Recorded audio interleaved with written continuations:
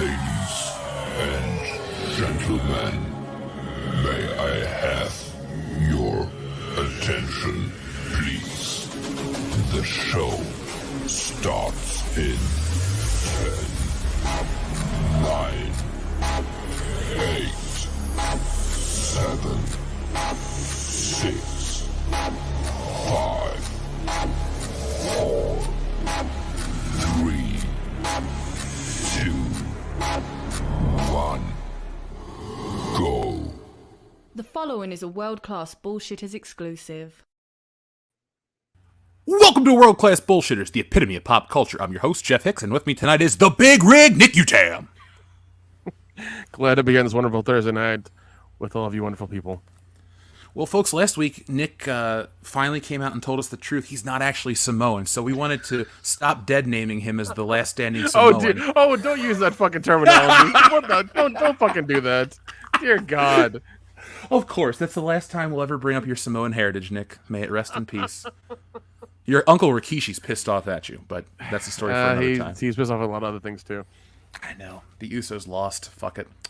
Up next is American Ramrod, Kendo Slice. I have a huge announcement to make. What's that? Oh, I don't really have an announcement. I just always wanted to say that. Just like our old friend Tony Khan, right? Yeah. So, folks, we have a fun show tonight. Dion's on his way. His computer is acting up, and we didn't want to make you guys wait for your world-class Bullshitters content because it's Thursday night, and it belongs to the Bullshitters. So, folks, hit that thumbs up button because we are about to go have another fun episode. Tonight is episode 356, I believe. So, yeah, that's what the number on the screen says. We're at episode 356. We're going to be talking about the decline of Disney, all sorts of stuff. Legend of Zelda is about to drop. So, at the end of the show tonight, we're going to have some Zelda memories, and you guys can send in your favorite Zelda memories all night long. Kendo, are you excited to at least be in the presence of a new Zelda game, even though you're a little behind and probably won't get your copy right away? Well, I mean, I'm going to get mine tomorrow right after I get home from work. Oh, shit, you'll probably have it before me then. Yeah, I'm leaving work and I'm going to go get it. Now, whether or not I actually get any time to, play it is another story because I'm, busy with all sorts of stuff. Spring semester's over, but summer school starts in a couple weeks. Oh. Nick, you're not a Zelda guy, are you? Unfortunately, I'm not. Well, no one's perfect. That's okay. I'm just messing with you. Oh, fuck. Look, you too. Nick is the Bud Light of the podcast. But I lost $8 billion? you had $8 billion and you didn't share the wealth? Fuck you, man. I mean, come on. We could have, with 1% of that percentage, man, we could have had a Ferrari for the channel. I don't know how four guys are going to share one Ferrari, but I mean, all of our faces plastered on the side of a Ferrari. We had women forever. Yeah. All the women and all the cocaine. Shit, what you need to do is take that $8 billion, buy us a time machine. Let's go back to the 80s, party with the knowledge we have, invest, become rich as shit, come back to the future, and then just party with cocaine and hookers in the present day. Mm. It's every man's dream. Or better idea, just stay in the 80s. Don't come back. Yeah. The 80s aren't as popular as they once were. I learned that today. Kids wanted to listen to some music while we had our free time to work on our projects and stuff. So I put on the 80s playlist because I figured they would like that because they were obsessed with it because of Stranger Things. No, now they're into the 90s, to which I had to remind them the 90s had bad music. Oh yeah, dude, it was terrible. Yeah. It's terrible. It got better towards the end, but that's really into the end, 98, 99. Most of it 99 probably. So yeah, most of the pop music from the 90s was kind of crap. The pop music was. Oh yeah, there was some great rock though in the 90s. Well, subjective to what you consider great, but yes. Everlong is one of the greatest songs ever. Yes, I will I'll give you that. The best thing that came out of the 90s was Foo Fighters, and we only got that because Kurt, got shot by Courtney. Yep. May he rest in pieces. I wonder if she'll ever admit that on her deathbed. It was me, Austin. Oh, son of a bitch. That's what we should. If we ever do a newsletter with little political cartoons, it'll be one of those of Courtney Love on her deathbed, just saying it was me to her daughter, and she'll just be like, "Oh, son of a bitch." It'll be for an audience of one, but I'll laugh. We'll probably get sued. Probably. Well, it's not like MTV can come after us. They're fucking cutting everything left and right. They just got rid of their news anchor or their news. I didn't even know they still ran segment? MTV News. Yeah, the top of the hour, every hour here on MTV News. Like that was it. Yeah, that bullshit with Kurt. Where's Kurt Carson Loder. Daly? Oh dear, Kurt God, dear God, Carson Daly. I think he's dead or living in a van down by the river by now. No, dude, Carson. He's probably like mainlining something, fucking screaming about how great 1999 was. Dude, Carson Daly's been on like talk shows the entire time. His career is not as dog shit as you would think. Well, it's as dog shit as we're gonna say it is. Oh yeah, look, I'm not a fan. I'm not going to go on Last Call with Carson Daly anytime soon. I think that show ended, but also I think him and Jimmy, I think him and Jimmy Kennedy are like at the very same level right now.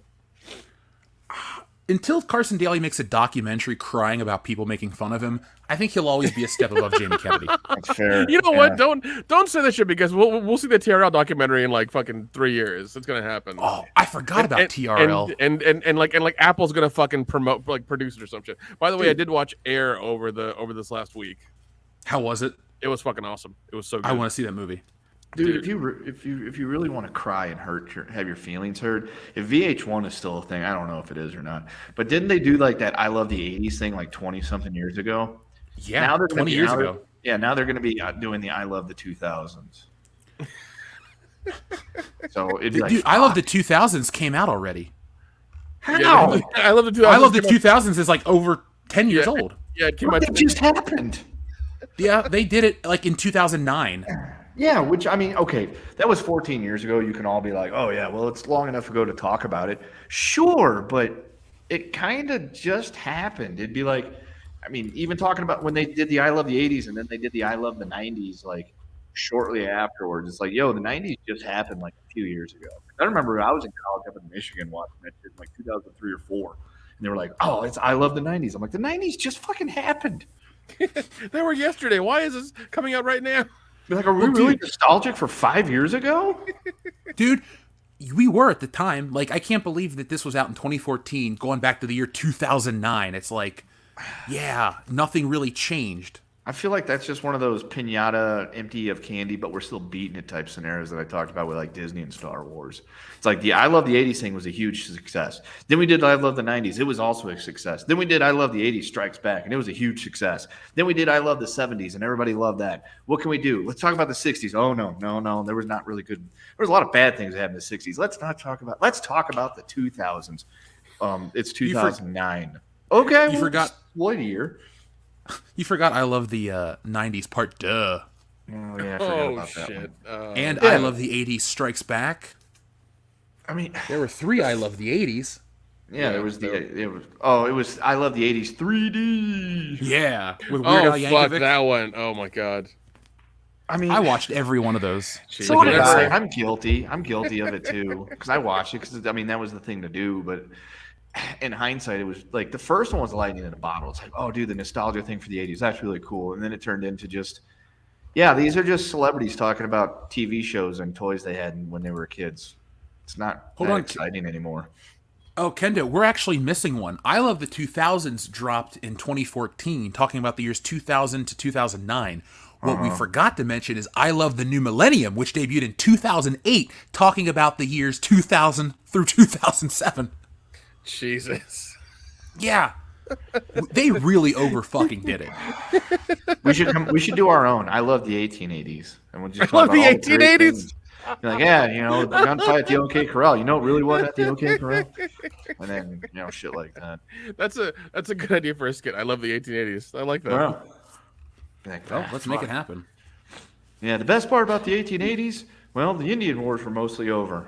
Oh, well, that's a positive, I guess, for us. Back in the day, the best thing to watch on TV was reruns of I Love the 80s, MXC, and that was all you needed, really. You're pretty much set. Well, yeah, that and like what was it, like Extreme Wrestling? Was it EXT or whatever? Oh, ECW. ECW, thank you. Yeah, that was crazy shit. Was it? Yeah. Okay. Yeah, it died in 2001. After Paul Heyman went out to make a rollerball and then sold the company. Oh fuck, rollerball. Jesus. So, Nick, the story was he lied to the wrestlers, and he said he was trying to get them money and TV deals and stuff out in Hollywood. And in reality, he was making the movie Rollerball and trying to get his career going, and he didn't pay these people and fucked him over. Oh my God, Rollerball was such a massive flop. Oh my God, I remember the commercials and then watching it. I'm like, this is a straight to DVD like movie you find at like Blockbuster or. Was that the movie with Elmo Page? No, that's that's a different roller derby movie. Oh. Yeah. Let's look at. I think that one was called Whiplash or something, or Whip It. Whip It. Thank you. Whip Oh It, yeah. I just remember that because you'd see it. It was a picture of Elvis Page on there, and he looked like the kid in the helmet. Yep. Yep. Yeah, this was like a follow-up to Juno, I guess. I never saw this movie, but Whip It, be your own hero. Yeah, that's the one. Elmer Page in Whip It. Besides the Paginator, we also have Juliette Lewis, Kristen Wiig, and Drew Barrymore. So, well, it's good to know that he can whip it right now if he wants to. You know. Yeah, like a helicopter. Yeah. that's how you impress a chick. Go. Yeah. Twist and spin it around your head like a helicopter. That'll really impress her. Is that what Petey Pablo was actually rapping about back in the day? Is that what's special about North Carolina? Yeah, apparently, they're like half the dudes, they drink the water and they get fucking elephant trunks hanging out of their pants. This is the third podcast Kendo's mentioned Petey Pablo. They don't even have to drive anywhere in North Carolina. They can just hop on like a pogo stick. No, man, they spin it like a helicopter. They take off. They fly out. They fly now. God damn it, Nick. Now, for those at home listening, thank you for joining us this Thursday night, this lovely Thursday evening. We are live, and we have a word of the day. The word of the day comes from our friend Shrebbles08, and it is soup. For your soup only. How Stella got her soup back. Bushy soup galore. Hot tub soup machine, and Beverly Hills soup. Hot tub soup machine just sounds gross. It does. I mean, unless it's hot soup tub machine, then that also sounds equally gross. But not as bad as for a few soups more. Yeah. Soups more. God, I love how we have to use this word for this way Susan doesn't get mad at us. Soup hard. Soup hard. You only soup twice? Yeah. Twice is enough, if you ask me. Dr. Soup. Dr. Soup. Fistful of soup. Yeah. Fistful of angry soup. I think Dr. Soup should be our new character on the channel. We consult Dr. Soup for all our medical advice. Yeah, in her Majesty's secret soup. That just sounds gross. Soup finger? Yeah, you don't want to know. You don't. Yeah, I was gonna say you don't want to know what the secret soup is. Soup never dies. The soup is not enough. That is true. You gotta have an entree. This is the most delicious title we've had in a minute, folks. So thank you for Shrebbles08. You know what? Is that Ninja Lawyer Steve that makes all the movie posters and shit? I need one. It's got to be The Soup Is Not Enough, and it stars the guy that plays Renard, and he's wearing a little chef's hat and the fucking soup Nazi. I want that. If that happens, I will actually blow that shit up and fucking post it on the wall. Well, I think Anthony Anderson knows what the secret ingredient is in all that soup. I wasn't gonna say that word, Pokey. Animal semen. Pookie, let's burn this motherfucker down! That goddamn movie. Oh fuck, dude. It's wonderful. I still fucking remember the advertisement for that movie. It's like the Asian guy from American Pie and the Indian guy from that Ryan Reynolds movie coming together to make this. I'm just like, what the fuck? Yeah, that was. And anybody thinks we're fucking around? No, that was actually like one of the trailer things. I remember that. That was like, dude, it was so wild because like you're trying to make a movie out of two side characters basically, and it fucking worked. It was great, but it was like the weirdest. I remember the trailer so distinctly. I was like, this is odd, but it looks hilarious. I saw that when it first hit DVD, and Harold and Kumar has been a favorite since then. So it worked, man. That's when marketing knew how to sell to us, that the audience that was going to actually pay for it. Nowadays, it's just remakes and shit. And once again, kudos to them. Kudos to them for selling two characters that were side characters that we barely knew from other franchises, and like making a movie, around them. Like that marketing was genius. It's like, this is where we recognize them from. This is going to be a movie about fucking them getting high and doing weird shit. Great, awesome, wonderful, and then made two more movies. It made a whole fucking trilogy. It was great. Is that the best stoner trilogy ever? Stoner trilogy? Yes. I don't. I'm sure there's like Cheech and Chong who have done once again a lot of those movies, so theirs would be, I think, above theirs. But I cannot think off the top of my head of 3 stoner movies that are a franchise. You know, I'm going to actually, for a second, folks, sorry we're not jumping into Disney and Star Wars and all this stuff right away, but We will I would get actually, there. yes, I would actually argue, Nick, that outside of Up in Smoke, none of the Cheech and Chong movies are better than the first Harold and Kumar. I would rather watch Harold and Kumar go to White Castle before I'd watch Nice Dreams, The Corsican Brothers, or any of the other, Still Smoking, I think, is the sequel. Because they're funny movies. But Cheech and Chong's Up in Smoke is a classic, but so is Harold and Kumar. I mean, fuck, it's 20 years old at this point. Like, That's true. Cheech and Chong's next movie was the sequel. oh, I'm sorry. Is that the one with Pee Wee Herman? Okay, you got to be more specific. Like half of them have Pee Wee Herman in it. Is that the one where he plays the hotel manager? Oh shit! It's been a while since I watched that. Maybe I know. Still Smoking. That was like a me and Brandon personal favorite. We loved Still Smoking. Up in Smoke was the best, but Still Smoking was like our jam. That's the one where we'd bust out the fucking booze and just like watch that shit laughing our ass off. Yeah, I'm still waiting for the Broken Lizard guys to make Podfest. I'm still waiting for that one. If they don't, we should.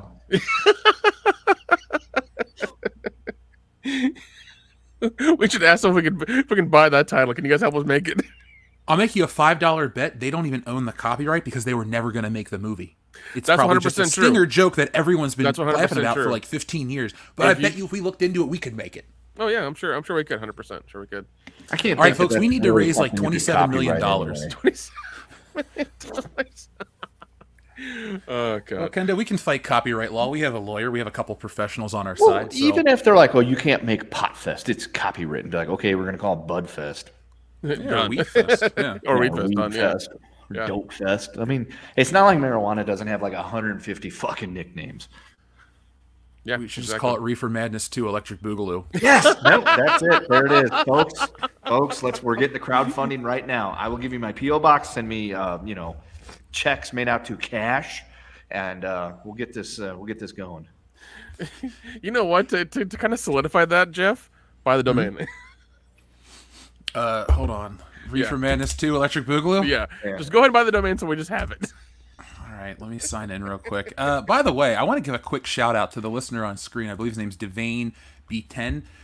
Referenced a Dead Kennedy song, and I used to love the Dead Kennedys in college, so shout out to you, Devane B10, for referencing that. Now, we have some wonderful people who have been giving us some soup titles, like our friend I Drink Before, Therefore I Am, he says, Buckaroo Banzai Across the Soup Dimension. Oh, dude, that's a good movie. I wish we would have made more of those. That movie was a lot of fun. I was reading some interview, or maybe it was just a tweet thread or something, but the actress that's in the movie was talking about how it's still one of her favorite movies, and she still thinks about it to this day, and she built up the film, which is nice because, like, how many people outside of Jamie Lee Curtis look at their earlier work and go on about how good it is? Like, Harrison Ford shits on Star Wars. Kevin Bacon won't even talk about Friday the 13th. But these women are just like, hey, this was a start to my career. No, Yeah, and I'll probably talk about Animal House as well. and Tremors. Thank you, sir. May I have another? And Tremors.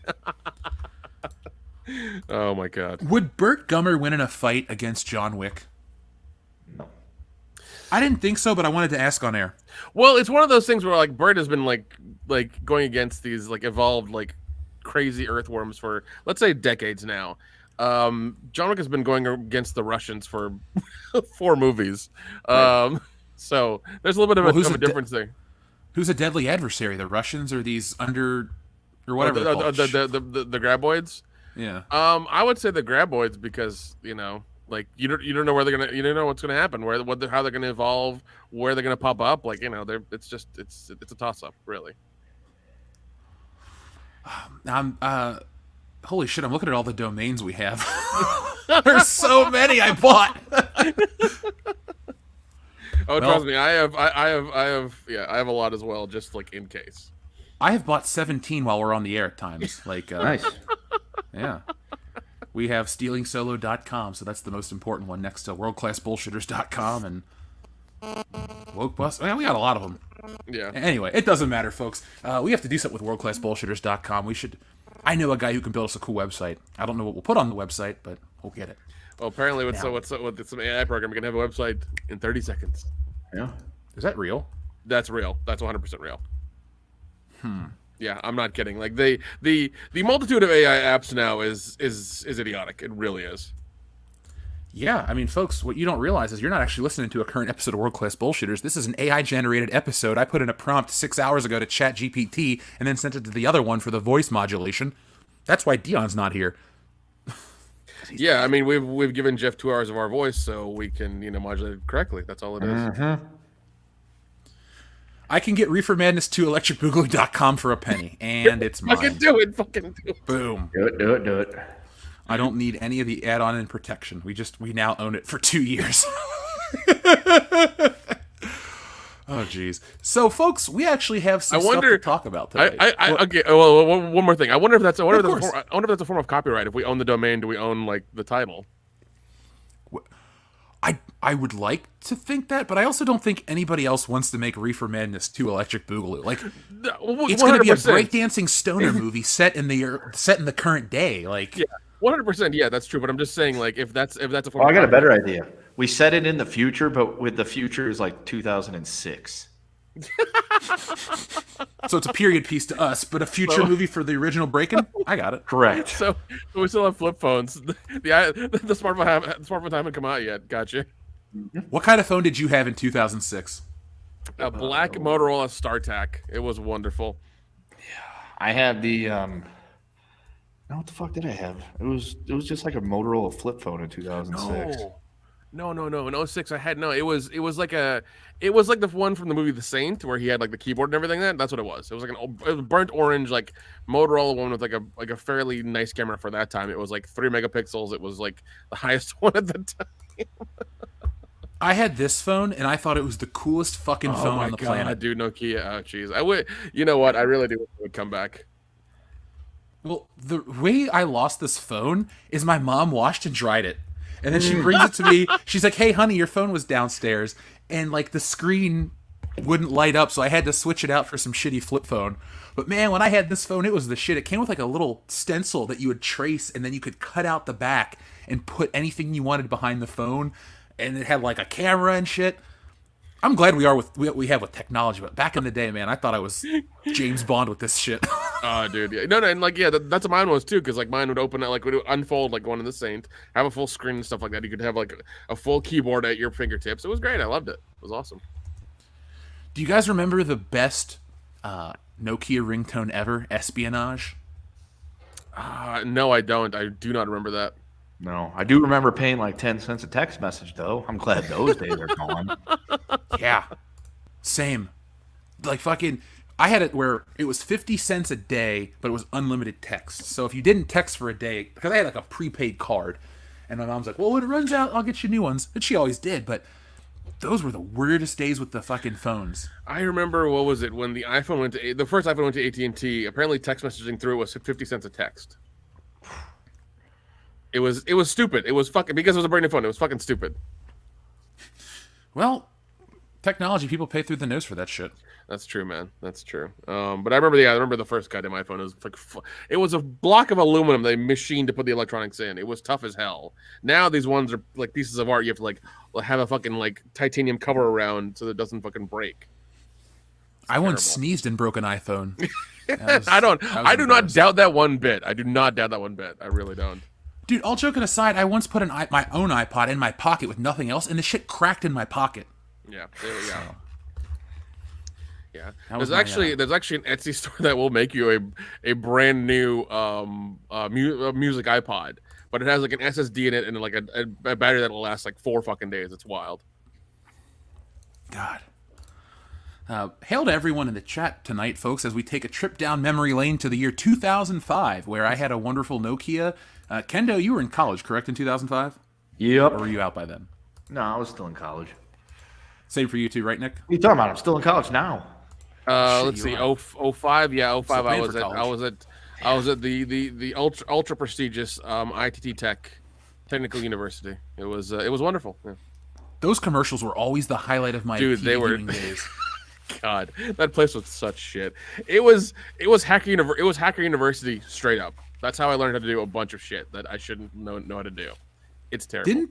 Didn't they lose their accreditation and everybody who was paying the loans or whatever back to ITT Tech were forgiven because the place doesn't exist anymore? Yeah. They were hard forgiven. Yeah.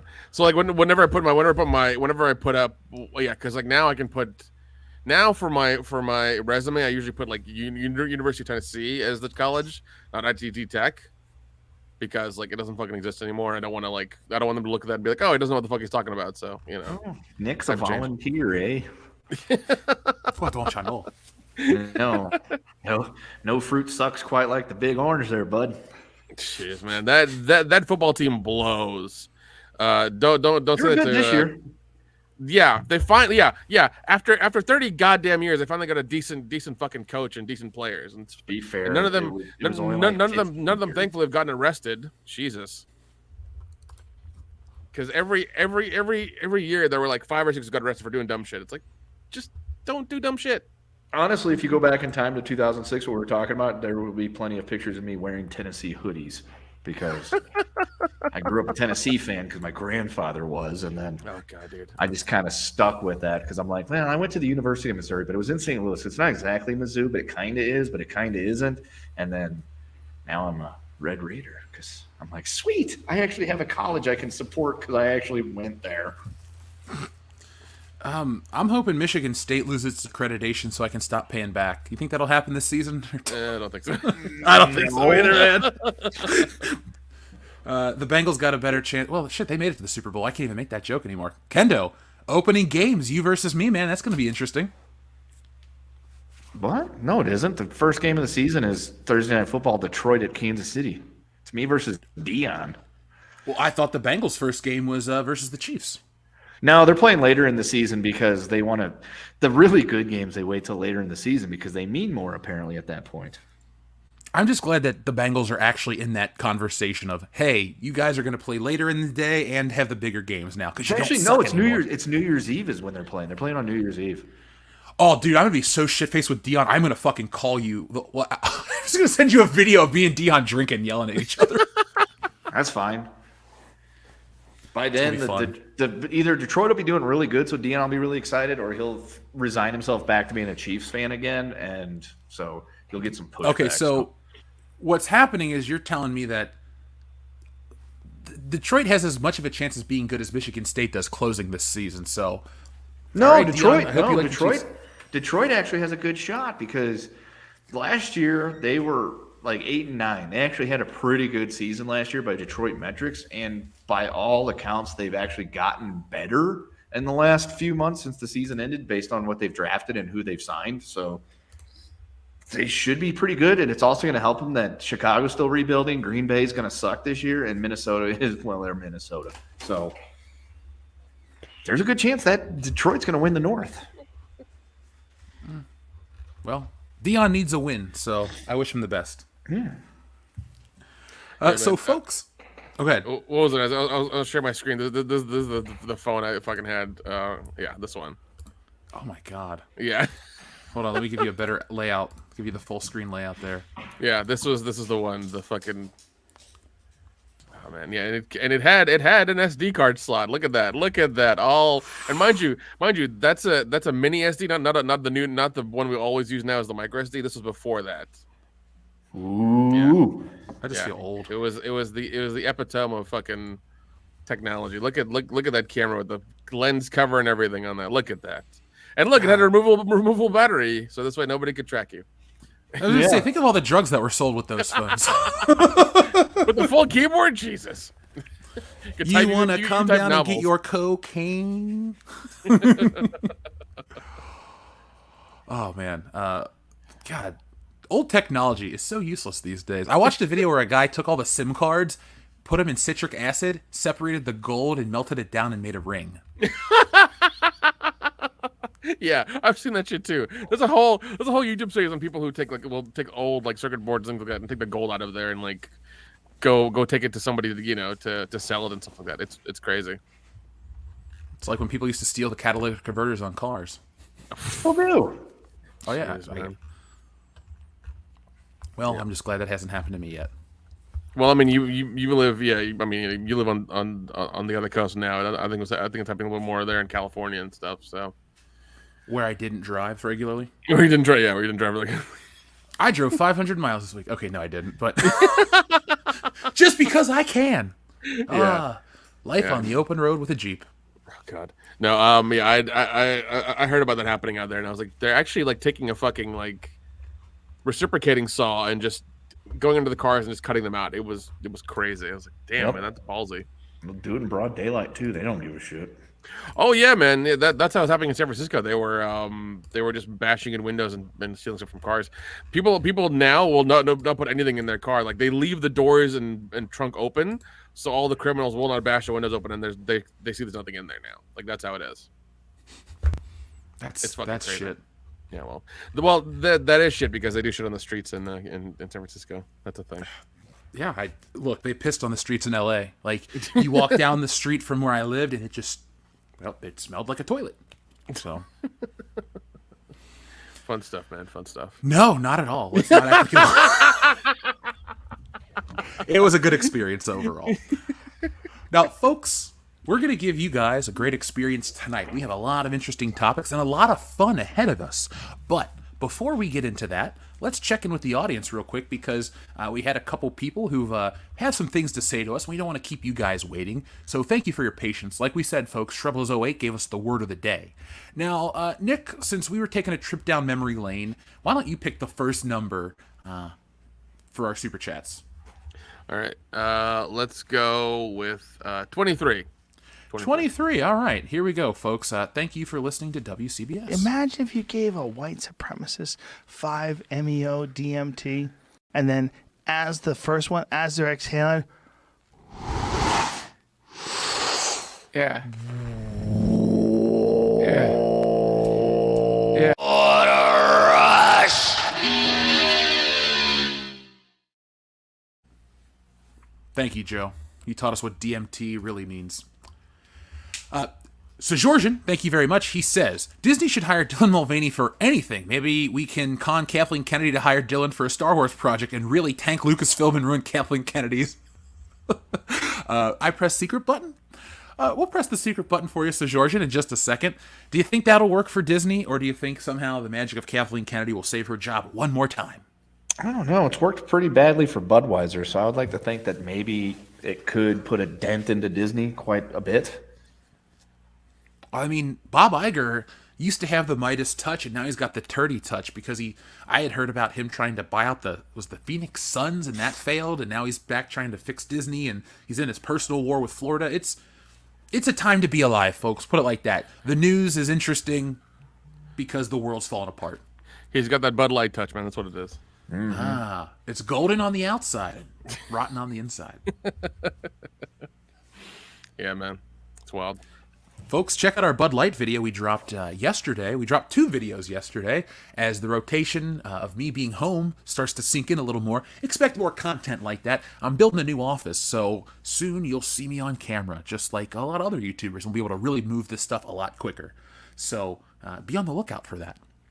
But also, welcome to our new subscribers, guys. We hit 182 this week. Not 182, but 182,000. So welcome to our new subscribers since last week. Hopefully you guys are enjoying the show.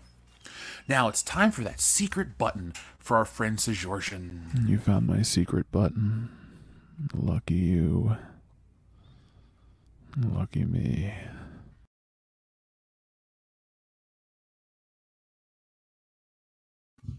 It just goes on like that for another 45 seconds. Shrubbles08 says, I'll take a John Cena and a She-Hulk Predator, please. Of course. We'll give you some She-Hulk.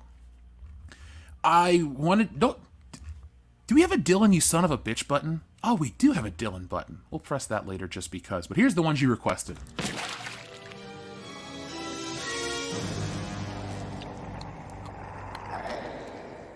You one ugly motherfucker.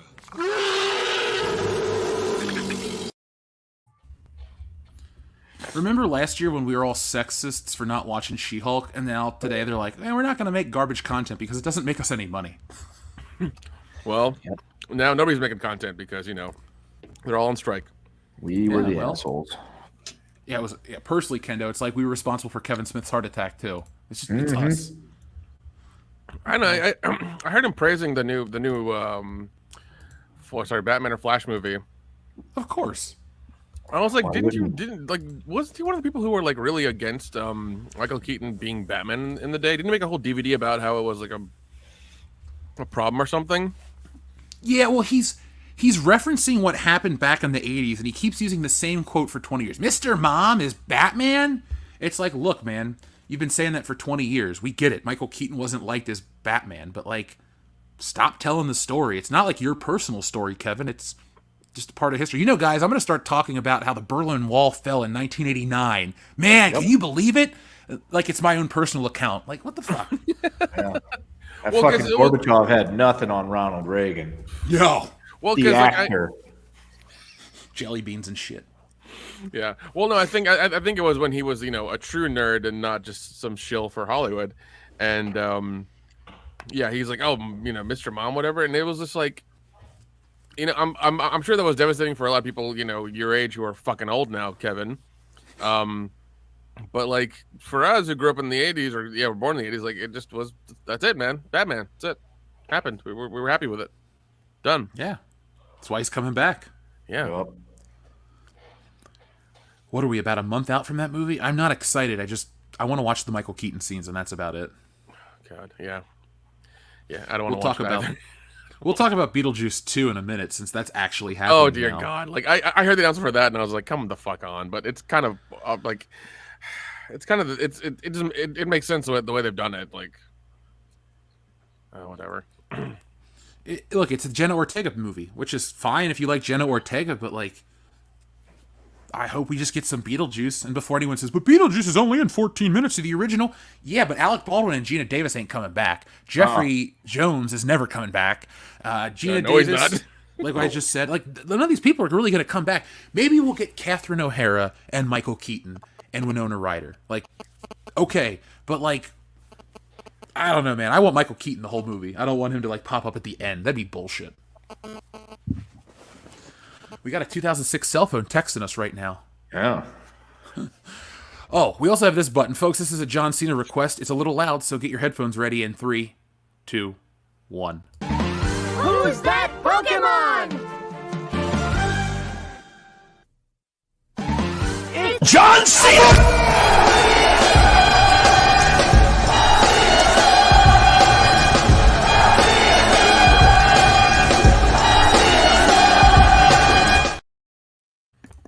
I was watching the High Council and you did that, and like I had my volume like the volume I could hear, and I was just like, I'm gonna see how loud this really gets. I was like, oh shit.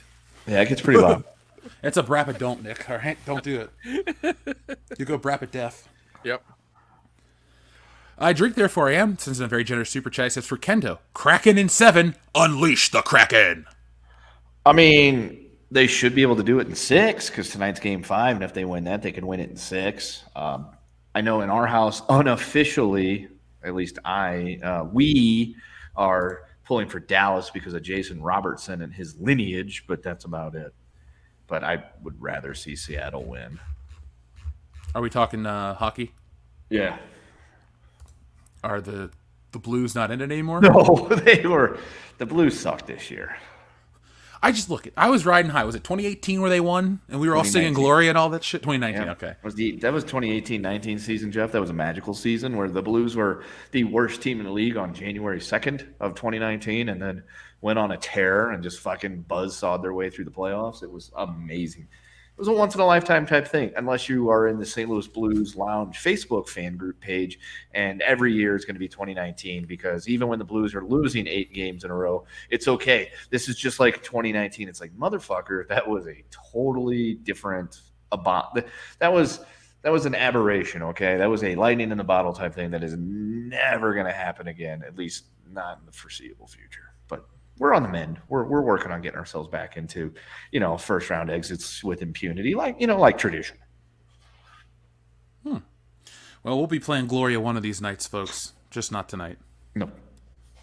Or in the words of, what was it, Jerry the King Lawler on that one episode of Raw in late 99, he said it like 50 times, not tonight, not any night. And then JR is like, what, are you getting paid each time you say it? He just didn't know what to say to that, so there's your old wrestling reference, folks. That's the wrestling segment. So Georgian says, Coach Kendo, which is worse? Wilson creating the Federal Reserve or FDR taking the U.S. off the gold standard and restricting gold ownership? Whew, okay, both were bad. The gold standard one was probably coming because taking the U.S. off the gold standard had been a discussion that had been going on for quite a while. But I would argue that if the Federal Reserve had not been created, the gold standard thing probably wouldn't have came up as fervently as it did then. But it was also as a reactionary to trying to fight the Great Depression. So I'm going to default and just go with Wilson on this one because the Federal Reserve concentrated more power within the federal government, which is a bad thing according to me. And Wilson can suck a big fucking fat hairy honker.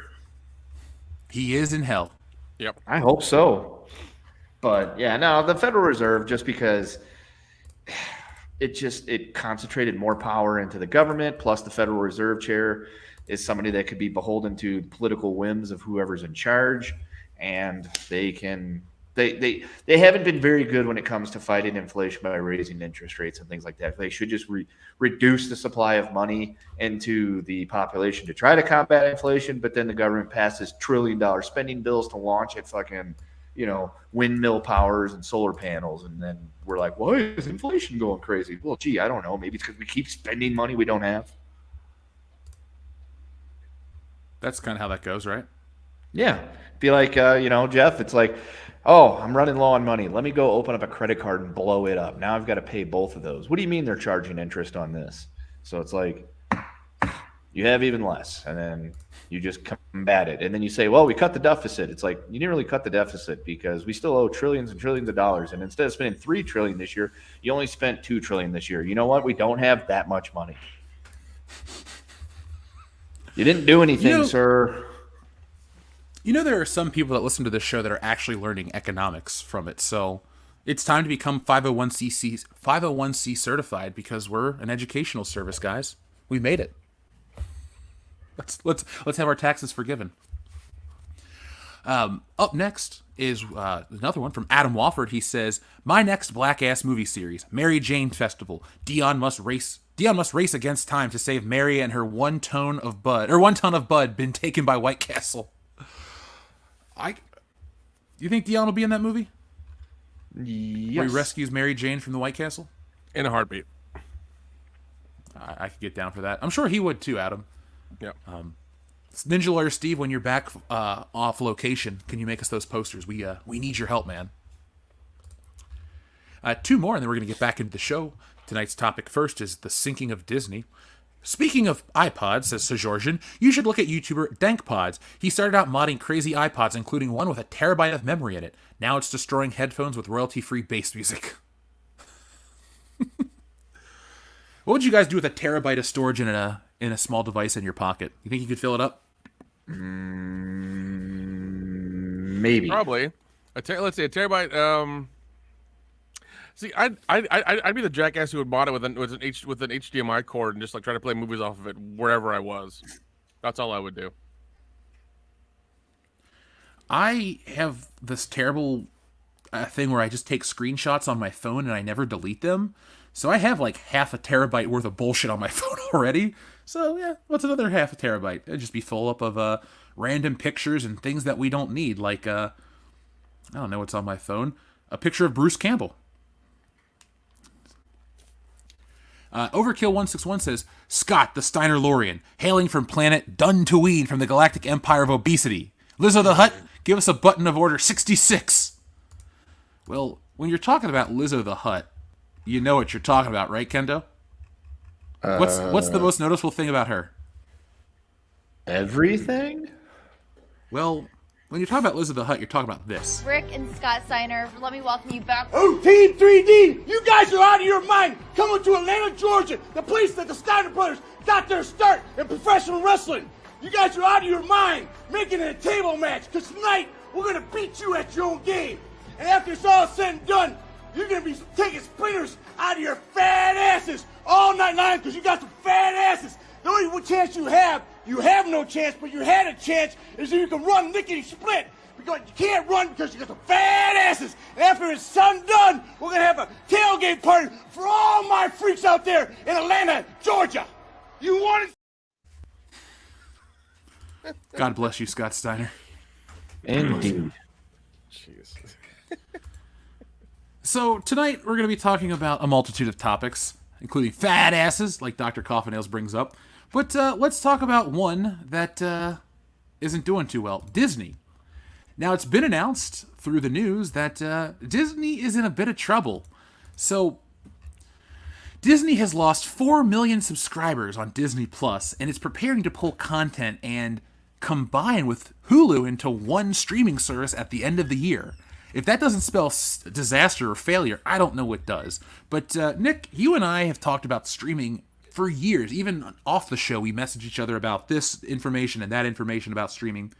What was your first thought when you read this article about Disney Plus losing money or losing subscribers? I think it's fucking great. I always love seeing these giant legacy companies go, go tits up.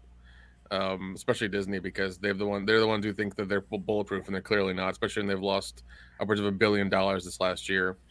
But I do love that as soon as it's like Bob Iger came in on like a sinking ship, and he's trying to like plug all these holes, trying to fix everything, and it's like not working. None of it's working. Well, I mean, maybe it is. We'll just see. We might see everything go back to normal in like 3 fucking months, whatever. But as of right now, nothing's working. You have the writer's strike, which is causing them to not make any content. Actually, they put out they were making some of their producers who are also writers, quote unquote, do producing and not touch the scripts, because that would be against union rules. And they're saying, oh, you still have to come in and work. It's like, that's really shitty for Disney to do, because they're not going to pay you for the writing part, only the producing part. So it's fucked up.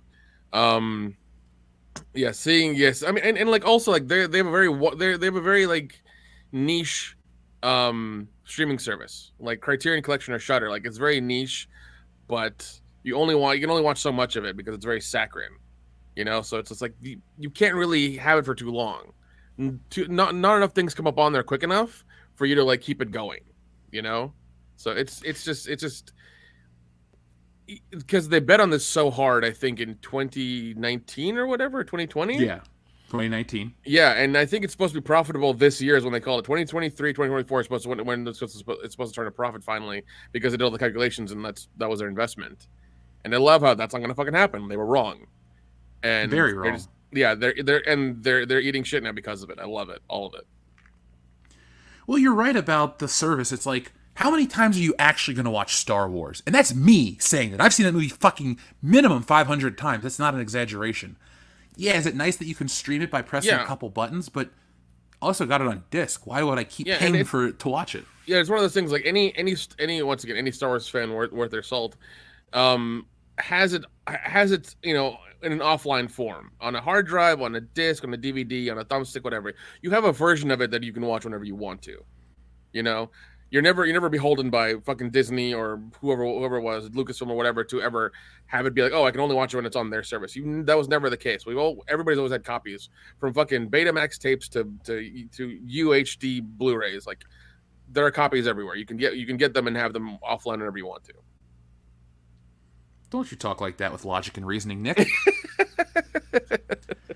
I mean, even recently, one of their big polls was, we got the original Spider-Man trilogy and all the other Spider-Man films. It's like, that's great. I've had them on I had them on Blu-ray, DVD, and 4K before you ever did. So again, what's the appeal? It's like, they're literally going to my movie shelf and saying, hey, Jeff, we got your favorite movie, Ghostbusters, on Disney Plus. It's like, I got Ghostbusters on everything. Yeah. What are you going to put Beverly Hills Cop next? I'm not going to keep, like, at least Netflix, and I can't believe I'm saying this because we always shit on Netflix for their stupidity, but like, at least Netflix has a better, more diverse library. It's like Disney Plus wanted to be for kids and Marvel fans. So it's like, oh, we're going to keep you hooked by putting all the newest Marvel movies on there. But the newest Marvel movies have sucked, and most people bought the ones they like. That's why they can sell these Phase 1, Phase 2, Phase 5 box sets for hundreds of dollars. The fans already bought those. Why are they going to keep a streaming service on top of that? Yeah. That's the thing. Is like, I think with Disney stuff, you're better off buying the Blu-rays and buying the 4Ks if you want to get into that. But yeah, if you at least buy the Blu-rays, you're fine. There's no need for you to like have the service for a year or months or whatever and just waste that money away. And even then, people before the service had like the big box stuff. They had it on DVDs. They had it pulled off of cable. They had a bunch of different ways. Had a bunch of different ways. So I think I honestly think they should have just they should have just made Disney Plus up. They should have just made the Disney stuff an extra channel on Hulu that you had. It's like, oh, all the stuff's here already in Hulu, and we're gonna charge a little bit extra to have that. You know, kind of like when you add like Showtime or Cinemax to Hulu, you have that access to that. That's what they should have done. They should have not made it its own thing. It was a dumb idea. I agree, fully. Now, Kendo, I got a question for you. You used to live in a situation where it was hard to get streaming because of your internet being dog shit. But you were still a proponent of physical media. Do you think that physical media is going to see an uptick after all of this streaming nonsense, essentially? Maybe. With people like us, yes, because we were already buying physical media and we're going to continue to do so. I think the Zoomers are going to still continue to do the streaming and buying shit digitally because they don't want the clutter because they live in those tiny houses and or bitch about how they can't afford anything, but then they spend everything on streaming services. You know, typical. So I see it all the time on my timeline. People that well younger than me complaining about how they can't afford housing and all that stuff, but they're constantly going on vacations and, you know, blowing up the bills. So it's like, spend not outside your means, save some money, motherfucker. But then again, we could also be cast into a nuclear holocaust soon. So yeah, YOLO. Wait, has the doomsday clock moved up at all? No, it's still pretty close to being to midnight, but those people don't know what they're fucking talking about half the time. So once the bombs start falling, that's when I'll say it's doomsday. But I don't think there's going to be that big of an uptick. Like I said, the people that are already buying physical media, the us's of the world, we're going to continue to do so. But the people that aren't buying it now probably will continue to not buy it just because either A, they don't have the disposable income because, you know, inflation is eating the shit out of everybody's paychecks, or they don't because they haven't bought it before. They haven't really been proponents or owners of physical media, and they'll just continue to own either digital copies or just switch streaming services. Fair. I know I'm still very much excited to pick up a lot of my favorite movies on disc because they look better. I'm a picture quality guy. I like to have the physical thing to get the most theatrical experience possible. Yeah, because even streaming 4K is iffy. I've done it on, I think Paramount had it as well. Peacock might have it. I've done it through Amazon for sure. And it's one of those things where it's like there's a slight difference in the picture, but not noticeably enough. Now when I put in like I actually did that with Fifth Element a while ago, where I got the nice 4K version, and the disc you could tell the difference. With the one on Amazon, you really couldn't tell. It looked like a Blu-ray.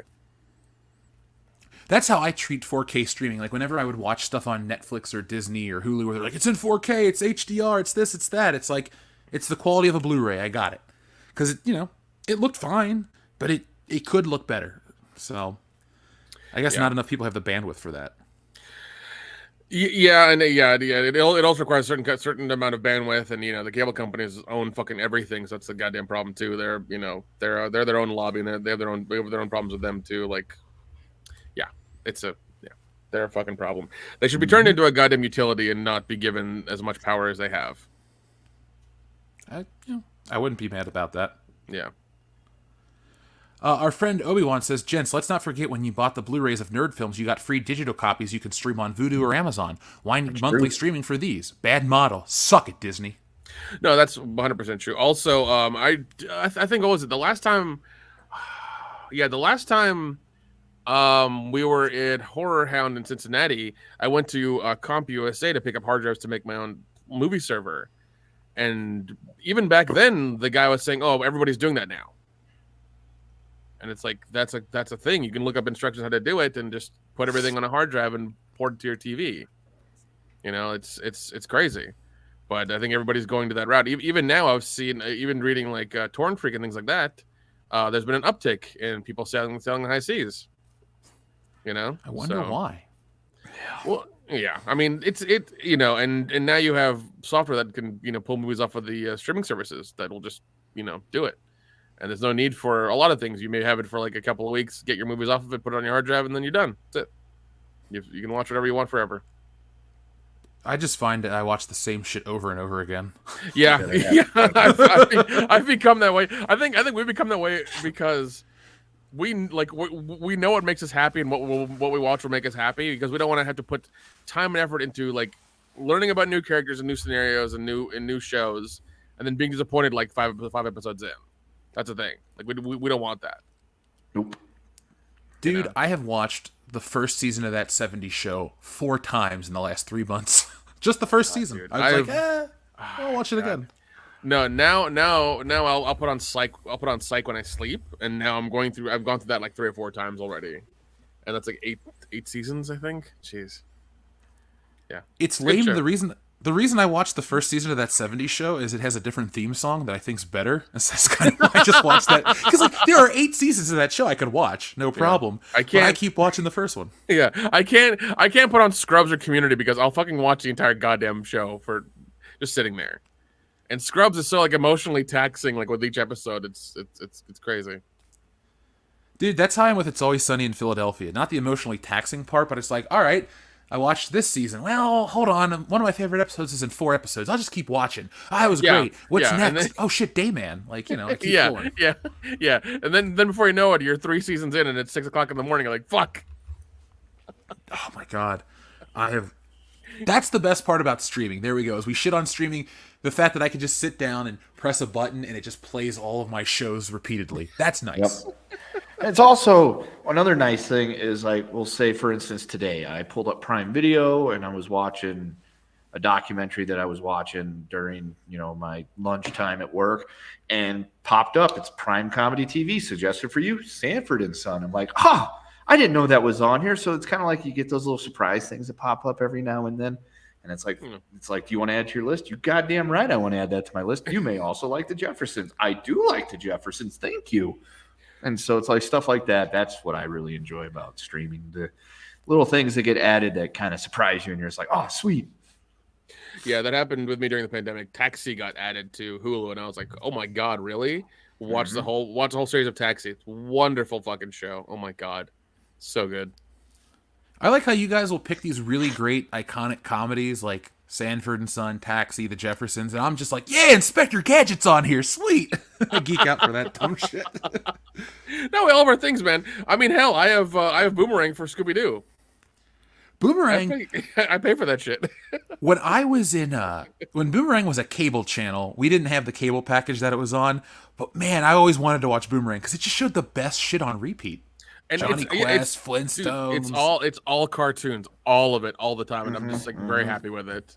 I think it's really cheap. I think it's like $60 a year, or $55 a year. Like, it's not that much. And it's its own streaming service. It's on like all the things. Oh yeah, it's on all the things. All the things. Your phone, Roku, Amazon Prime box thing, whatever. It's all there. Yeah, it's all. It's got Looney Tunes. Probably not the certain episodes that are allowed to be showed on TV anymore, but I'm sure they've got most of the others. They do. Well, Kendo, they got to argue your point, those exist on disc because Warner Brothers, unlike Disney, doesn't hide from its past. They actually put, even though I'm not a fan of the disclaimers, they just straight up go, hey, we wanted to put out these cartoons, but it comes from a different time. So we didn't want to alter it, but we just want to let you know that they're different. And that's about it. So you're saying I can get the racist Looney Tunes? Yes, you can. Yes, you can. Yeah. I mean, they have like fucking Jabberjaw and... Dude, Jabberjaw is just Scooby-Doo with a shark. That's it. It's true, it is. It fucking is. But no, they have the old Looney Tunes and all that other good stuff on there too, so... Yeah, they got the Flintstones, the Jetsons, Yeah, man. It's good stuff. It's like, cartoons are great, just not a lot of Disney cartoons. And once again, like we're talking about, we grew up with the Hanna-Barbera stuff, man. Yogi... Scooby-Doo, fucking Tom and Jerry, things like that. We grew up with that stuff, man. Oh, hell yeah. And dude, I know I'm only slightly younger than you, so it doesn't really make sense to say it like this, but we grew up with like the Renaissance. If you didn't even need to touch a Disney cartoon and you had a full childhood, like Fox Kids alone satisfied dude, all Fox those Kids. needs. Oh, Jesus Christ, Fox Kids. You had Nickelodeon as well, the Ren and Stimpy, and Cat Dog, and fucking Angry Beavers, and all kind of Doug. Oh God, Doug. Jesus, I forgot about Doug. Rugrats, yeah, man, all that stuff. Yeah, you had a nice little renaissance that happened during the 90s. It was great. Yeah, it was. I mean, I know we're biased because we were kids growing up, but I'd argue we had the best. Like, it was the best crossover era because you still had a lot of. 80s cartoons that were still around in their final seasons. He had this 90s stuff. And, you know, cartoons back then were just a lot better. And I know we sound like we're old guys yelling at clouds, but why do people still go on about X-Men and Batman and Spider-Man? Because they're, you know, classic. Yeah, and it was back then where they could make that stuff for both kids and adults, and everybody could watch it. That was the thing, is like everybody could watch it, and you got something out of it. You know? Ooh, I found the Censored 11 playlist on YouTube. You know what I'm watching later? Oh man, you'll have to send me that link because I'll watch that later myself. Yeah, they're 7 minutes long, so that seems about right for a merry melody. I don't have any favorites off the top of my head except duck season and rabbit season. Well, that's a fun one. A couple of the more infamous ones, like Jungle Jitters and All This and Rabbit Stew, are part of the public domain. So they could try to censor it all they want. They can't really do much about that. Uncle Tom's Bungalow. Guess what I'm watching first? I want to know the story behind that one, too. So do I. Let's see. It was an American Merry Melodies animated cartoon by Tex Avery and released at theaters. Oh, on God, June Tex 5th, Avery, dude. by Warner Brothers. The short Holy cartoon shit. is a parody of the 1852 novel Uncle Tom's Cabin. You don't say. Oh, my God. And of the plantation melodrama genre of the 1930s. It contains many stereotypical portrayals of black characters. You don't say. Yeah, we're going to watch that later. I don't think I've seen that one. Yeah, link me, man. What we'll do is we'll watch them off air and we'll just message each other back and forth. Like, I can't believe they said that. Yeah. Oh, Dr. Coffin Nails, I've seen that before. Back in the halcyon days of the Wild West of the internet in the mid 2000s, I was a LimeWire person, and me and my buddies went on a kick of finding the most offensive shit possible to like show each other, to try to shock each other, and that was one of my contributions. Good old LimeWire. Yeah. I was a BearShare guy myself. Oh, BearShare was there too, man. Yeah, dude. It was amazing how like every 18 months it would change. It was wild. Yes. It was so. It's like you can rip shit off the internet so easily, and like back then it was like you had to download this shit, basically sacrifice a computer because you were going to get 100%. No, yeah, you were sacrificing a computer to the gods, basically. Yeah, that's how it was. Oh man. Yeah. Well, I mean, Napster, when it got fucking attacked and taken down or whatever, all they did was just change the name, like the spelling of the artists or the song title, and you could still get it. But then they went after it even harder after that because, you know, Metallica wasn't making enough money apparently. Oh yeah, dude. God, they were like adamant assholes about it. It was like, jeez, man. There was a really good fucking cartoon series about that I cannot remember what the fuck it was called. Oh shit, it was like called Money Good, Napster Bad. This was like back when Flash movies were a thing. Oh my God, Flash stuff. Oh, and it's like a 5-part series of them making fun of fucking Metallica. Regis Philbin makes an appearance because of Who Wants to Be a Millionaire. Oh, dude, it was fucking. That was a good show. I remember those ridiculous Flash cartoons. They were so much fun. Yeah. Did you have a favorite one? It was the unicorns. Oh, Charlie the Unicorn or whatever? Charlie the Unicorn, yeah. Charlie the Unicorn, that's what it was, yeah. Yeah, going to Candy Mountain, they cut his fucking kidney out. Yeah. Shun the non-believer. Yeah. I think it was somethingawful.com had the thing called the Flash Tub. There was one that was called the Kansas City Globetrotters. It was a parody of the Harlem Globetrotters, except for these dudes were like, it was like white and black dudes, so it wasn't completely. No, it was Kansas City World Skippers. And it was like the 60s Cold War shit. It was like the Harlem Globetrotters, except for these guys were stupid. And then they had to fight. They had to play against the Soviets or something like that. And the Soviets were just like these giant gorilla-looking dudes that spoke in like very slow, monotone, monosyllabical sentences. Because, you know, that's how communists really are. So that was accurate. I thought that was a pretty good portrayal. I'm going to have to check that one out, too. I like historical accuracy in my art. Yeah, fucking Kansas City World Skippers. I got to look that up right now. My favorite one was a stupid one called The Glamorous Life. It was Mario rapping to Princess Peach about how he wanted to take care of her, and then it ends with him banging her. Here it is, the Kansas City World Skippers.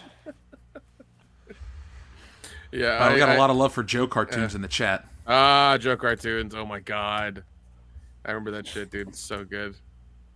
I remember, what was it? It was there was one that was like these little bears or whatever like that. They were they would kill people in like these horrible fucking ways. I forget what they were called. Oh, the Happy Tree Friends? Happy Tree Friends. Happy Thank Tree you. Happy Friends. Tree Oh, yeah. Friends. God damn, They're dude. still a thing. Yeah. Really? Yes, there were some of the kids the other day watching Happy Tree Friends. Like, can we watch this in here? I'm like, you probably shouldn't.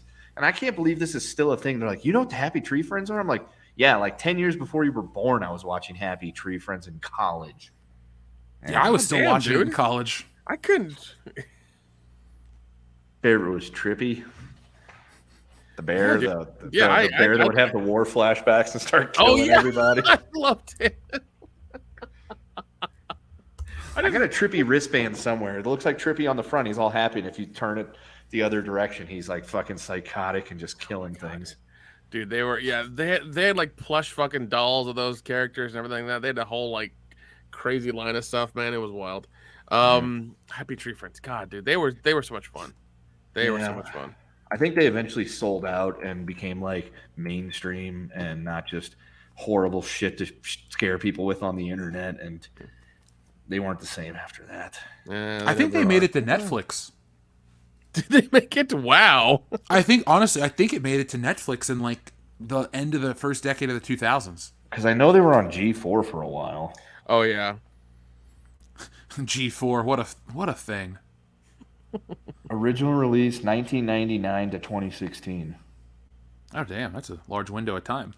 Yeah. Well, I think a lot of the episodes were fucking just essentially syndicated on like MTV or something. Back when they had news.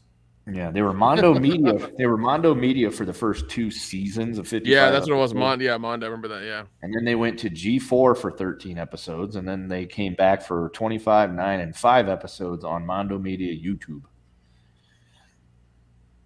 Well, folks, you got a full history of the Happy Tree Friends here on World Class Bullshitters tonight. Yeah, Flippy, that's what his name was, Flippy. Yep, Flippy.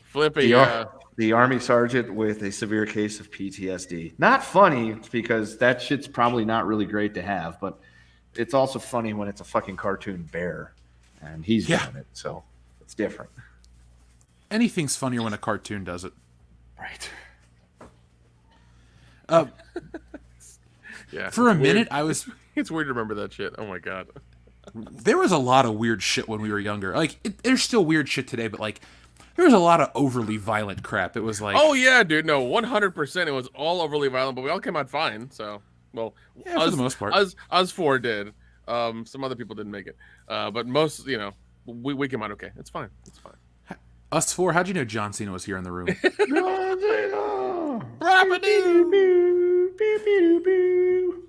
I'm talking about our friend who is not joined us again tonight. So yeah, he's no longer with us. Is that what you were about to say? Pretty much. He's fucking fired from the show. Our friend who's not with us anymore. Oh wait, huh? What? I was texting him this morning. What happened?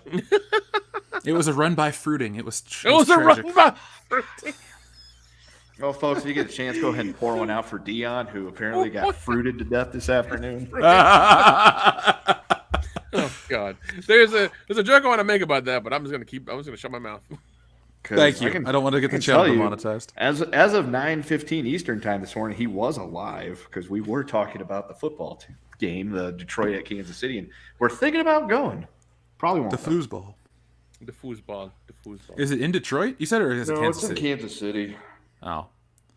I was like, I'll go to any football game that's in Detroit. Fuck it, it's only a 5-hour drive for me. Yeah, well, there's nothing that's a quick drive anymore for me. Even going to work, it's an hour drive, but it seems so much longer. You can get to the desert quickly, right? I'm going to walk outside into the desert. I can't, so you're closer to the desert than I am, and I am not jealous. I mean, I'm looking at desert right now. We have a river. This one didn't catch fire, so that's something to be happy about. That would be the Cuyahoga on the other side of the state. Yeah, I mean, way up north. I mean, I can see the Braves Stadium from here, but that's about it. And I can see Russia from my house, so we all win again. Yeah. Oh God! I think that was the last time SNL was relevant and funny. Yeah, now it's off. Well, it's the writer's strike, so nobody gives a shit about SNL. But hey, Tina Fey's out there picketing in solidarity. Yeah, I see a lot of celebrities out picketing. I'm just like, what the fuck are you doing? Honestly, what the fuck are you doing? You're just here. You're just here for 30 seconds to post your social media. You don't really give a shit about. Or remember, you're trying to get good under the writers, so they'll write you something awesome or pick you whenever they get pitched for a story in the future. You know who I want to see at the writer's strike is Kathy Griffin, because maybe she'll get a better job fucking finally. Oh my god. What an idiot lady. She was never even fucking funny. Like, I just don't get why she was in everything when we were growing up. Probably, I don't know. Probably, you know, went the Weinstein path. I don't know. Blowing the right people. Yeah. She had knee pads on all of her dresses. I guess they thought a mouth is a mouth, so whatever. Yeah. Watch it turn out that it's like she's one of our biggest fans, and now we're fucking shitting all over, and she's gonna. That would be hilarious. Kathy Griffin of all fucking people. She's gonna go on like a Twitter tirade against us. They're gonna fucking post all sorts of. I really liked the show until they started calling me a whore. You know that all that's going to do is raise our credibility. So it's just like, hey, we got into a war with Kathy Griffin. We're like, wait, Kathy Griffin's fighting with a podcast? Let's check this thing out. And they'll be like, I agree with everything they said, even the Kathy Griffin part. We should start an internet battle with a celebrity. Like, I'm glad the stuff with Smash Mouth didn't work out, because I liked Smash Mouth as a kid. We tried Smash Mouth. I tried for like 2 fucking days trying to get him to move or something. Nothing. We were gonna 2 days. There was a time where we tried to start one with Kanye West too, but he didn't have a Twitter, so I was saying horrible shit about him to people that he was either married to, into, family wise of, to try to get a response, and I got nothing, because I think the big tag we were running with was Yeezy is a bitch. I just kept mailing him really mean letters. I did get a letter back once. It was a cease and desist, so I stopped. I can just imagine that one didn't catch on, because I feel like, you know, he might like go fucking psychotic and like try to hunt us down. Oh, that's true. I would tell Kanye West to bring it, because he's not going to do shit. He's too busy losing money and shit. I can't believe Jeff wrote physical letters. I'm sure he lit his candle, put on his little glasses, and dipped his quill in ink, and was like, "Dear Mr. West." Yeah, it was just like that. It was like Stan.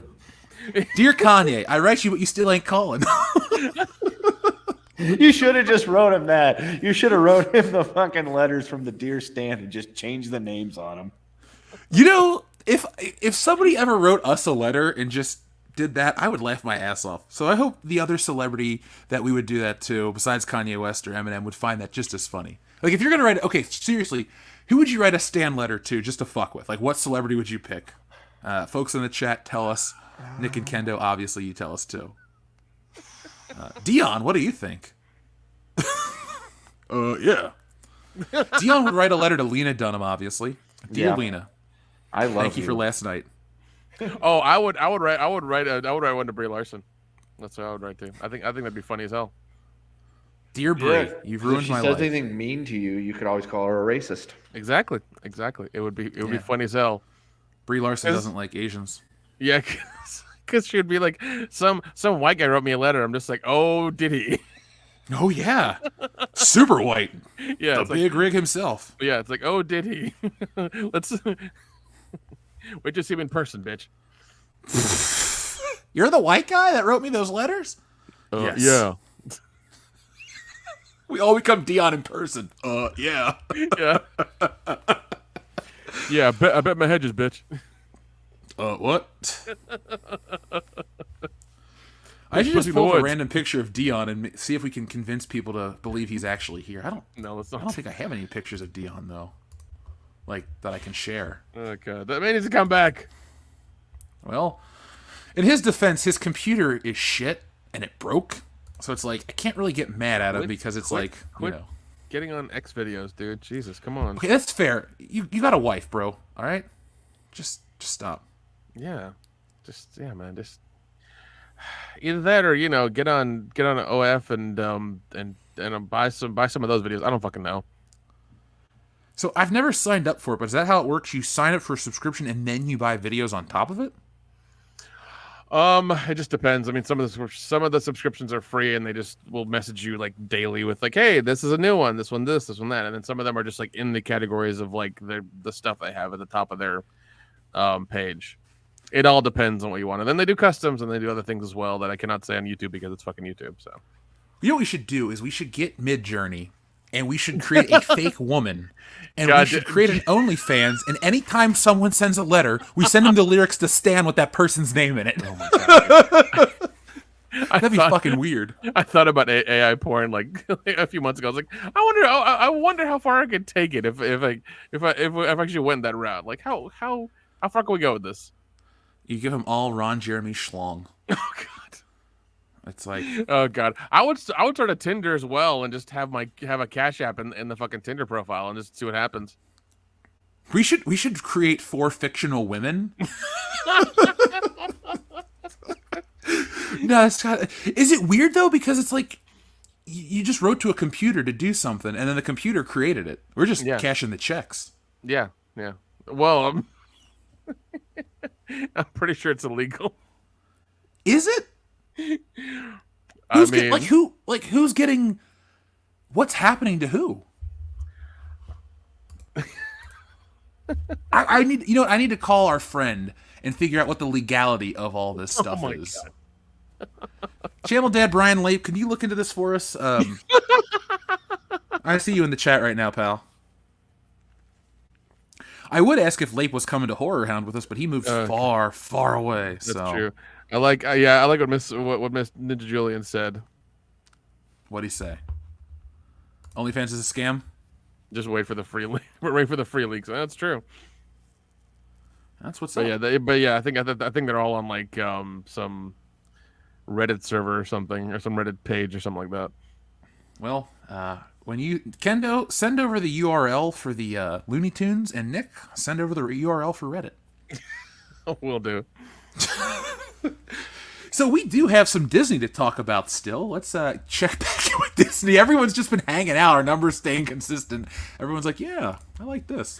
Yeah. We're talking bullshit. So yeah, it's all good. I mean, the name of the show is called World Class Bullshitters. We give you guys everything we promise every week. We talk about the topics and we bullshit with you guys in the chat about it.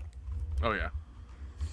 Because remember, folks, you in the chat are like the 5th or 6th or 7th bullshitter, however many people are in the chat. You know, we have the 209th bullshitter out there. His name is, Darian217, you're the 209th bullshitter. So thank you. Actually, you're like 7.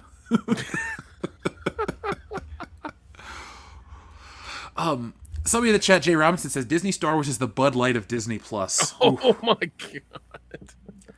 Well, I mean, they did lose $1 billion, so it's kind of on par. True. It's how you go in. If you want to go into business of losing $1 billion, you copy Disney Star Wars and you copy Bud Light. Really, though, folks, all joking aside, what it is it's you alienating the audience. It literally is just alienating your audience. Well, will cause disastrous results. It's once again, it's this dumb thing of like trying to get the most niche audience ever to like your stuff because you think they have money it's going to add to your bottom line, but then you end up alienating the majority of your audience and piss them off, and then nobody likes your stuff.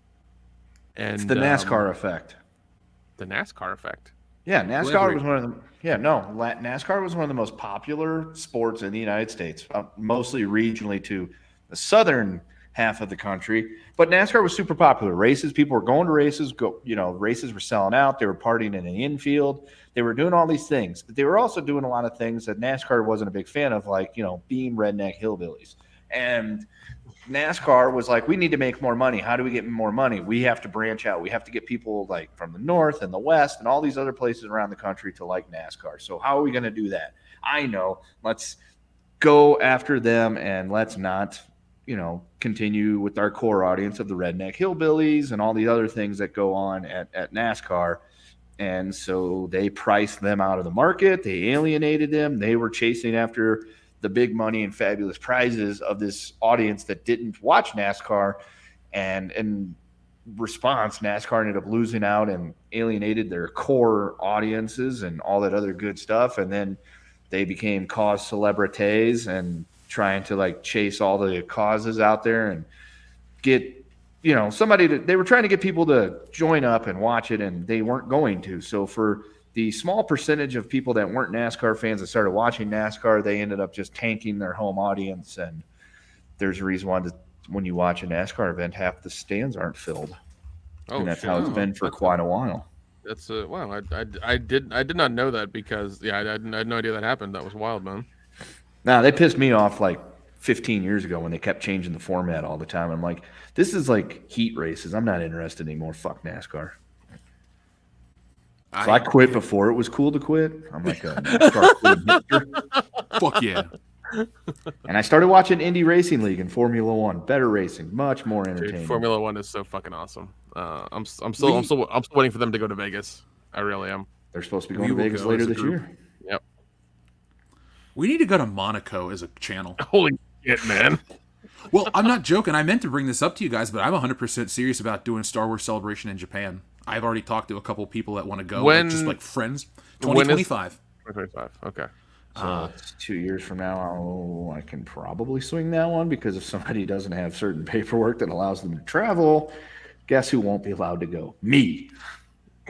So all I'm saying is if they can get, we'll look into buying tickets and stuff as soon as we find out the date. But seriously, it would be wonderful. We've always joked about going to Japan as a channel. I'm a giant. I want to go to Japan. Yeah. Jeff would be huge in Japan. Literally. Yeah. We'll do the convention over the course of the 3 or 4 the 2 days that it's there, but then we'll stay an extra week and a half or so. Oh my god. Go to Japan for a fucking week. We gotta go. We film the whole country. We'll try to climb Mount Fuji. We'll go to Akihabara. We'll do all the fun stuff, and then we'll get kicked out of the country and asked to never return. Yeah, we'll go. We'll find Hank's brother. What is it? It's gonna be real dangerous with Dion there. Well, maybe we'll just have him sit this. Well, it's better than going to China with Dion. Yeah. Yeah, that's true. Japan will just look at him funny, and the women will run away from him. Whereas in China, he could get arrested. What'd he do? Well, he was walking while black. Yeah, he was arrested for being black on a Friday night. Any other night of the week, it's okay. That's why our show's kind of popular in China, because it's on Thursday nights. We're acceptable there. I would think the CCP would ban us from coming up in search histories in their fucking internet. For some reason, we're really like they like our toy videos because they that country makes all the fucking toys. They're like, see, nobody wants this shit, and they watch our videos to feel better. Are you serious, Jeff? We have we actually have viewers in China. I can see the demographics. At one point we had like I think it was like 14 subscribers came from China, something small like that. But you can see that we did have a Chinese audience. That's hilarious. Yeah. The irony would be that Nick would be the only one they liked for being Asian or of Asian descent, even though it's a different type of Asian. They would be mad at me because even though I'm now Asian adjacent, they would consider me an imperialist. That's true. Well, I mean, once I find out I'm the Asian they hate, they would hate me too. So yeah, they'd be like, "Oh, he's Asian. He's Nepalese." Sure. We'll go with that for now. Wait, they don't like Nepal, do they? No, they don't. No, they don't. I was gonna say which one. What's a country that China does like? And then, that answer is none. Russia. Right now, Russia. Oh yeah, but well, we might be able to pass you off as like somebody from like Yakutsk or whatever it is that's up there in Siberia. Oh God. Maybe. Yeah, he's just done a tour for the Red Army down in Kuwait, so that's why he's a little darker complected and he's got the beard. Are we going to win the Kuwaiti Cup? Is that what you're saying? The Kuwaiti. We should just award ourselves the Kuwaiti Cup for the top podcast in Kuwait, and that should just be our thing. Oh my okay. God. Can we get a listener with a 3D printer to make us a Kuwaiti Cup that will award? We need 4 of them. We're going to award it to ourselves in June. Oh my God. Yeah. Beginning of the new month. It's like, hey guys, here's the Kuwaiti Cup. We won the Kuwaiti Cup for broadcasting. We're the #1 show in Kuwait. Now, what wrestler won the Kuwaiti Cup? Was it Bret Hart? I don't know. I'm going to look it up right now. The Kuwait Emir Cup was won by Kuwait SC, but that's football. That's not wrestling. Let's see. Let's find out. Is there really a thing called the Kuwaiti Cup? Yeah, I thought that was a thing in the WWF. Hang on. Kuwaiti Cup, WWE. The Kuwaiti Cup was a tournament in 1996. The Kuwait Cup. Let's see. See, you thought I was just pulling this one out of my ass. There's another one. The Kuwait Cup is an episode of The Undertaker versus Triple H, which the WWE Network collections. It was wait, no, it's something else. Let me see. The Kuwaiti Cup tournament, 1996, was won by Ahmed Johnson. Oh, the highlight of his career. Yes. He defeated. Here's the thing, Jeff. You want to hear who he defeated to win that trophy? Yeah, you tell me. I actually have it. I'm going to pull it up on screen for the listeners right now. Yes, in the quarterfinals, he beat Aldo Montoya. You're like, okay, so what? But in the semifinals, he beat a before Stone Cold Steve Austin. He then went on to this says final. That can't be right because that's not the final, but whatever. Then he went on to beat Owen Hart, who had defeated Yokozuna and Bret Hart to get to that point. So Ahmed knocks off Owen Hart. Then he goes on to take on the gargantuan Hunter Hearst Helmsley to become the Kuwaiti Cup champion. So the Undertaker and Kane fought in the opening of this fucking Kuwaiti Cup, by the way. Undertaker and Isaac Yankem. That's you got a different one. Oh, yes, there it is. Undertaker and Isaac Yankem. Because I'm like, Kane wasn't a thing. Oh, wait. Okay, yeah, Isaac Yankem. So we should play a game. How many dead wrestlers are on this list? Let's see. Bret Hart's still alive. Leaf Cassidy is still alive. Because that was Yokozuna's dead. and Owen Hart are both gone. Owen Hart are dead. Marty Jannetty somehow still alive. Steve Austin is alive. Ahmed Johnson's alive. Aldo Montoya, I believe, is still alive. Isn't that just incredible? Pete, yeah, it's just incredible. Undertaker is dead because he's the dead man. Always been. Yeah. Let's see, Isaac Yankem is alive. Duke Drosy, I think the Dumpster's still alive. Is he still alive? Yeah, he's still alive. I hope so. The Dumpster's still alive. British Bulldog is dead. Xavier Vega is alive. Bob Backlund is alive. Butch, is he the one that just died? Butch? I think so. Yeah, so Butch is dead. And Triple H is still alive. No, Butch died on April 3rd of 2023. By the way, he had the same fucking birthday as me, October 21st. Shit. Nice. Yeah, as I say, I knew one of the Bushwhackers just died. Well, may he rest in peace. Now, I don't share a birthday with him anymore. It used to be Carrie Fisher and Kim Kardashian and, what's his name? Everett McGill, the actor. I want to see who I share a birthday with. I'm jealous. Let's see. Oh, these are people that died on my birthday. I mean, you can share a birthday with people, but you'll never get screwed over like me. I wanted to go celebrate my birthday. What did I get to do? See Black Adam or Doom. Talk about shit birthday movies, Rock. I might be the biggest fan, but he puts out his shittiest work to spite me. Damn, right now, Doom was... Right now I'm rocking Dax Shepard and Tay Diggs. Oh, Cuba Gooding Jr., Tia Carrera. There we go. Ooh, yeah, she's an all-time great. Ballroom Blitz with her. I share a literal birthday with Kate Bosworth. Oh, you're the same day? Yeah. Was she in Superman Returns? Is that who played Lois Lane? Let me look that up. Because she was not a good choice. Let's see. There's got to be somebody else. It's got to be somebody more high profile. Isaac Asimov. Well, that's pretty cool for the science. Yeah, that is really cool. Former presidential candidate Barry Goldwater. How close was he to winning? Not very. Kane Tanaka, she was the oldest living person, and I only know that. We were born 80 years apart, and I had her in the Deadpool last year, so paid dividends one way or the other. Well, that's it. I don't really have anybody else great on my birthday, I don't think. I don't know. Let's go into the 1800s. See what we can find. And now we're good. Okay. Folks in the chat, if you have an amazing birthday that you share with a celebrity, let us know. Dion, I looked up Dion's. He shares a birthday with Deborah Hill, Nick. Deborah Hill? Yeah, the Deborah Hill. Oh, wow. And Gene Okerlund died on my birthday. It's a sad day indeed. Yeah. Oh, so did the Skipper. The Skipper died on my birthday, too. Was that Alan Hale Jr., right? That would be Alan Hale Jr. Pete Postlethwaite died on my birthday. I forgot he was gone. Dion also shares a birthday with Warren G. So that's his birthday. Oh, man. See, now that's a winning one right there. And Brittany Murphy. I know. And who else? Apparently Channel Dad said Elon Musk, Mel Brooks, and Pat Morita. Oh, shit. Holy shit. Wait, I think Dion used to kendo yours as Kate Bosworth for the exact same day. Yeah. Dion's got Taron Egerton, the actor. Nice. Yeah. There's people right now that aren't. They're like, we got to find out when exactly they were born. Okay, good. January 2nd, 1983. Good job. Sleuths.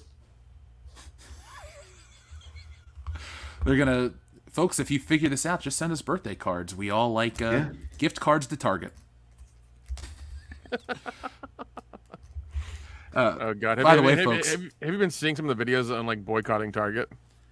Why are people boycotting Target? What Target do? Because of the type of clothing they have that's centered around a certain group of people. Humans? Oh, yeah. Americans? Sure, we'll go with that. I can't believe there's a boycott against Target. Target boycott 20. I love it. I started typing in Target boycott, and there was a couple different years that popped up. 2023. What Target? Oh, okay. Never mind. I see it now. Yeah. Very first headline from Sportskeeda. Gotcha. Oh, I'm on their website too. Let's see. Oh, okay. You know, I was at Target the other day and I heard somebody that would be in that group talking about this kind of stuff, and they were filling the shelves. So I guess what was happening, because I was off filming a toy video, and I'm just like, I don't give a shit what people talk about. I'm here to look for Indiana Jones and other crap. By the way, folks, we got another toy video dropping in a couple days, so I think tomorrow is when I'm going to drop that. So be on the lookout. The last one, you know, after all these years, some bullshit company's trying to do a copy claim on us for that music I use. What? Yeah, but shit's in escrow right now because I'm fighting this bullshit claim. They're like, you stole our music. I'm like, this song is copyright free and I've been using it for 5 years. Suck a dick. Yeah, so. Every company does that because they just want to get money out of you. But yeah, it's dumb. It's dumb. You know what'll happen is after we win this, I'll tell everybody the name of the channel and you can all downvote them into oblivion. No, I'm not going to do that shit. I'm not petty. I'd rather win and use the song. I think what'll happen is when we win, I'll just put the song in every video and I'll say, hey, to that YouTube channel that tried to strike us. I'll play it 24/7, folks. Yeah. Fucking live stream that song. Oh yeah, dude. Fuck them. Fuck them. They can't. Yeah, it's dumb, man. Yeah. Well, I mean, and YouTube does that shit to their own music as well sometimes. Like, it's really stupid. I think it's just them. I heard, what was it? I heard it's them like trying to really fuck over the creators, because if they put something like a copyright strike for a certain amount of time, then they get the money for a couple of days until it gets worked out. Yeah, and then they can make interest on that money real quick. Yeah, that's what it is. It's like Superman 3. We're taking fractions of pennies. Yeah, that's what it is. That's all it is, man. And it's terrible. YouTube wants to keep nickel and diming their fucking creators, but I don't know. It's yeah. I mean, there are other avenues. I know. Musk just released some stuff on Twitter about content creation and content and paying people for stuff, and I was like, that's interesting. We're gonna be on it. We already signed up. Oh yeah, yeah. So, folks, when we get the go-ahead to be on Uncle Elon's channel, we'll be Thud officially. No, what we'll be is we'll be offering you exclusive stuff over on there. So if you're like, why should I join that? Well, remember, Twitter has a said so. Because we said that's the bottom line. Well, here's the thing that he said in his thing. The first year there will be no fees. He will take no money from the creators. The second, from then on, I think it's 10% that we pay to Twitter after that. Yeah, that's 20% less than we do with YouTube. Yeah, right that's now. what the tweet said. So, yeah, I'm just going by that. Which is like, it's like for the first year, like nothing, and then 10% is all you ask for. Like, fuck, that's awesome. Yeah, great. Like, I'll happily pay that 10%. Yeah, but yeah, there are like once again, you can go live on Twitter, and then also Twitter Spaces, which is just kind of like the Clubhouse version for fucking Twitter. Which is just audio is all it is, but then you can like download those and convert them to other things as well. So that's an option. Yeah, Tons of folks, lots of things. Yeah, things are getting crazy out there, but we're staying on top of everything. But I do like how like I mean, I don't like it, but it's also happening because YouTube's are pieces of shit, and they're slowly becoming Blockbuster. You know, like things are changing around them, and they don't want to change. Or they're doing something like really minimal stuff, and it's not really affecting anything. And they're hoping to kind of, keep the ship alive, but it's like, I don't know. Don't know. Yeah, that ain't working. Yeah, man. God, Blockbuster. People just talk about Blockbuster in an ironic way now. It's like, hey, remember Blockbuster? Yeah, it kind of sucked, but whatever. I do miss being able to go rent movies, though. There was something just neat about being able to go rent movies. Dude, I loved seeing the really shitty straight to DVD movies that were on there. Because like you always found like really fun shit that just came from, you know, Canon Films or other companies as well and things like that. It was a lot of fun, man. You find a lot of weird fun shit to watch. Dude, speaking of direct-to-DVD videos, I was watching From Dusk Till Dawn 2 the other night. Oh my god. That is we got to review that for Halloween this year. That'll be a Schlocktober movie. Jesus, was that insane, dude. Fucking Robert Patrick was fighting vampires at the end. Shit, dude. Yeah, because I think I watched about 5 minutes of part 2 one day, and I was like, nope, I can't do this. I just can't do this. So Phil's got this like streaming box app thing that he has that he pays for it whatever he pays for it, it has like everything. And it has these TV channels that'll just stream movies constantly. And I don't mean like what you get on Pluto. I mean like there's a channel that's just called Spider-Man, and it just plays the Tobey Maguire, the Andrew Garfield, and the Tom Holland ones on repeat, and it randomizes them. And there's like thousands of channels, and one of them is just called horror. And I was like, what's on horror? And we didn't even know what the fuck we were watching for a minute, because it was just this balls to the wall. The vampire was ripping a dude's head off, and they were like having a Mexican standoff. It was insane, dude. Like, it's a shit movie, but I highly recommend you watch it if you're looking for some crazy stuff. Yeah, it's very much shit. Well, yeah, Tubi used to be that, but I think Tubi's becoming mainstream. There's a lot of mainstream stuff on there now, so it kind of sucks, because I was like, Tubi was a lot. You'd get a lot of fun shit on there, a lot of independent weird stuff. But I think they're also becoming. Well, they got sold like 3 or 4 years ago, so yeah, they're owned by Disney. Because they got sold to Fox before Fox got sold to Disney. That's another one. That's another great loss right there. Yeah, because I mean, Tubi like 3 or 4 years ago, man, was awesome. You would find and mind you, like I think now each category has 200 movies. I remember going through it one day. I remember messaging you, and I went through it on my PS4, and there were like 5,000 horror movies on there, like just weird, odd, crazy shit. And I was like, that also might be just the PS4, because I've done it on other things as well, and it caps off at 200. So that might be a PlayStation or Sony thing. I don't know. What about Crackle? Is that still around? Yeah, Crackle, God, it's around. Yeah, that's a rough one. Sony owns that one, and that one like was okay for a minute, and then I don't know. It got to a point where they were like showing ads every 10 minutes. I was like, nah, I can't fucking do this. Yeah, I don't. Have you noticed the internet's gotten really aggressive with ads lately? Like websites that I used to just refresh a couple times to then let the ad block button, click away. Yeah. Oh no. Now. Oh no. I had to like get another. Because like there was like ad block plus or whatever, but apparently that has been bought by Google. So I had to buy a new one called. I had to get a new one for Chrome called uBlock Origin.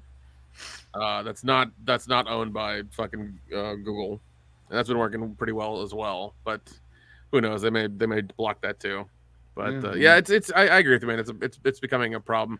I was trying to read a goddamn New York Times article for something as well, and they had their paywall, and I had to like look up how to like get through it. I had to go through like the fucking code of the website and like disable JavaScript to take the paywall down so I could read the article. It was wild. Yeah, but that's what you paid to go to college for, so it's like, hey, you're finally getting that work experience you paid for.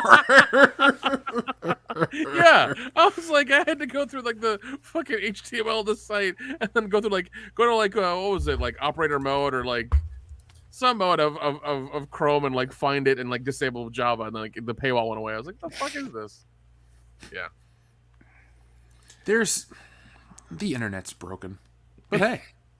Well, it's one of those things like with streaming where like these companies thought that was the future, and it is. It's a convenient future for consumers. It's difficult to make money off of it because you get to a point where like there's only a finite amount of movies you can keep borrowing and paying for rights from like the old companies, and it's like, well, once you make your own content, then what do you do with it? You can't keep it on your platform for too long because. I mean, you want to make it exclusive, but like the ones that don't do too well, you could sell other companies, which Netflix barely does. And so, like Disney's having to do that because they need to make money because they're in the fucking toilet. So, yeah, it's just it's a weird thing. And then none of them want to do physical media, and that's also awkward too. So I don't know.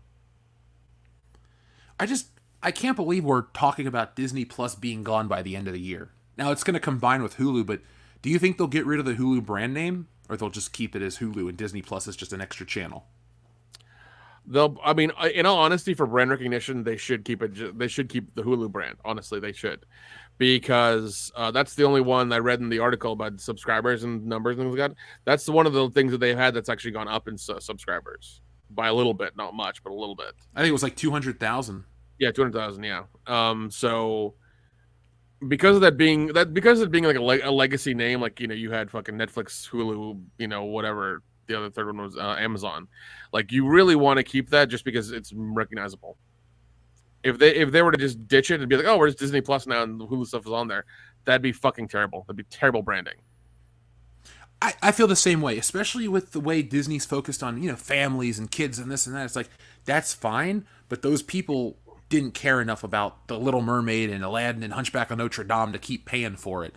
So it's like, don't punish us, because I like Hulu. Even before Disney, well, they haven't bought their bigger stake in it. I won't simp for any streaming service, but Hulu at least offers shit I want to watch. Like, I can catch up on my live TV the next day. I watch King of the Hill on repeat, so it's nice. Honestly, oh yeah, man, I pay for Hulu for King of the Hill. It's a one-show streaming service. Everything else is just bonus on, icing on the cake. But I love King of the Hill, and that shit is not. I don't want to watch it on DVD. It looks like crap on DVD. So at least there's a reason for it. Yeah, I have it for mom, so she can watch some of her shows, because she'll go through her procedurals of like medical stuff or police dramas or whatever, and then like she wants something new, and it's like sometimes it's on Hulu, sometimes it's on Prime, sometimes it's on somewhere else. So we always have to like find something for her to watch. But I always keep it because of that. So, dude, my mom is a fan of the Peacock Network because she watches all these crime shows, and it's funny. I'll be logging in to watch either that '70s show or fucking wrestling or something, even when I was living out in California, and it's like murdered my husband, murdered my wife, killed. I'm like, geez, Mom, what the hell are you even watching? She's on like season 4, episode 22. I'm like, damn, she is deep into this one. To be fair, some of those are really good. They're like guilty pleasure series to watch and stuff. 100%. Like I seldom every now and again we'll go through the old CSI episodes, because some of them were really creepy and good and stuff like that. So yeah, I'll do that sometimes too. Jeff, if you really want to sell your mom on something, tell her about this podcast called Small Town Murder. Okay. It's a podcast that talks about small town murders, and it's 2 comedy guys that do it, and it's pretty damn fucking entertaining. I will add that to my because they tend to focus on the stupid murders, like people that were like the one I went through and downloaded a bunch of the ones that were out of Missouri, especially a couple that were literally where I'm from in Missouri. I'm like, I remember this. Cool. I want to hear the story again. And yeah, it's usually people that, like the one I was listening to today, they were this lady who was like 20 years old. She married a 75-year-old sugar daddy in the middle of the Ozarks, and they were conspiring to kill the guy on their wedding night because she didn't want to bang him. And essentially, she was witnessed by many people in the presence of the conspirators numerous times throughout the night at numerous locations as they were trying to figure out how to do it. So they're like, oh yeah, this is pretty stupid of this person. I love stupid crimes. Yeah, so I recommend that. So if she's into the murder shit, tell her about that, because that's a fucking wonderful podcast. I will tell her about that. And then she'll be like, hey, can you download me the podcast app? And before you know it, she's telling me about shows to listen to. There you go. Oh God, I think my mom just went through Eureka and Warehouse 13 just recently. Warehouse 13. I wanted to get into that one, but never did, because it seemed kind of interesting. Well, because if you like Eureka, because Eureka's very like science fiction, science based, like this town that does a lot of like weird science stuff, and like things go wrong and they have to fix it. Basically, Warehouse 13 is the opposite of that, where things are like you have like cursed objects. So you have like the magic aspect of that, kind of like the other side of that. It's still fun. They did a wonderful job with the show. It's one of those things where like when they went through the like phase of somebody buying it and they were like restructuring and like they had to fire the CEO and hire a new one. He was like, oh, let me cut these 2 shows that have the biggest fan bases ever and just not worry about it. It's like, really? It was a dumb decision. That seems to permeate a lot of entertainment these days. Yeah, but yeah, it was one of those things where I loved those 2 shows because they even had a crossover episode between the 2 shows. It was wonderful. And one day it was just like, oh yeah, new budgeting stuff, no more money for these big ass shows. Last season gets 6 episodes. Go, what? Huh? And yeah, I mean, these were very well known shows. Like, you'd have the actors come to like Dragon Con every couple of years or every year, if not that. Like clockwork, man. It was crazy. But no, Sci-Fi's like, oh fuck you, we're taking it off. We should go to Dragon Con this year, even though we won't have a table. We should just go for a walk around in our t-shirts and meet people and go to the parties. Yeah, man, definitely. You're more welcome to come down and do that, man. By all means. Is it September? Yeah, it's Labor Day weekend. Well, I'm going to be very busy this year. I just got invited. Veronica and Josh want me to go to Summerfest in Milwaukee, and I'm just like, it kind of sounds awesome because there's a shitload of concerts up there. Excuse me, which is Algonquin for the Goodland. I apologize. God damn it, fuck you. Wait, for getting it wrong or correcting myself? Or both? Just going through that again. There was, yeah.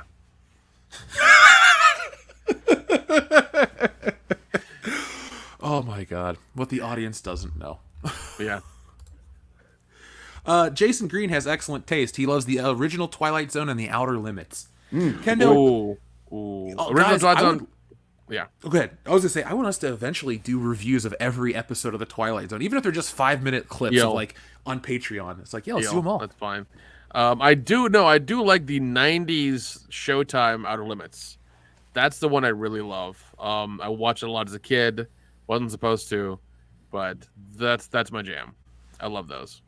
Have you ever ridden the Outer? Oh, you haven't because you've never been to Kings Island. But there used to be an Outer Limits There's an Outer Limits roller coaster, or was an Outer Limits roller coaster. They rebranded it, but it was sweet. It was about an alien invasion. You literally walk on a spaceship that has crash landed on Earth, and you're like trying to get away from these aliens, and then you ride a roller coaster to freedom, just like in the real world. Oh man, I need to come up there and have an afternoon with you and Dion and whoever else joins us for Kings Island, because that sounds like a fun time. Oh, dude, it for like everyone that's like, oh, Universal and Disney are the world's greatest theme parks. Look, if you like theme parks, cool, but if you like amusement parks with great roller coasters and shit, come to Ohio. We have Cedar Point and Kings Island. They're the shit. Yeah, fucking Cedar Point. Holy shit. Yep. And Kings Island is nothing to nothing to scoff at. It's got legit roller coasters. It's got the world's biggest wooden coaster still, I think. The Beast. It still rides great. Yeah, that's I was lucky. I grew up by a legit theme park. Like, you grew up close to Dollywood and stuff. That's a legit theme park, right? Yeah, man. We'd have our what was called Sevier County Week or Sevier County Day, where you could go in if you had a local ID, you could go in for free. But the shitty thing is that they would charge you $1 more. I think they would charge you $1 more for parking than they would during the normal times. And the food is like $1 more expensive than it was previously. That's a whole buck? Get the money. Yeah, whole buck. Yeah, that's what they get you. But other than that, man, it was it was a good time. We always go during the summer, go really ass early in the morning and do the park during the day, and then do the water park later that day. So yeah, we were fucking beat afterwards. Folks, I might put on our Twitter some of the Universal Nintendo World stuff if you're interested in seeing that. I found the secret Pikmin, so that was kind of cool. That's awesome. Yeah, I can't wait for that to come to Florida, man. It's gonna be crazy. I have never smiled so much in my entire life. It's, people are like, oh, it's just a theme park. Nah, man, it was the Mushroom Kingdom. When I walked in, they just so happened to have Mario and Luigi walking by, and I'm like, cool. So I was 5 years old.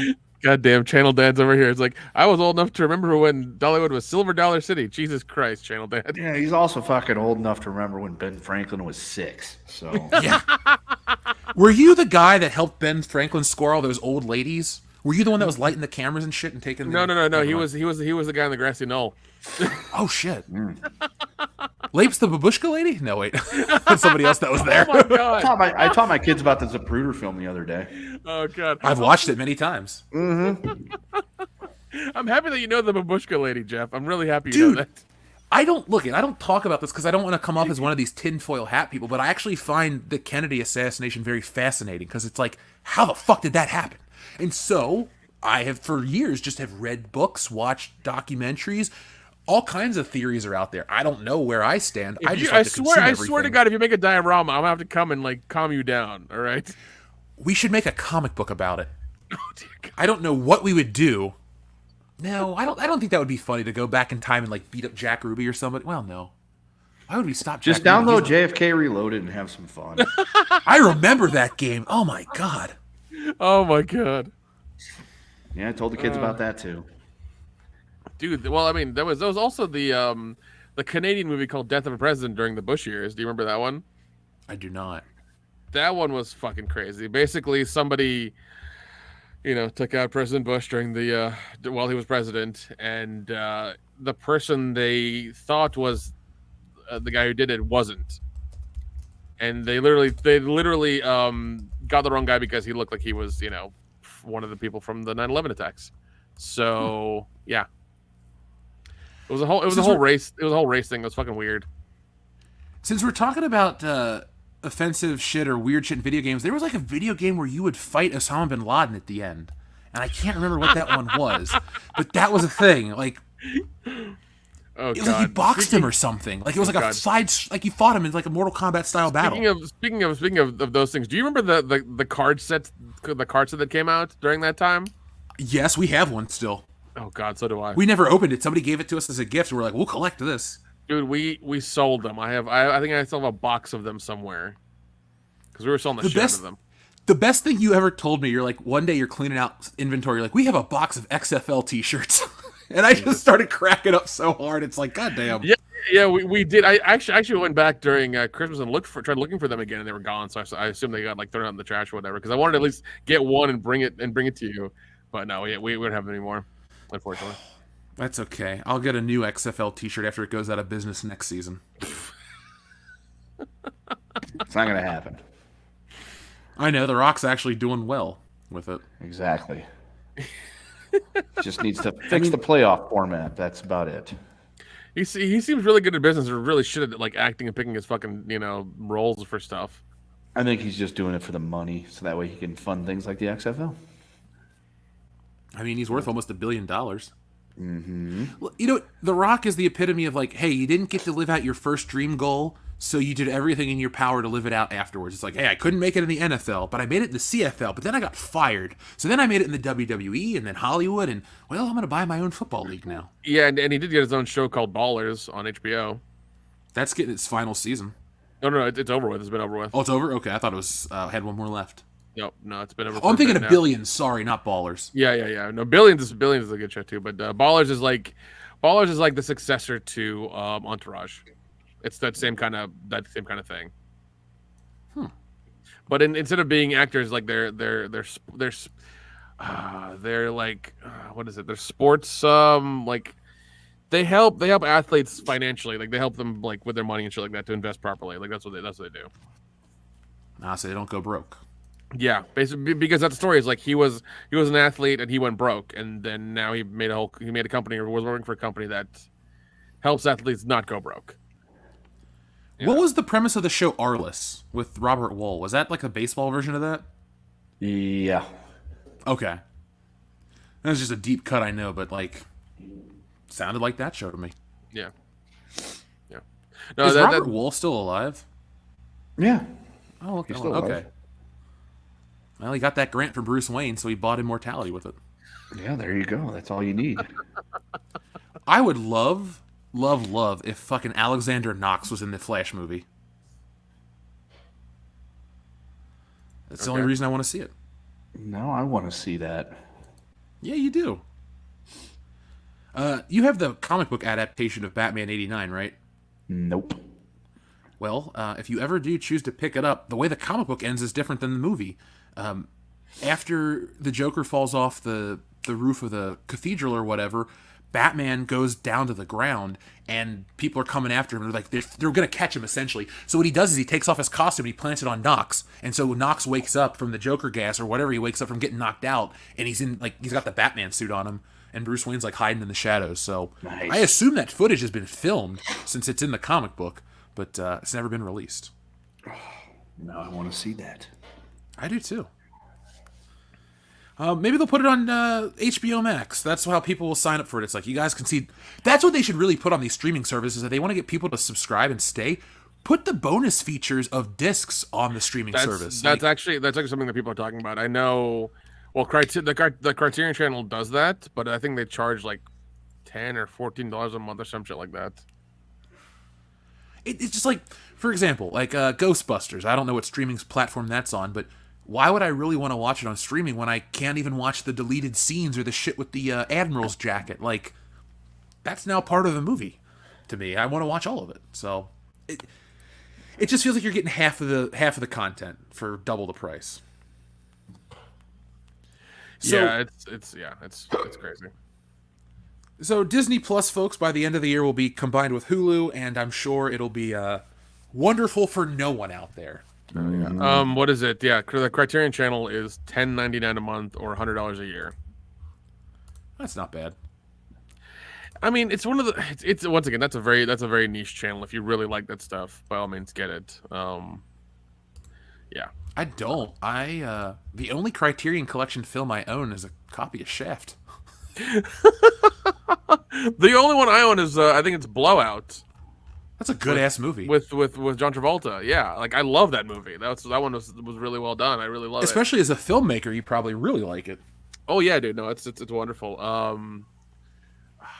It's a great movie. Glad I have it in Blu-ray. I'm not gonna rebuy it in 4K. That's not gonna fucking happen. I mean, you don't really want to look at John Travolta in 4K. Let's be honest. No, that's true. Now, Shaft in 4K, I think that'd be interesting to watch because I rewatched it again. I think last week, and I was like, still fucking good. Still really good. The only complaint I have with movies in 4K is you can tell when they're using multiple like cameras because some shots are beautiful and pristine, and then like other, it's like and then if they didn't light a scene indoors right, it's very grainy, which I'm not going to complain about because it's part of the film experience. But the outdoor shit looks amazing. Yeah, I mean, that's gonna happen. But also, it was the '70s where like some of those movies and some of the film they used were called, I think they were called short ends or whatever. Basically, it was when a Hollywood movie would not use all their film for filming, and they'd cut pieces together and make a reel out of like just end cuts. And they would, and a lot of independent filmmakers and people like that would buy the cheaper ones so they could have, film to shoot movies with. So, yeah. So that's why some of them will look bad in some scenes and some of the others because they had like only they had varying quality in film that was like reeled together. It was crazy. Well, it's kind of cool how they could still. It just shows you the passion these people have. They'll do anything to tell their movies or tell their stories. So yeah, and I mean that was the '70s. You needed a fucking film camera and an actual light and like an actual sound guy to run shit. Now you need a fucking iPhone, and you can make something decent. It's so weird to think that's all you need these days.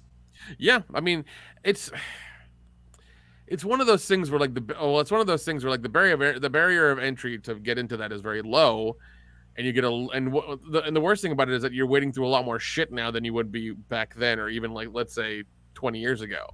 That's the problem, is like you're wading through so much shit now that it's hard to find anything that's good or of substance or anything like that. So that's the problem. You get a lot of oversaturation. Well, that's why I think a lot of people have left Disney Plus, because of oversaturation of not just their content, but the kind of content that's on the platform. It's everywhere. There's really no specialty to it or specialness to it. So yeah, and like everything's very colorful and happy, and everything's PG-13, and it's the very same family oriented. Like that shit gets really old really quickly. And it's also, that's not what's popular, because anytime a show like Dahmer comes out or anything that's like dark, weird, or violent, that's what captures everyone's attention. That's why true crime is the #1 genre for women, and the shit that's about darker stuff tends to be more popular these days. It's man. Producing family-friendly content in an era where that's just not in vogue. Yeah. I mean, we've heard the last few years now, like Dahmer, like people were dressing up as Dahmer for Halloween, and I was like, that's hilarious. I would have loved to see a little kid as a little Dahmer costume for Halloween. That'd be funny as shit. But yeah, I mean, it's that's where we are. Like you said, like the darker stuff is what people want to watch. The kind of like the true crime stuff, man. That's what's popular. Not these like kid shows about whatever the hell they're going through. Nobody cares. I mean, Wednesday fits in that category of dark, but still kind of for kids. Mm-hmm. Yeah, that does fit in. Well, also Netflix buys up all those really weird stories all the time. Whenever there's some weird murder that goes on for longer than a week, they buy up that story and make it into a show. Do you think anyone you know, or maybe even us, will become the subjects of a Netflix documentary one day? Depends on what for. Embezzlement, yes. Murder, maybe. Probably War not. crimes, potentially. Definitely. Yeah, potentially. Yeah.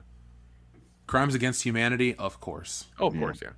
Well, the Netflix, they've got a sequel to the Dahmer thing coming out too. It's about the Menendez brothers. Jesus. I'll watch that because I mean, I'm gonna watch it too. I heard, what is it? I was watching something on Instagram where like there was this famous like basketball card, and it's famous because the Menendez brothers are in the background of the picture of this basketball player, and I was like, what the fuck? And apparently the picture, like the reason they're at the basketball game is because they just got done killing their parents, and they're sitting there now at the basketball game. You know what they did after that basketball game? What? They went and saw Batman '89. Dear God. And then they went home. It's a Mark Jackson basketball card. Yeah, that's what it is. Yeah. Fuck, dude. Yeah.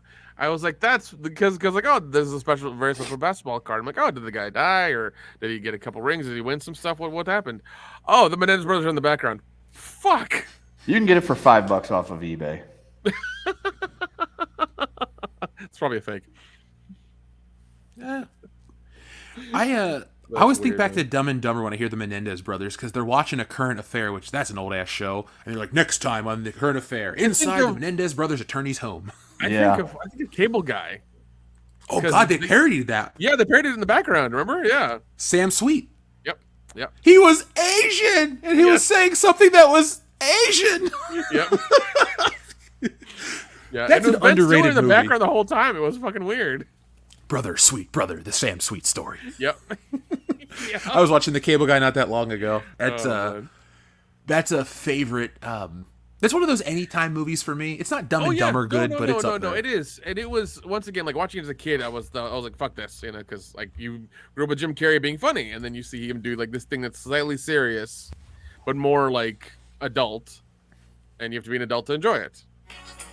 My favorite aunt loved that movie, and she would always go, "Steven, call your mother," when she was joking to my cousin about it. And I'm just like, damn. What? The scene that always gets me is the fucking when he's doing the karaoke, singing Jefferson Starship. Oh yeah, Airplane. You know, folks, if we're ever at a convention and there's karaoke at a bar at the convention, if somebody brings me one of those stupid tassely jackets, I'll get up and sing just like Jim Carrey. Well, hold on. I thought of this. The other day, since like we're like this October is going to be I think eight years that we've done the podcast. When we get to year 10, we have to have a live show. Oh yeah, we have to have a live show somewhere. Where do you want to have it? That'll be 2025. Shit, I mean Omaha, Nebraska. Middle of the country. I think we got a good enough audience in Omaha, Nebraska. We should do our live show from Japan, and no one will show up. They just don't understand what we're saying. They're just like, what? Yeah, it was just a bunch of people fucking taking pictures of us. I mean, I could get down with that. Yeah, we should do a live show somewhere. I don't know where, but somewhere. We should do it live from Kings Island. Live from the Eiffel Tower. It's world-class bullshitters. Folks in the chat, tell us. Okay, Sammy 3-Pete says we should have it in Detroit. Detroit's not as bad as it used to be, but still, it's not that good either. No, if we're gonna celebrate 10 years, we should do it somewhere with style, like Vegas. Vegas. Shit, I'm going there for my birthday. The Texas State Fair. The Texas State Fair. Shit, from Big Tex? We should broadcast from Big Tex. Howdy, folks. Remember that episode of King of the Hill where Lou ends up there? No. Here's an idea. We should make it like we should make it a whole day thing where like we do the podcast early in the day for like let's say max 90 minutes. That's it. Okay. Then we do 2 drunk commentaries on stage. Oh my God, yes. And then we premiere. And then we had the world premiere of My Black Ass, our first movie.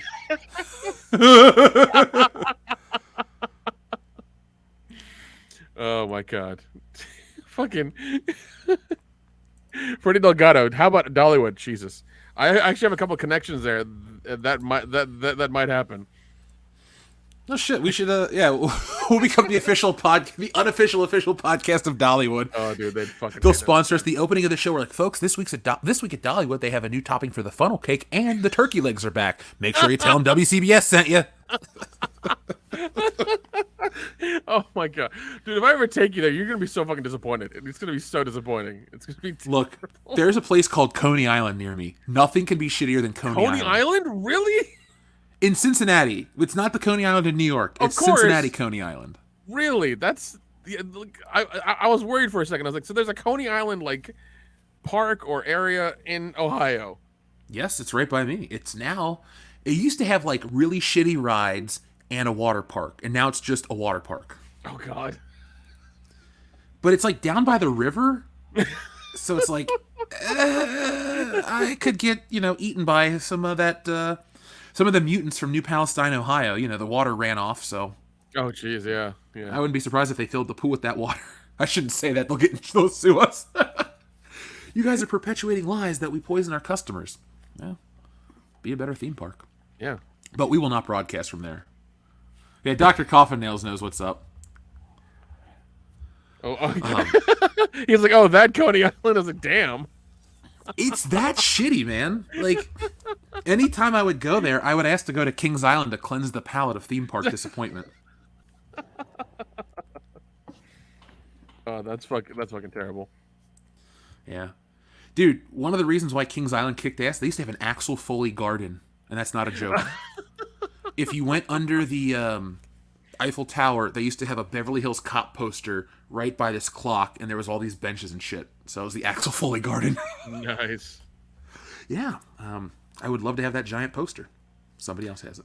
Oh, dude. Yeah, I'm looking at the place now. It's very, very basic. It's very basic.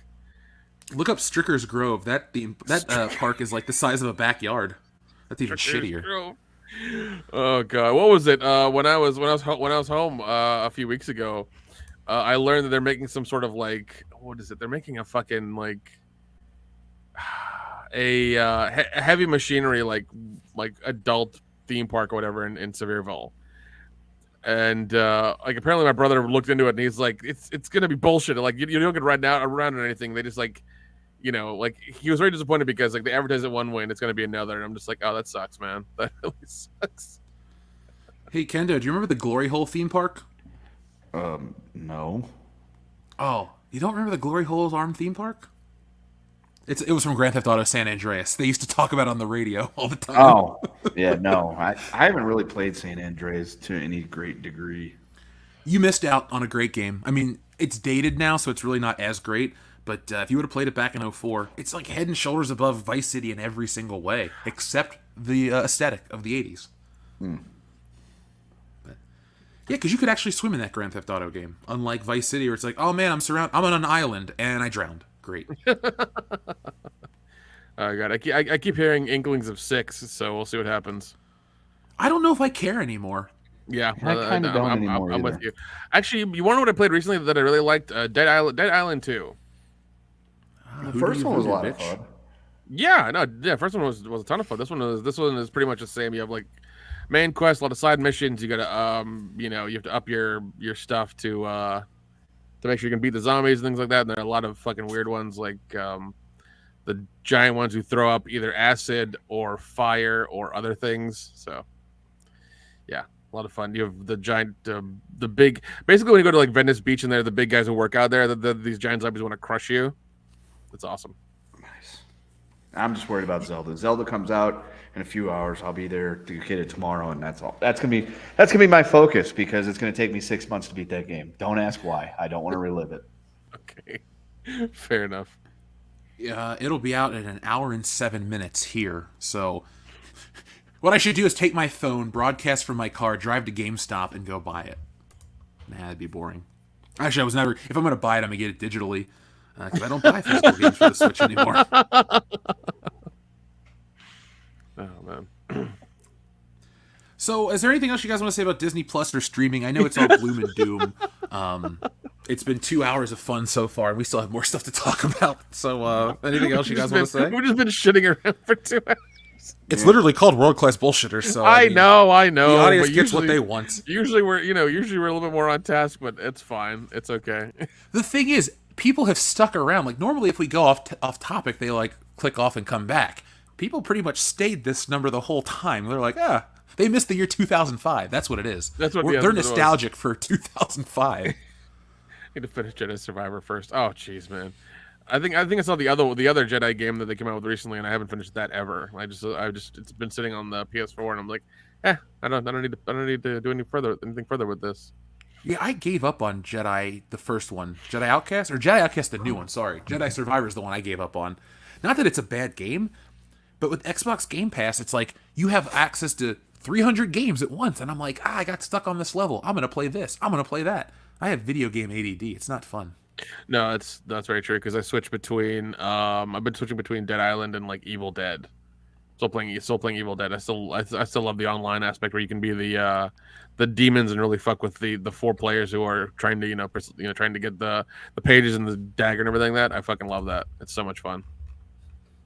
Dude, a listener, Mad the Magnificent, he sent me a copy of Evil Dead for Xbox. That game was the shit. Yeah, and remember, we're getting Killer Clowns. We're also getting Texas Chainsaw Massacre as well. I was listening to Killer Clowns from Outer Space today when I was working on some pages, and that is the best horror theme song this side of Halloween. Can you name a better one? No, that's fucking amazing. I want to say Weird Science, but Weird Science is Oingo Boingo, and it's not the movie, so yeah. Yeah, and honestly, Dead Man's Party would be better in a horror movie. Anyway. That's true. That's very true. I do like Dead Man's Party quite a bit. It's a good song. It is. It's solid. It's solid. But no, I think once again that one was made for it. It's a great song, 100%. I can't wait for the game though. I can't wait for the game. The game's gonna be insane. Dude, when I went to Universal and walked through the amusement park thing for Killer Clowns from Outer Space, it was like living in the movie. I was amazed. That is a lot of fun. Yeah, when I went pre-COVID, they had a section like that too in the Florida one, and I was like, "This is fucking awesome! It's so cool." Pre-COVID, when buffets and Killer Clowns from Outer Space were still a thing. BC, before COVID. That's what it now stands for. Yeah, that's. Yeah, it's gonna be 2018 BC. That's what it's gonna be. That's when we're gonna make a new comic. You know, officially, folks, that's when Stealing Solo takes place, 2018 BC. Wokebusters takes place in an alternate reality where we follow that year. So, oh man, let's check in with the audience and keep this show a rolling. Kendo, pick a number between 1 and 69, please. 6. Dylan! You son of a bitch. Oh my gosh! Oh, we have just seen. I forgot that's how that ended. I'm just like, hey, I was happy to watch a scene from Predator because is it my favorite Schwarzenegger flick? Yeah, it is. Terminator 2 is a close second, and then Commando closes out the top 3. I want to go watch that afterwards. Yeah, man. It's a good choice. Up next is our friend Obi-Wan 27883. He says, "Gents, let's not forget when you bought the Blu-rays." All right, I already read that one. Sorry. Here you go from Darian 217. He says, "Hashtag the more you know. You take screenshots too? I take screenshots too. However, I apparently don't take as many as you do, sir. Family button." Darian, I'll go through my Google photo accounts, and there's like screenshots from 2018, and I'm like, why the fuck do I still have this? This event ended. Well, what I've done lately now is the ones that are actually important, I'll put in my favorites folder, so this way I know that it's important. I do that, and randomly, for some reason, when I look at my favorites folder, the first thing that pops up is a picture of Dan at Fat Burger. That's awesome. Also in my favorites are pictures of us from Horror Hound 2019. Nice. And my personal favorite photo on my phone is our listener, Jeremy. He went and met Paul Rudd wearing a Dong Lover shirt. So, oh yeah. And Paul Rudd told me he liked his shirt, so that's my favorite one on there. That's awesome. Shout out to him, man. Hey, you got us close to Paul Rudd, everyone's favorite actor. So, you wanted a family button. There's so many different family buttons. Which one do you want? from this one. But what's real is family, family, family, family, family. And one more. I don't have friends. I got family. You got another movie coming out, Vin. I don't want to see it. Not gonna see it. I still can't believe they fucking announced like Fast X Part 2 or some shit like that. Like, they're on Fast and Furious 27 next month. You know, Yep. They're just not gonna stop coming. As long as people keep paying for it, then yeah, like Jeff said, they won't stop coming, and they won't stop coming, and they won't stop coming, and they won't stop coming, and they won't stop. And Kenna, they won't stop coming, and they won't stop coming, and they won't stop coming. You know, if we wouldn't get a copy strike, I'd love to do an entire episode where we just troll the audience. It's like, welcome to episode 397, and it's just that song for 2 hours on the Don't Stop Coming. Maybe I'll release an April Fool's Day bonus episode one year. There you that go. way. I don't know. I still love the episode where we act like it was like 2003 or some shit like that. I fucking love that one. Oh, it was like 1998, wasn't it? Or 7? Yeah, that's what it was. Yeah. The people got so pissed, too. They're like, guys, that happened 20 years ago. We're like, we don't want to break the illusion of the joke, but come on, read the room. Yeah, that was fun because I kept typing stuff in to make sure I was correct on everything I was saying. Was Bill Clinton president in 1997? Yes. Yes. It was just kind of stressful to make sure everything we were saying was correct and stuff. So we're in the correct timeline of that year and everything. But it was still fun though. It was still hilarious. If we did one where we were broadcasting live from 1999, I could easily recall that shit. It's like, all right, guys, we're gonna get some. Let's go to Media Play. Let's get our Nintendo 64s and play Legend of Zelda: Ocarina of Time. Oh my god! And then we're gonna go to get Pizza Hut's stuffed crust pizza. We're gonna watch our copy of The Matrix that we got on videotape from Blockbuster, and then at the end of the night, we're gonna watch episodes of Conan O'Brien on NBC. Nice. When he was doing the year, when he was doing the year 2000 bit, yeah. Yeah. He still did that well past 2000. I loved it. I was gonna say he still popped La Bamba out for that, even in 2005. Dude, fucking Andy Richter was the best part of that. Strubbles08 says the unaired Toonheads are on YouTube for now. It's a laugh and a half. I'll take Biff Motorcycle and Uncle Ben, please. Biff Motorcycle. That's one I haven't heard in quite some time. So first off, let's give you some Biff action.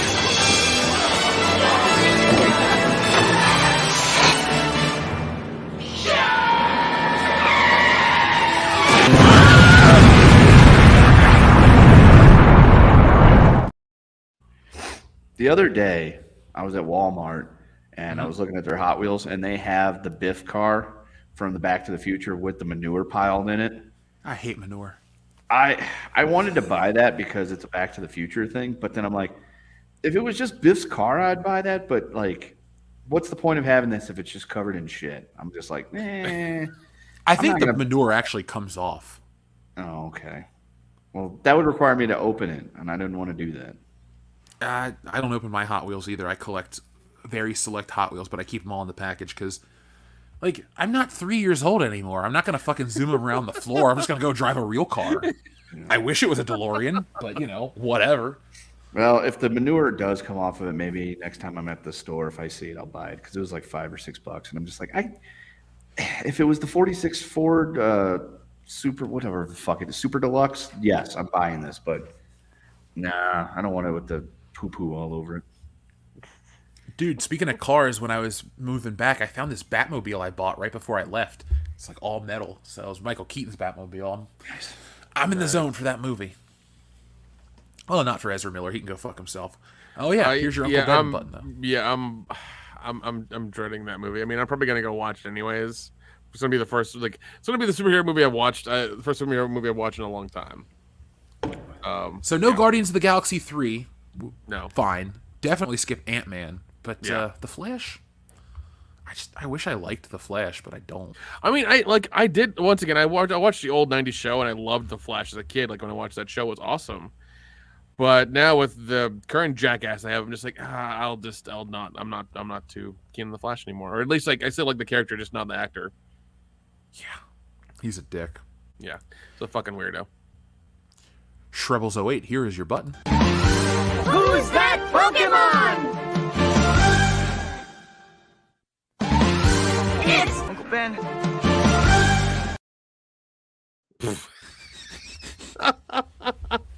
Like I said on the High Council, Nick, I want to get that action figure head commissioned and have a custom crying Tobey Maguire toy. Dude, Etsy's the place to go, man. They got there's a lot of people doing 3D prints and sculpts and all kinds of shit like that on there, man. It's crazy.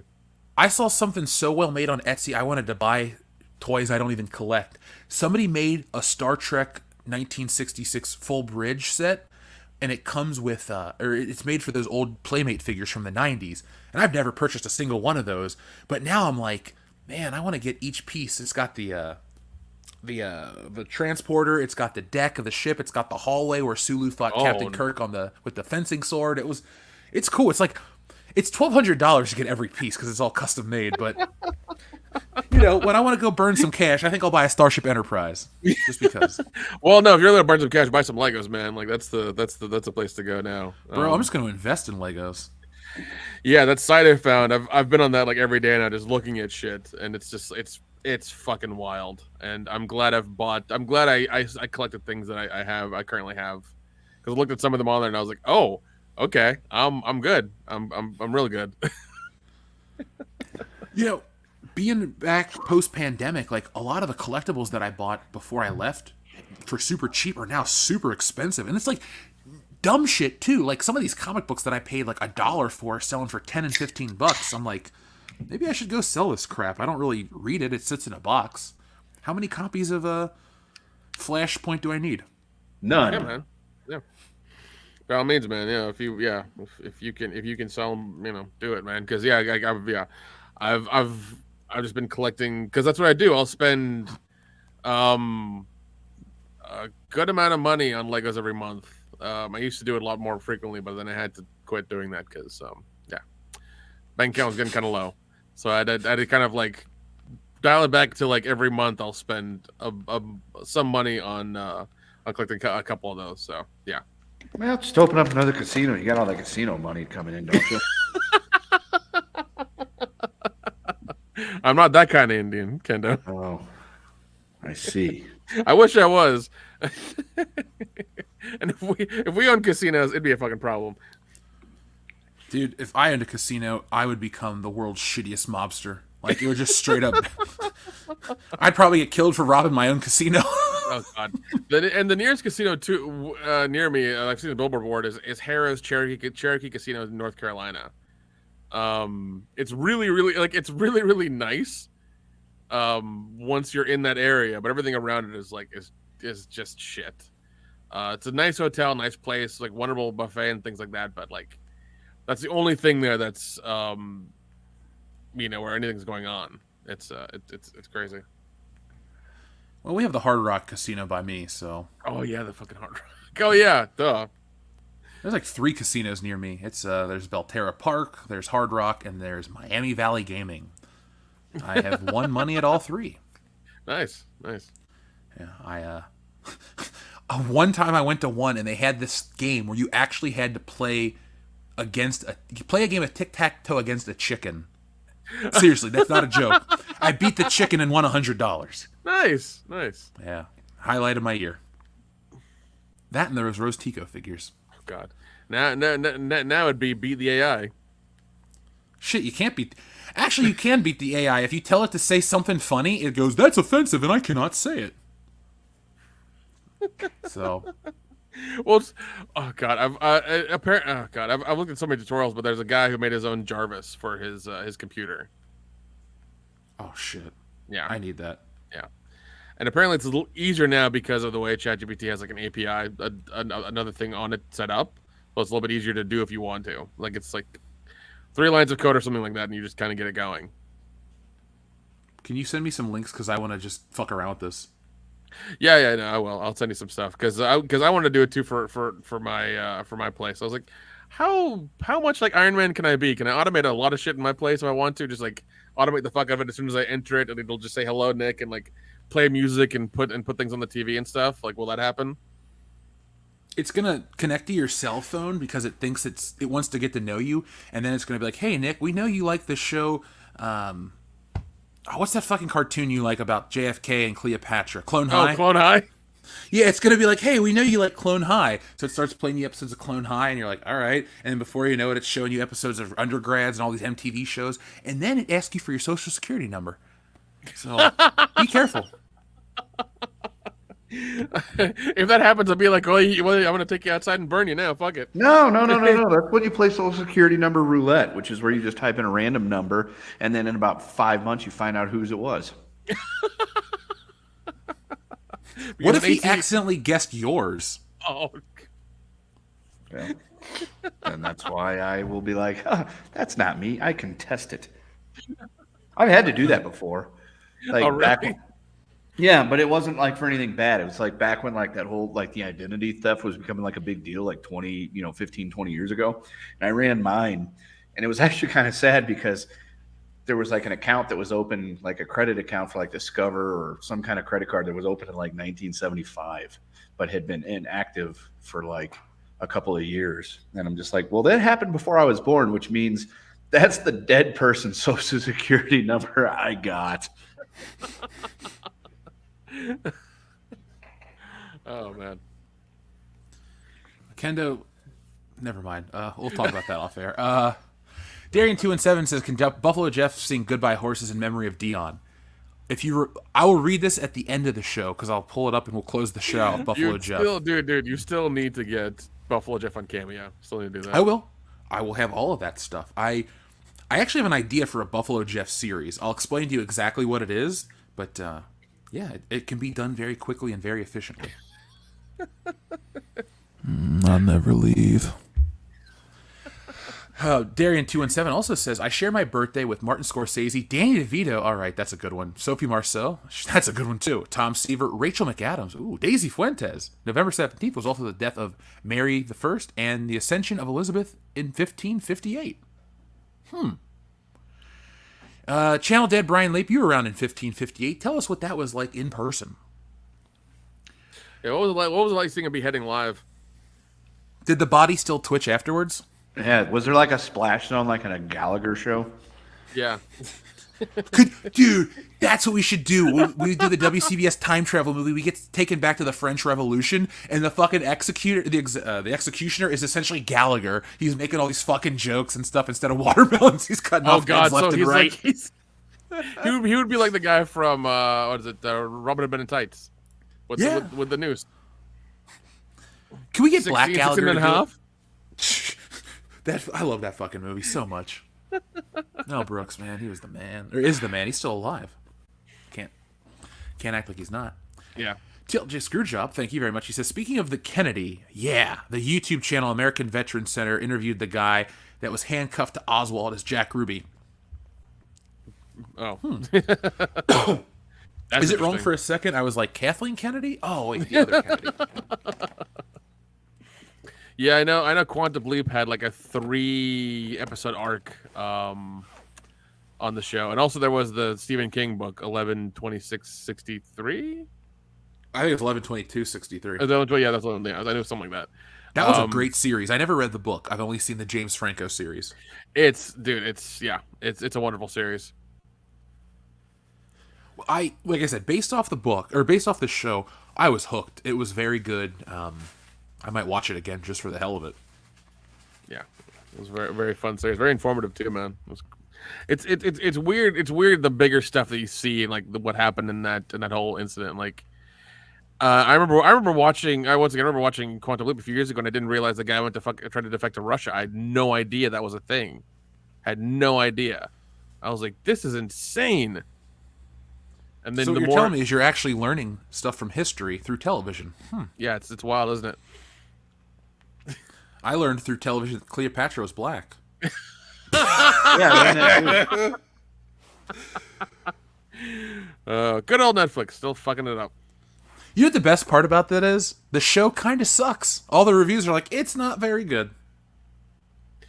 Well, I mean, the best thing you can do is watch 9 minutes and 50 seconds of it and turn it off and never watch it again. Because I will tell the algorithm from what I learned a couple of years ago that you don't like it and you're not gonna come back for it. So no, dude, my favorite thing is people that are coming out and supportive at going, you can't say that you didn't know she was black. She was African. It's like, well, for starters, she was a Ptolemaic Greek, so no. And secondly, you don't know much about the Ptolemies and how, persuasive they were about the idea of incest. So there's that aspect of it too. And then, another one was we weren't there. We don't know. We weren't around back then to be able to tell what she was. I'm like, are you familiar with the Romans who were really good at writing shit down and painting things? Yeah, I fucking hate that shit. It's like you can't like it's that scenario reminds me of the Chernobyl thing. Oh, are there any black people in Russia? It's like there's a reason for that. It's like, are you familiar with the Russians? It's like these are shows that are supposed to be like time period things, and they should be accurate to the time period they're in. Taking fucking, I guess, artistic liberty with them, I think, is dumb. Just to get a few fucking clicks and a few extra like watch hours. It's stupid. Yeah. It doesn't really help anything. It makes you look like you're a dumbass. I know. And it's so dumb. It's so dumb. I know. I had one of the arguments I saw on the internet one time was, and this was about the Cleopatra thing. It was like, no one said anything when Hamilton had black people, and I'm like, that's because nobody goes to see musicals. We don't care. But if that's the case, I want a Civil War movie that has a bunch of black dudes fighting for the South. I want Robert E. Lee played. Dude, there was that video of the two black guys who went to like a reenactment dressed as slaves, which ironically is the most accurate portrayal of that time period. Which I found the ironic part where the black dude that was a Confederate officer on a horse was telling them they couldn't do that. Yeah. I'm like, yo, they look more period appropriate than you do. Because like they really tried it, and everybody got really uncomfortable. And I was just like, "That's fucking hilarious."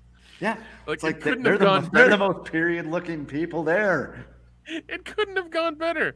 It was, oh man, like I love that video so much. It was so fucking hilarious. I was like, God damn it, these guys just they got it. They understood it. They understood the assignment. Yeah. If only more people did, the world would be a better place. I agree. Yeah, it was a hilarious video. Anybody who knows what I'm talking about, good for you. If you haven't, for the love of God, look it up. It's amazing. Nelson the Psychopath sends a super sticker. Nelson, thank you very much. We greatly appreciate that. Adam Walford, there we go. He's back. He says, "Where was the Pyramid Bass Pro Shop? That would be an awesome. That or in an Athens Temple in Atlanta, Georgia, or the Winchester Mandatory, or the Wind Cheater Mandatory. It is haunted." Oh, the Winchester, the Pyramid Bass Pro Shops. That's in, I think, Tennessee. I think it's in Nashville or Memphis. Memphis, maybe. Wherever that Tom Cruise movie took place, because it's in the background the whole time. That may have been Memphis or Nashville. No, I know which Winchester House you're talking about. It's in California. It's a part of California, but like it's got the false doors and then like the stairways that go nowhere and things like that.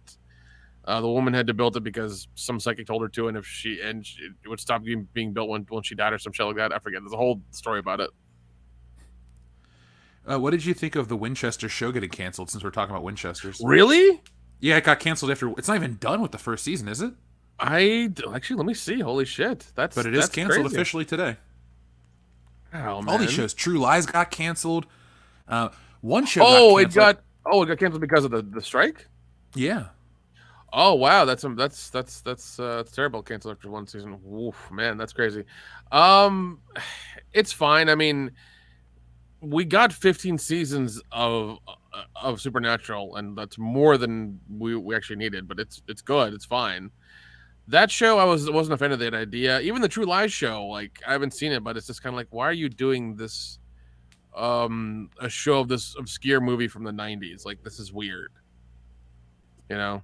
So yeah, it's strange. I actually have something about the writer strike. I'm part of a production assistant group that I was part of a few years ago.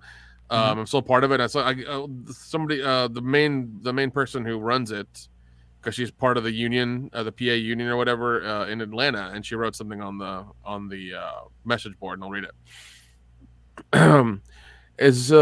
As you all should know by now, the writers are on strike. Let's see. While there aren't enough WGA members in town to create picket lines, There are shows currently in progress that are starting to shut down, probably due to lack of pre-written and approved scripts, or because they know they will need rewrites during the shoot that they can no longer get. The studios and streamers are cutting their losses regardless of the reasons, and this is my opinion. I believe this will be a long strike. During a writer's strike, guild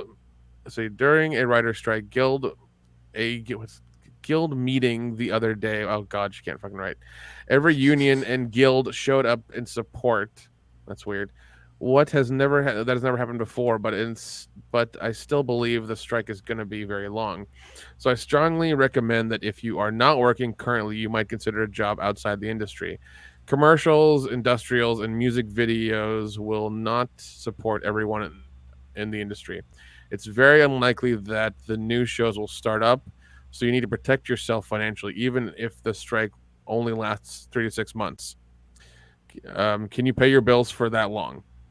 Producers I know are talking about jobs starting back up next year. Next year!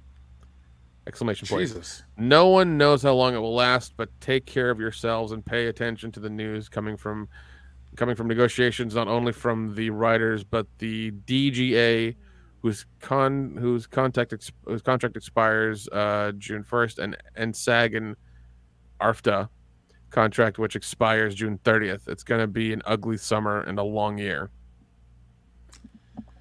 Good. Couldn't happen to a better bunch of people. Well, I mean, and like once again, like the thing I always look at on that is like Disney's in the middle of that, and they're getting royally fucked every day for them not being in production for stuff, and I fucking love it. I really do. We had a script doctor on the other night talking about, the writer's strike and stuff. We actually have a really good video coming out in a couple days, folks. Actually, I'll put it out tomorrow. I already made it. It gives you the entire writer's strike in 10 minutes. And the thing, though, the angle script doctor takes is he does acknowledge how douchey, Hollywood people are, this, that, and the other. But he talks about how it affects other parts of Hollywood as well, and kind of goes in depth.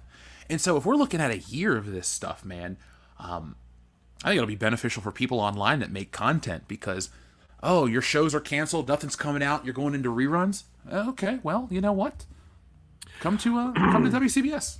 Well, here's what I recommend. The people, like groups like friends and people like us who are together. If you're closer in proximity than we are, and you've been doing a podcast or anything like that for a long time, start thinking about making a skit show, or at least doing a 30-second skit or a minute skit every couple of weeks, whatever, and start making that your thing. Because like Jeff said, there's not gonna be enough content. I mean, even late night TV is gone. I think it's gone for good after at this point, because if it's going to be 6 months to a year, late night TV is out the door. It's gone. But I think if anybody, once again, is in close proximity, they do a show like ours, and they can make a skit show or anything like that, put it out once a week for now, and start really writing stuff, and start really doing things. Because what's going to happen is people are going to look for you for entertainment, and make it a minute long or whatever, so you can put it on Instagram and TikTok as well. This way, you can grow your audience that way, and people can find you funny, and they can come back and hopefully see longer form content you've done before. But that's what I highly recommend everybody in that position does. Because right now is the time for you to grab attention. The higher ups are dying, and they're floundering, and there's this whole strike going on that stopped the industry cold in their tracks. And Hollywood can go fuck itself, in all honesty. I don't really care. But if the people like us who have a good amount of reach can do that, I would start writing tomorrow. Make some calls, get a webcam, get a camera, learn basic filmmaking angles, whatever, and just start shooting stuff. It is time for us to make My Black Ass, all 10 of them. We should make a blaxploitation film in the modern day.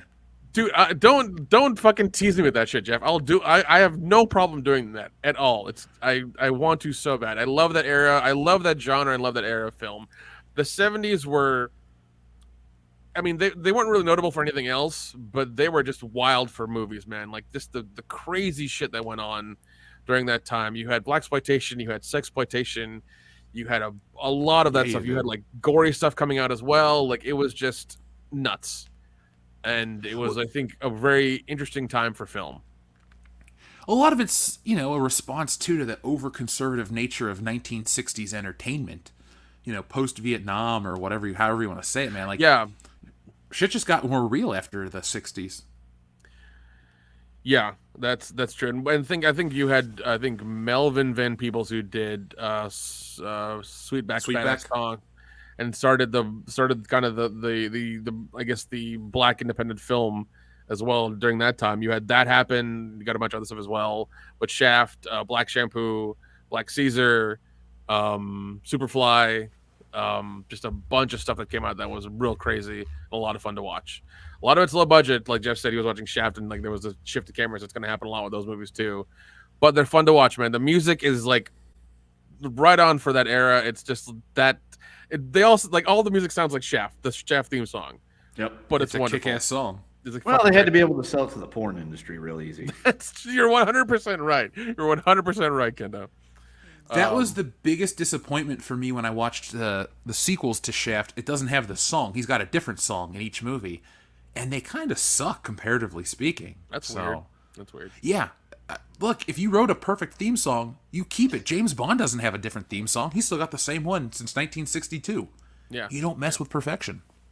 Yeah, it must. I mean, we don't know what happened. I'm sure it's something that happened in the background, but I but know it's still Isaac Hayes. Yeah, yeah. I know for Sweetback he got Earth, Wind, and Fire to do his music before they were Earth, Wind, and Fire. Oh shit. Yeah. Because there's a documentary called Badass that came out about 5 years ago, where his son reenacted a lot of the things that he went through as a kid being his dad. It's a really weird, like, referential, like thing. It's a lot of fun, but it's basically him playing his dad, trying to make Sweetback.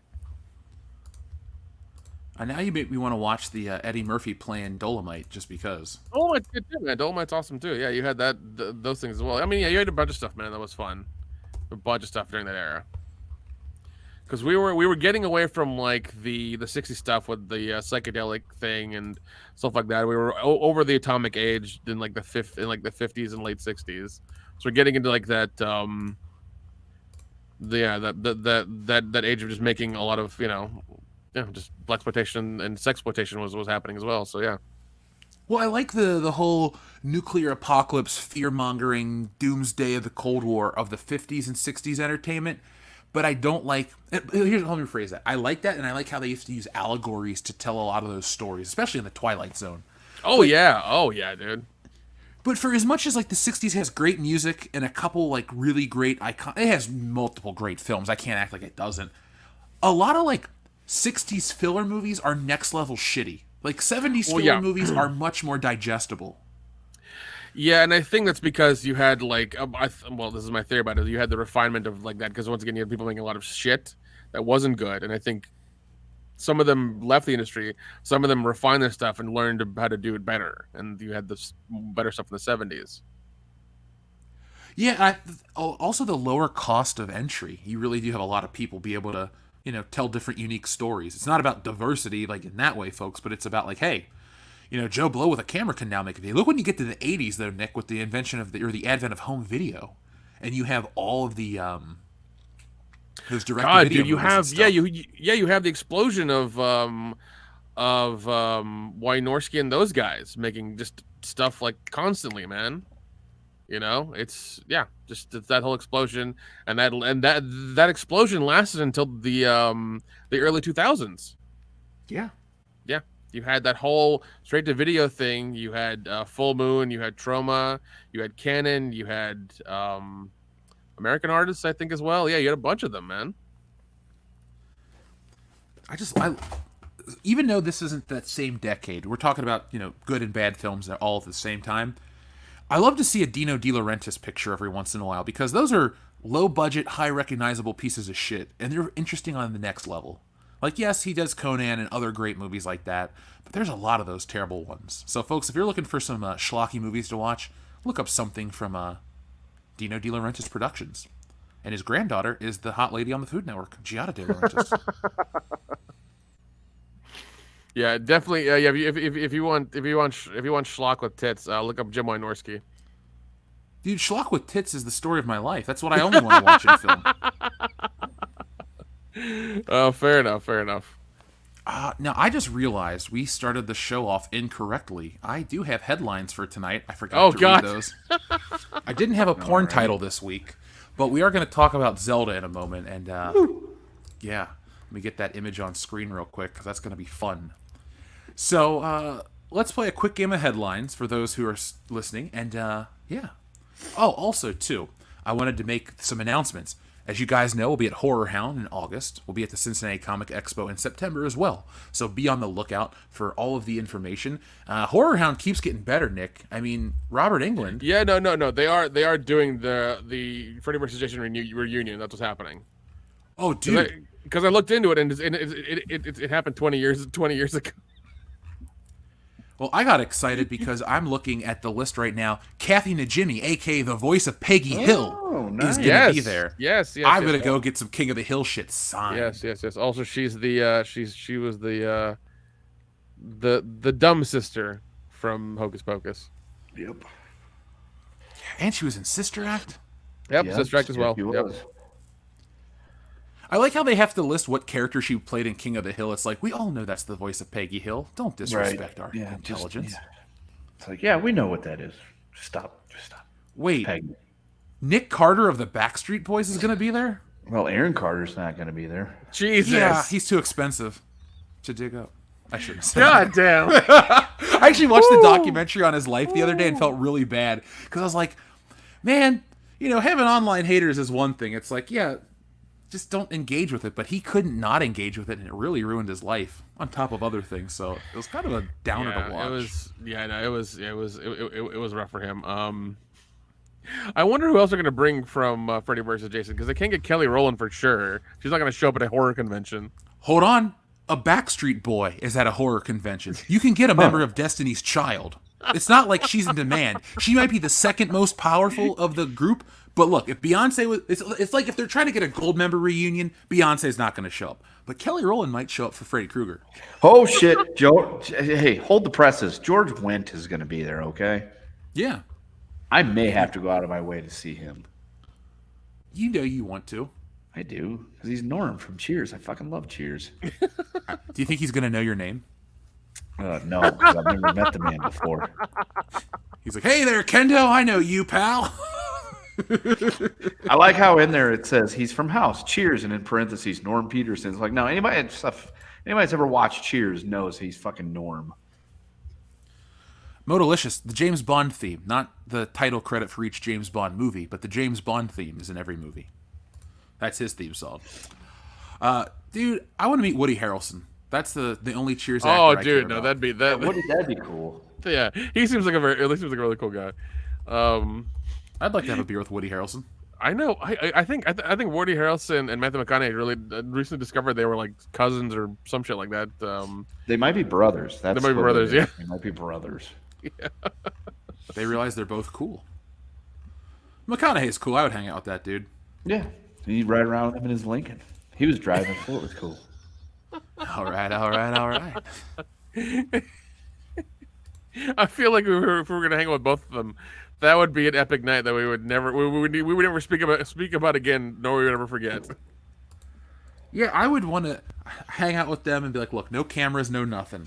Yeah, we wouldn't even tell people the stories.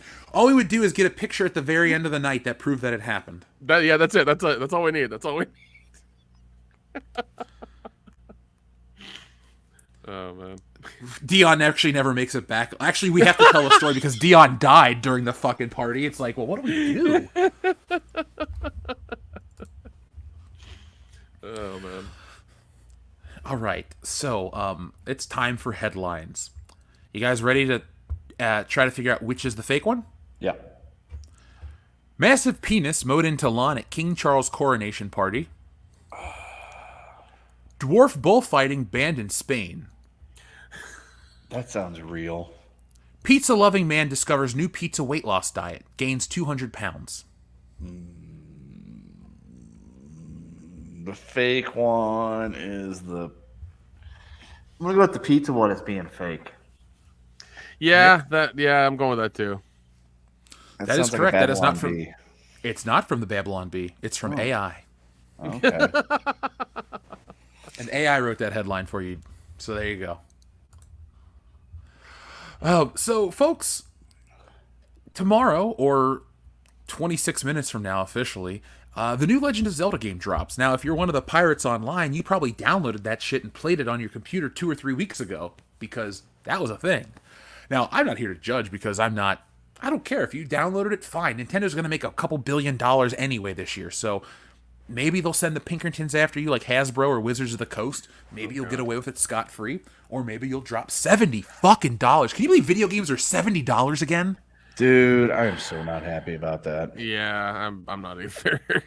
Like, that's what shit... Okay, I know inflation's different, but, like, games were $79 in, like, the 90s. That was the sticker shock back then. You're like, wow, $80 for a Super Nintendo cartridge? It was ridiculous how expensive the cartridges got. But, now we're full circle again. So, Kendo, you have this game pre-ordered, correct? No, I'm just going to go buy it from GameStop. Yeah, same. Because I couldn't get the collector's edition, I told myself I wasn't going to pre-order it because, you know, I want the nice shit to go with it. That's how I felt about it. Yeah, I'm excited. I enjoyed not Tears of the Kingdom because I haven't played it. I enjoyed Breath of the Wild. It's in my top 3 Zelda games. Did you enjoy that one? Yeah, dude, it was awesome. I got Breath of the Wild probably about a month after launch because the Switch sold out right away, and I didn't get one. And then I got the notification that they were back in stock. I bought one. It was sold out again like an hour later, and Breath of the Wild was pre-ordered with it.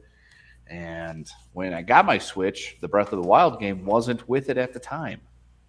They sent the Switch, but the Breath of the Wild game was like a day behind. So I immediately got in the car, drove 20 minutes to Walmart, bought it, came back. And then when the Breath of the Wild game did show up 2 days later, I just returned it to Walmart and got my money back. So played it. It took me about a month to beat the whole thing all the way through. I even took the time to try to find the other shrines and everything because I was just loving that game. It was a new experience for me, and I love Zelda.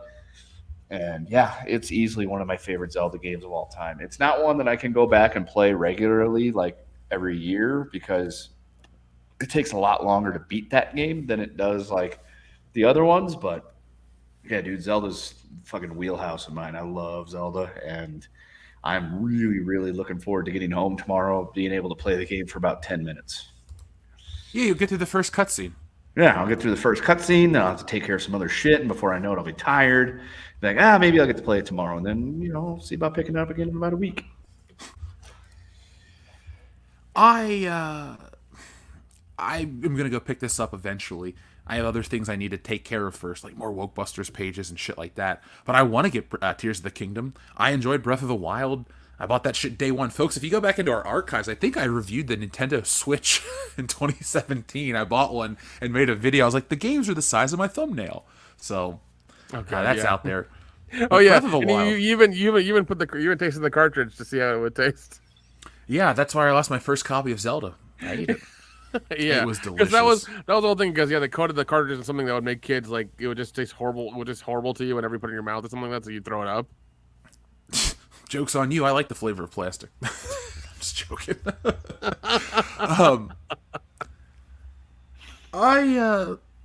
The other ones in my top 3, like I said, are Ocarina of Time and Twilight Princess. I like the more mature-looking Zelda games.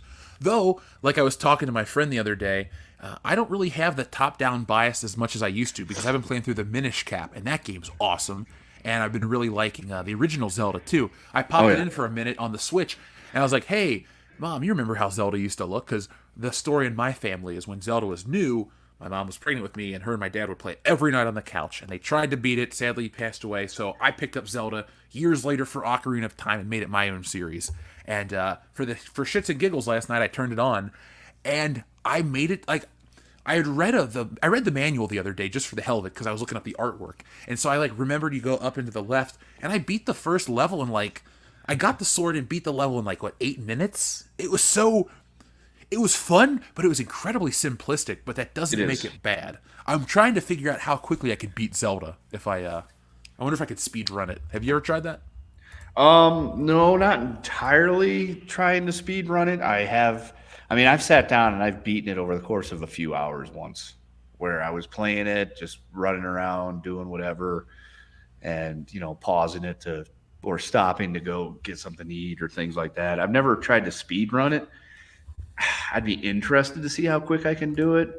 I did get the little Game and Watch Zelda. I finally found one that wasn't like secondhand, very expensive.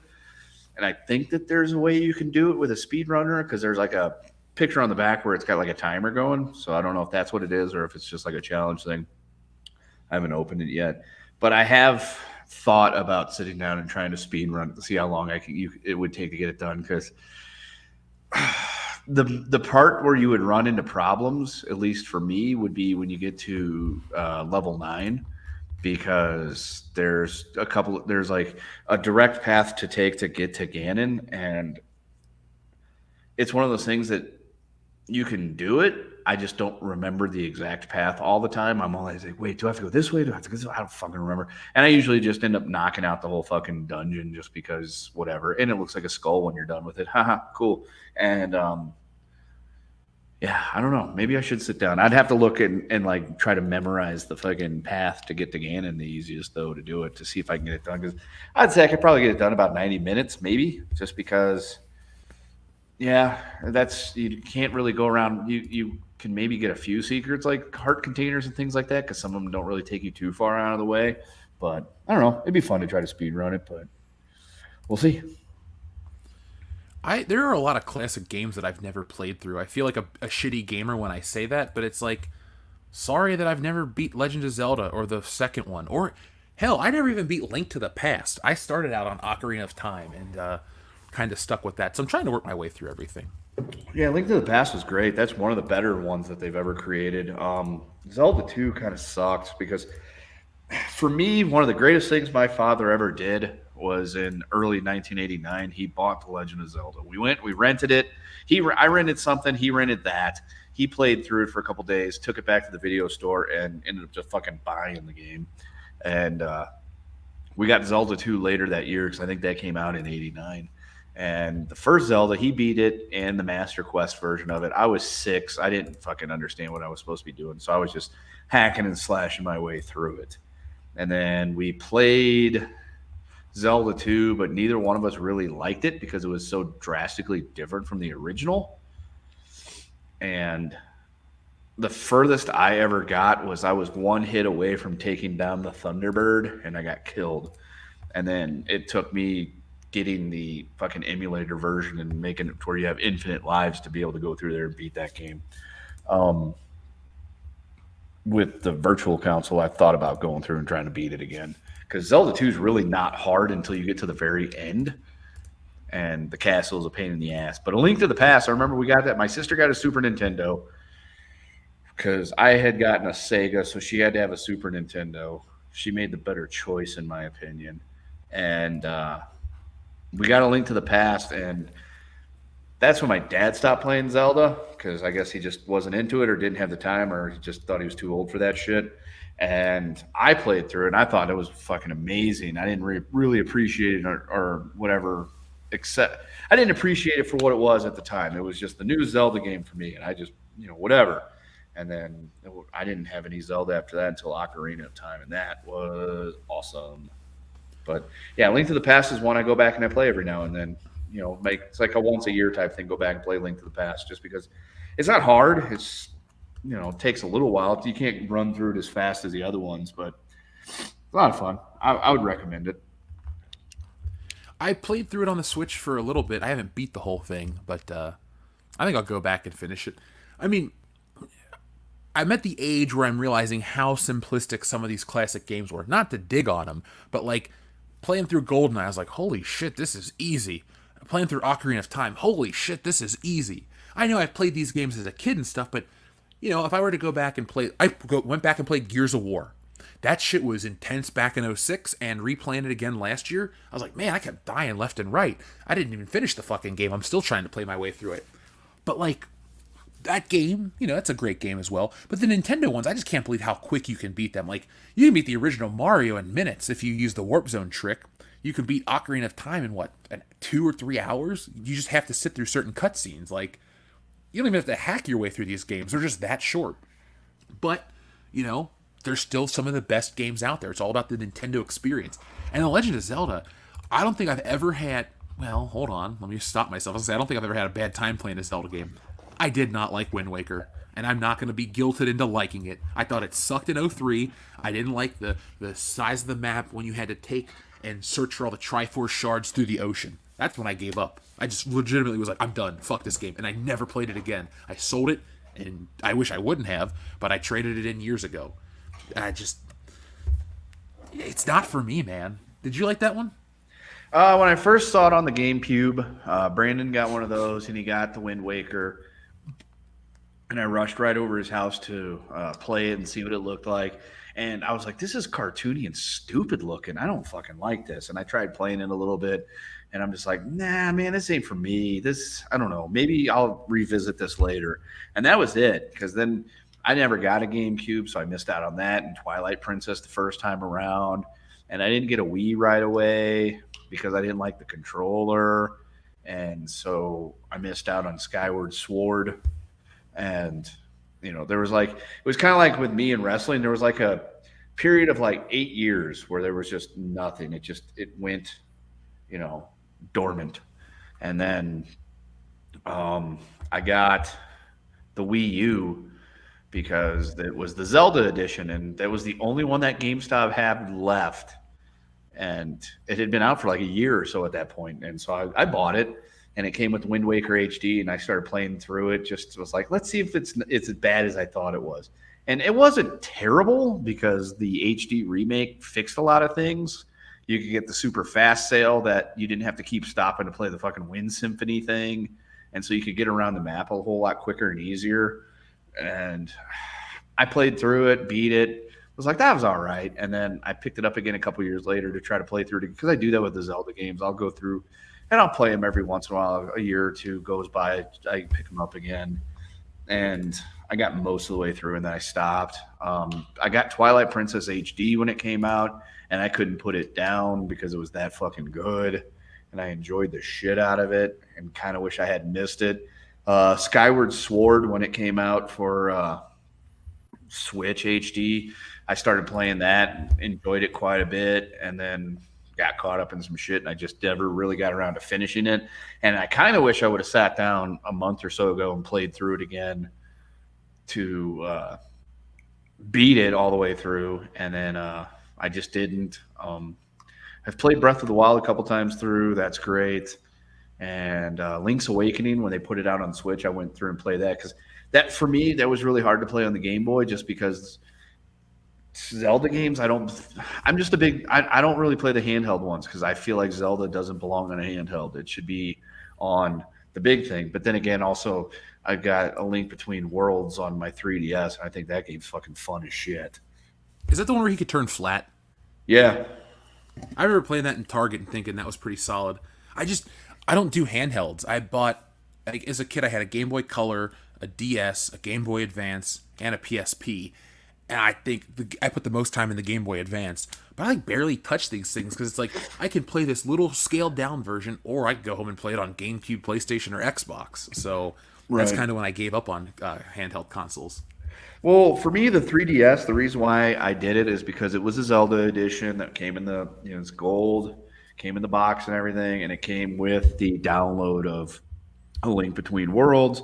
And I had just won the Deadpool for the first time, so I had some money. And I'm like, I'm going to fucking honor all the people that died by buying this thing. And that's how I rationalized it. I was like, all the people that, especially since I had a young person on my roster that year, I'm like, he'll never get a chance to play this game, so I'm going to do it for him. And, I went and bought it, and that's the first time I'd gotten into the handhelds because I had a Game Boy. I never got the Game Boy Color Advance because my regular Game Boy Pocket worked for me up until they stopped making games. By then, I was too broke and too busy to fucking buy shit. And, I bought that and just was like, man, I kind of miss having handhelds because I can lay there on the couch and fucking play that while I got something on TV playing in the background. And Link Between Worlds, it's sort of a carbon copy of A Link to the Past, and that the map is extremely similar, but the stories or connected, but very far apart in the Zelda timeline for whatever the hell that's worth, because the Zelda timeline's fucking loopy as shit anyway. And it was a lot of fun. I really enjoyed that because it was like the same game, but a new game and a different game. And then shortly thereafter is when they put out Ocarina of Time 3D Remaster and the Majora's Mask 3D Remaster, and I bought both of those. And yeah, it was I dug it. It was a lot of fun. I would recommend doing that if you have a 3DS, getting the Link Between the Worlds, because that's actually a really fun game. And other than that, I don't really own a whole lot of 3DS games, just Pokemon's and that and Mario Kart 7. But I liked it. It's in the drawer and it's been there for probably about a year and a half and hasn't been on or anything. I probably should charge that again. Maybe I'll take that with me to work and play with that while the kids are having their free time for the last 2 weeks. Dude, try the Minish Cap on the Switch console, because I play it on the TV. I don't actually, handheld it up. It's just kind of like playing an old, 16-bit version of the original Zelda. But it's a lot of fun, and the shrinking mechanic actually works pretty well. I thought it was going to be hokey and stupid, but, I like it quite a bit. The one I didn't get into was Link's Awakening on Game Boy Color, because I got that game the summer that I was finishing Ocarina of Time, and it was like Ocarina of Time was the greatest thing I had ever played, and that one was fun, but it was 8-bit, and I wanted, 3D graphics and all that dumb shit. I was a kid, so I bought into the gimmicks. Dude, it worked the same way for me, too, because I had never owned a Game Boy until I was 16-ish or so, because I was working and could actually pay for it with my own money. And Game Boys by then were like the Game Boy Pockets, and they weren't really that expensive because it was $19.99. The Game Boy was on its way out. And I had borrowed my friend's Game Boy and was trying to play Link's Awakening on that. And I'm just like used to regular Legend of Zelda and Zelda 2. I'm like, this is stupid. I don't like it. It's too small and the colors are all fucked up and blah, blah, blah, blah, blah. So I never played it. Like I tried playing it, couldn't do it. And even after I got my Game Boy Pocket and played the shit out of some fucking Pokemon Blue and Yellow, I tried doing it again because I had a copy of Link's Awakening that somebody had given me, and I was trying to play it. I just could not do it. It wasn't until they came out the remaster Switch version of it that I was actually able to play it and enjoy it. Have you ever played or seen the Game Boy Light before? No. Oh, the little clip-on light thing? No, there was a version of Nintendo, or the version of the Game Boy that had a backlit screen. It was from Japan, but I don't know if you had ever seen one before. No. God, the Game Boy was so simple. I'm not nostalgic for that console at all, though. It was great for what it was, but maybe GBA I liked a little more. Maybe I'm nostalgic for that one. I have considered buying like a Game Boy Color and a Game Boy Advance just to play through on some of the Pokemon games that I had missed between all that time with me having a Game Boy and then not getting another one for a while. But I don't know. Every time I think about trying to go back and playing those old consoles and things like that, I'm just kind of like, do I really want to do that? Do I really want to spend all this money on batteries and all this other stuff? And I'm kind of like, not really. Well, what you do is you just buy a Game Boy Advance because it plays Game Boy Color games. Oh, well, there you go. I can do that. Maybe. What I want to do is get a GBA modded to have a backlight in the screen, and that would be my ultimate handheld, because I liked the shape of that one. I don't know what you call it, a wing shape or a wedge shape or whatever the fuck it was. It was a good console.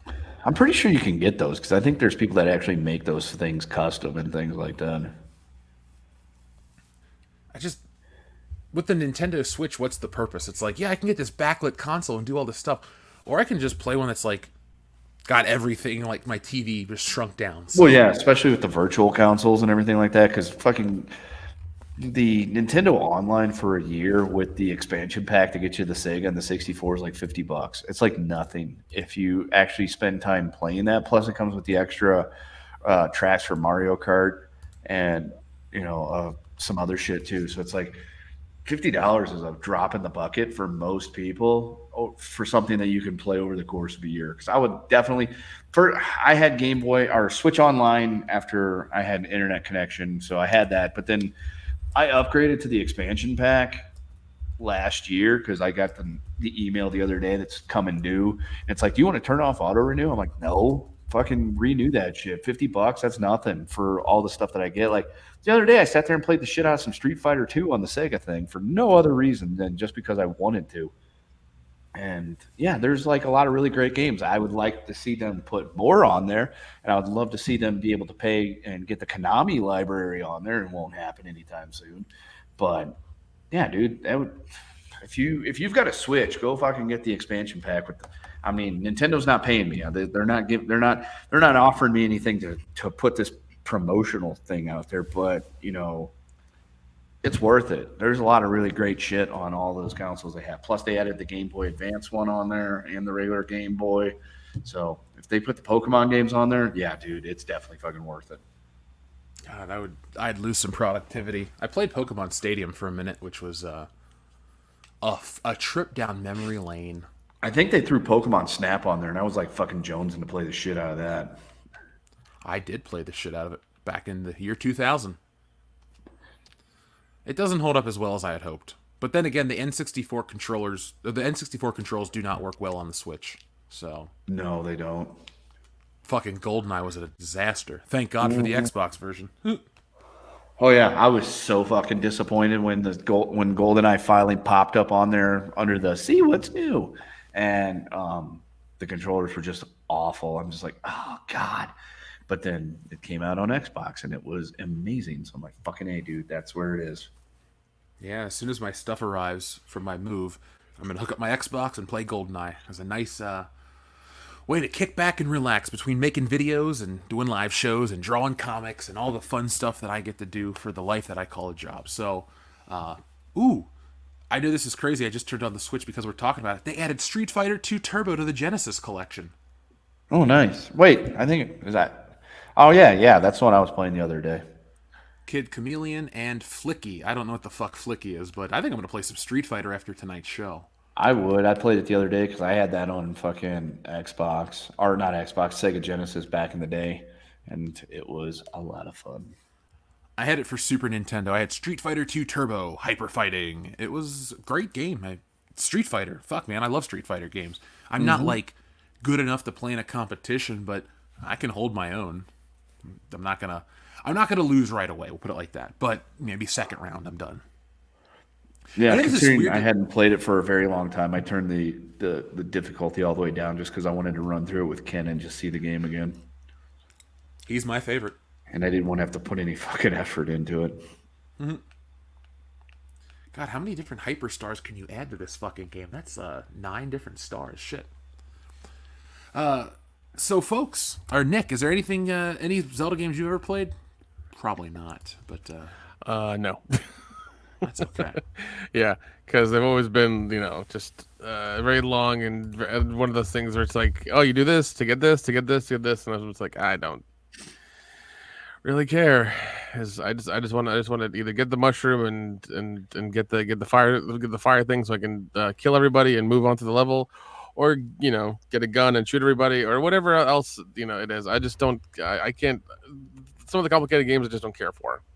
And Zelda's one of them where it's like, I can't. I'm not going to get into it.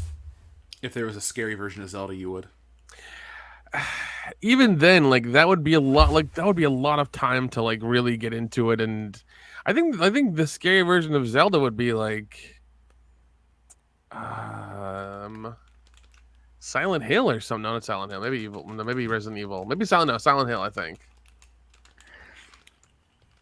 Better than Mission Hill, Nick.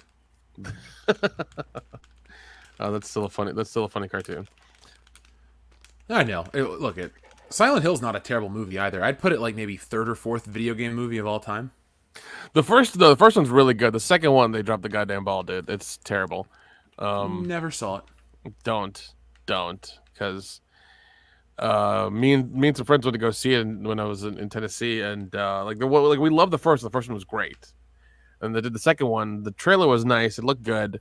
We watched it, and there were all these glaring mistakes in it and everything. I was like, the fuck is this? The story didn't make sense. They were trying to cut 2 video games together. It didn't work out. It was terrible, man. It was just awful. And it was during the height of that 3D era, so everything was 3D, and the story was shit. Thanks, James Cameron. Yeah, it was bad, man. Now we got a fuck, marry, kill from Nelson the Psychopath, not Xavier to God. He says, fuck, marry, kill, Mortal Kombat Sonya, Kitana, and Shiva.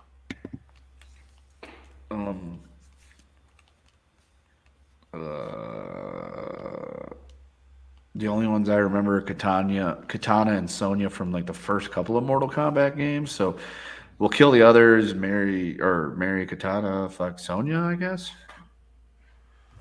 Yeah, I don't because really, Kitana's a princess. I don't really remember any of them. Yeah. Well, you don't want to marry Melina because that's the chick with the spiky, sharp teeth that'll, suck your soul out through your nose. I mean, if she was going to suck myself or somewhere else, we could talk, but not through my nose. That's not. Yeah, we don't want that. No, it's just not fun. It's just pain. Yeah, let's not do that. Yeah. I will marry Sonya Blade because she's normal. Princess Katana's like hundreds of years old, and I don't know how that's going to work out. And then Shiva's fucking scary and looks like Goro. Like, I am prejudiced, folks. I will not marry a woman with 4 arms. I just won't do it. I fucking won't. You're a limist. That's what it is. I'm a limist, yes. Yep. So there is one last thing. It's weird that we've known each other for like 8 years now and done the podcast for 7, and I just found out now. I'm shocked. I don't know what to do. Yeah. I'm sorry. At least I'm honest with you guys. At 7 years later, yeah. What the fuck, man? I think I'm gonna quit. Nah, I'm not. Fine. Look, I won't judge you if you want to marry a woman with 3 tits. So don't judge me if I don't want to marry a woman with 4 arms. Okay, fine. I'll go with that. That's sound logic, but I don't like it. I don't like it that one bit. Hey, while we're on the topic of random shit, before we close out the show, Beetlejuice 2. Nick, are you excited? Or did we talk about this? We talked about this off air. So yeah. I mean, like, I know that Jenna Ortega is like the it girl now, and they want her because she checks boxes in Hollywood, and they need that for the Academy Awards from here on out. But, like, come the fuck on, man. Like, she's not that good. I'm sorry. She's really not that good. I just hope we, don't have to suffer through another one of those stupid fucking dances again. Listen, I never, once again, I didn't have Netflix at the time. I still don't. I haven't had it for months now because I'm just in protest. And I didn't watch it, nor did I, acquire it by other means and watch it. I just didn't at all. Because the way they did the Addams Family, I was like, that's dumb, stupid, doesn't make sense. So I was, not a fan. Hey, I just see it on TikTok a lot, and I'm like, okay, that's what everyone's going on about. They're like, she's weird like me. It's like, okay. She's wearing a costume as well. She's pretending to be weird like you. Yeah, she's wearing a costume. She's not really weird. She's actually, she's in Hollywood, so she's probably pretty weird. But, that's she's weird in her own special way. Yeah, weird in her special way. But also, she's in a marketable way. That's true. If you look at the movies she's done, she hasn't done any really good acting or whatever. She's kind of just she's just filling a role for now. That's it.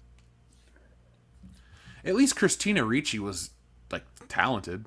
Mm-hmm. Yeah, same with Winona Ryder. They're in all kinds of shit. Now I know Jenna Ortega's new, so we got to give her that chance. And it's yes.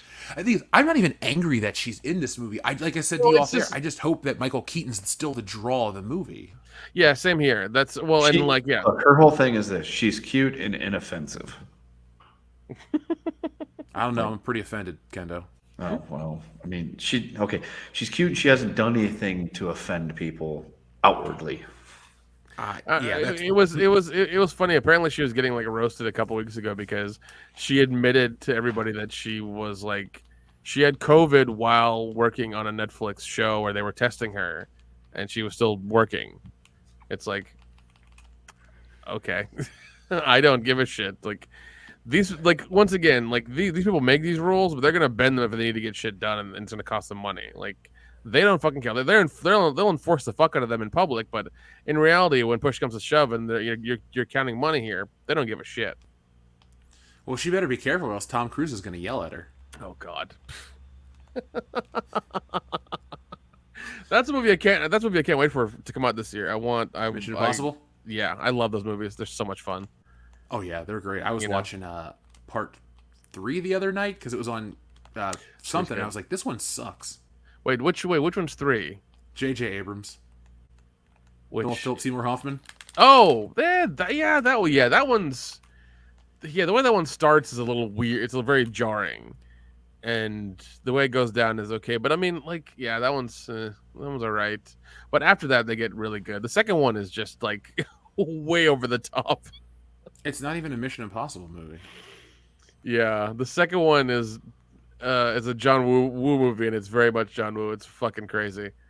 The year 2000 was a very weird time. Well, see, that's the thing is like these movies like this happened with a couple of the franchises as well, with like Men in Black as well, where like the first one hit really hard, and they're like, all right, let's shove all the advertising into the second one and try to make money off this. That's why Men in Black 2 is just like this advertising fest. It's of all kinds of terrible as well. Oh no, it's not good. 3, they actually came back with 3 and had a lot of heart in it, and it was a lot of fun. It was really good. But the same thing happened. Yeah, it's just how it is, man. I fucking hate it. Yeah, it is what it is. But I'm with you though. This summer's gonna have that movie to look forward to. I'm actually looking forward to a decent amount of movies. I'm not gonna go see The Family Picture, and folks, we haven't complained about Little Mermaid here on the channel because we don't care. Yeah, we're not. No, if girls watching that movie. Yeah, if you get a chance to see Sisu this weekend, go check it out. You know what? I might try to go check it because I told you last time, my Regal Pass, I accidentally let it roll over because it rolled over the day I moved back, and I'm like, well, shit. So I'm kind of stuck with it for 30 more days. Luckily, there's a Regal about 10 miles from me, so. Yeah, definitely. No, but definitely if you can, go check it out. It is, it's a lot of fun, man. It really is. It's not based on history though, right? It's no. It's based in a scenario where like the Nazis were losing, and they were like, apparently when they were leaving their camps and whatever and going back to Germany, they were laying waste to everything. And this Finnish soldier from, I want to say he's from World War I, and he's just kind of like in the area minding his own business, and he finds like a vein of gold in the ground, and he digs up a lot of it and like tries to get past the Nazis, and he doesn't, and they pick on the wrong old man, and it's just him kicking ass for 90 minutes. What's going to be sad is I'm going to watch this movie, and then I'm going to watch Indiana Jones 5, and I'm going to go, man, this old man kicks way more ass than Harrison Ford. Yeah, that's going to be the problem, yeah. But no, definitely go check it out. If I can acquire it by other means and get it to Kendo, I will, because I want to hear his opinions on it too. Whenever he can go watch it. That's good, because we're actually going to the movies this weekend for the first time in I don't know how long. And Top Gun Maverick. That's the last time we got to go see the movies. Yeah, but no, whenever. Yeah, but no. Oh yeah. Whenever you're finally going to see Mario. Mm-hmm. Oh, dude, you're gonna fucking love it. Text me if you Text me when you find, after the movie, but tell me if you find the GameCube ringtone in the movie. Okay, yeah, because she was wanting to go see Guardians 3 and take the kid. I told her that movie's like almost 3 hours long, apparently. And we both came to the logical conclusion that a 1-year-old is not going to fucking behave for 3 hours in a movie theater. So I was like, let's go see the Mario movie that's colorful, and he might actually sit there and pay attention to it, not know what the hell he's going on because he's one, but, at least do better than he would with the other one. Yeah, as someone who's seen both, your assessment is right. Mario is such a quick, short movie, and hell, you'll be so enamored you won't even realize your family's with you. You're just going to be staring at the screen going, well, this is actually pretty goddamn good. Good. I like the idea of not, being able to realize that I'm with my family and I can just zone out. It's every man's dream to be able to envision his family as invisible. Yeah. Like, wife, kid, what are you talking about? So, anyway, where do you go to school? I'm sorry, that's my wife right there.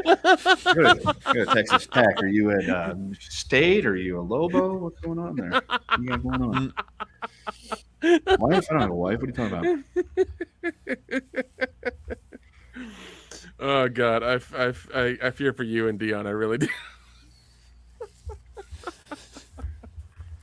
It's good not to have kids yet, Nick.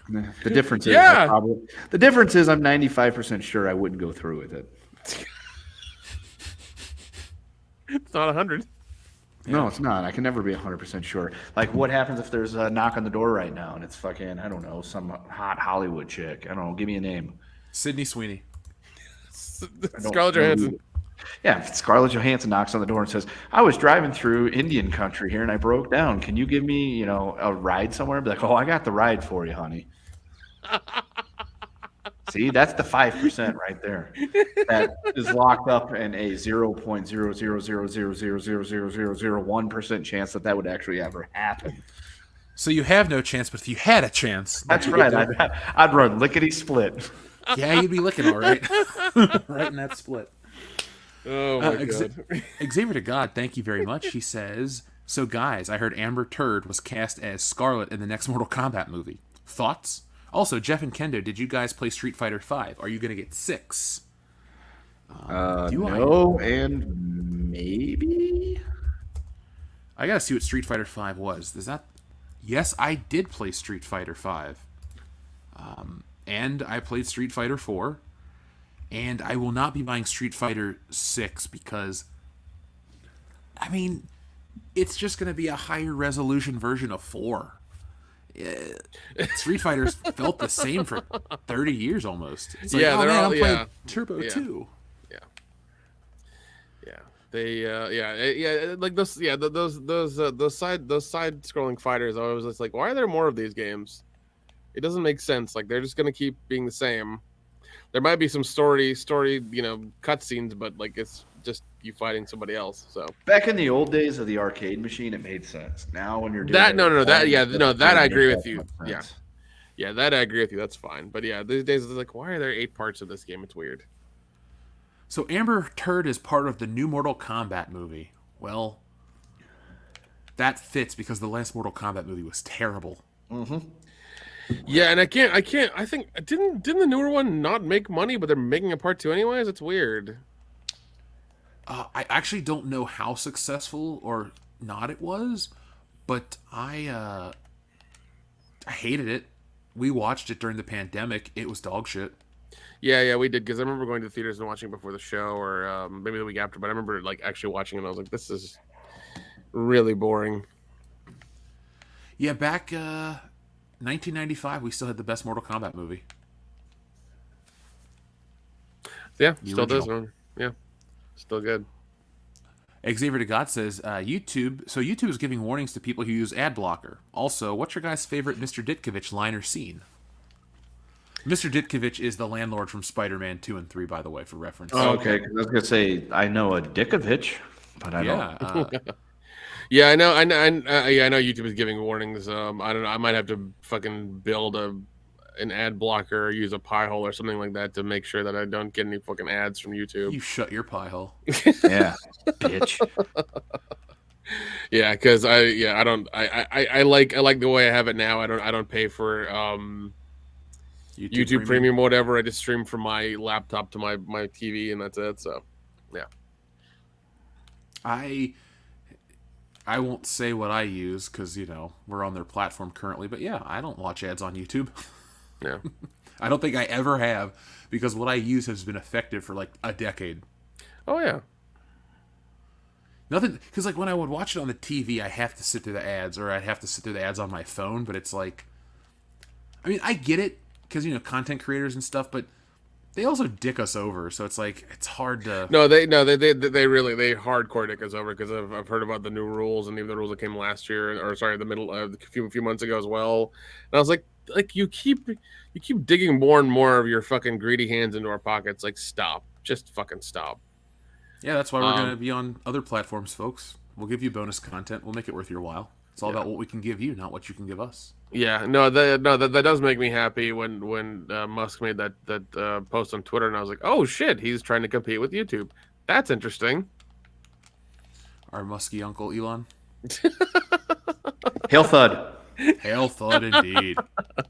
What was it? That model rocket company has a model of the Falcon 9 rocket I bought. Ooh. Yep. Did it blow up on impact? No. Ideally not. Now, to answer your question, Xavier to God, about my favorite Mr. Ditkovich line or scene, I do like the part where he says, if excuses were crackers, my daughter would be fat. That's a funny one. Yeah. I like when I think he's I think either Peter's taking a shit or somebody's in the bathroom and he goes, "Rent," and he just closes the door in his face. I think that's pretty funny. And when he's trying to tell him how to get Mary Jane back, he says, "You say this, you are a good woman, I am good man." And then Peter waits and nothing else happens. So, it was. See, that's where Peter really fucked up with the whole deal. He could have just went out and robbed a bank and taken the money, and then he would have had his rent taken care of. And he should have just said, "Fuck Mary Jane, she's a bitch. I'm gonna go bang this chick that's making me cookies." Oh, was her name Ursula, right? Yeah, like she was so sweet on him, and she was so nice and loving, and you could just see it. And yet he's chasing after this harlot that's, now he's going to be an Eskimo brother with Harry. Which, I mean, there's nothing wrong with that. It's just, this is the chick that you've been after your entire time. You've saved her ass and everything, and then she ends up getting fucking porked by your best friend. Back to formula. Yeah, it's like... I don't think, in his defense, I don't think Mary Jane and Harry ever banged again after Peter saved her.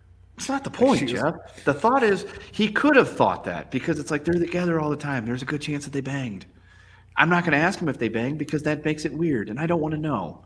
But then I also know, but I don't want to know, but I also know, and she knows that I know that she knows that I know. And we don't want to go down that road because that leads to therapy, and we don't want couples therapy. So just go after Ursula. Just go for her. Because you know what happens if you start banging the landlord's daughter and he really likes you?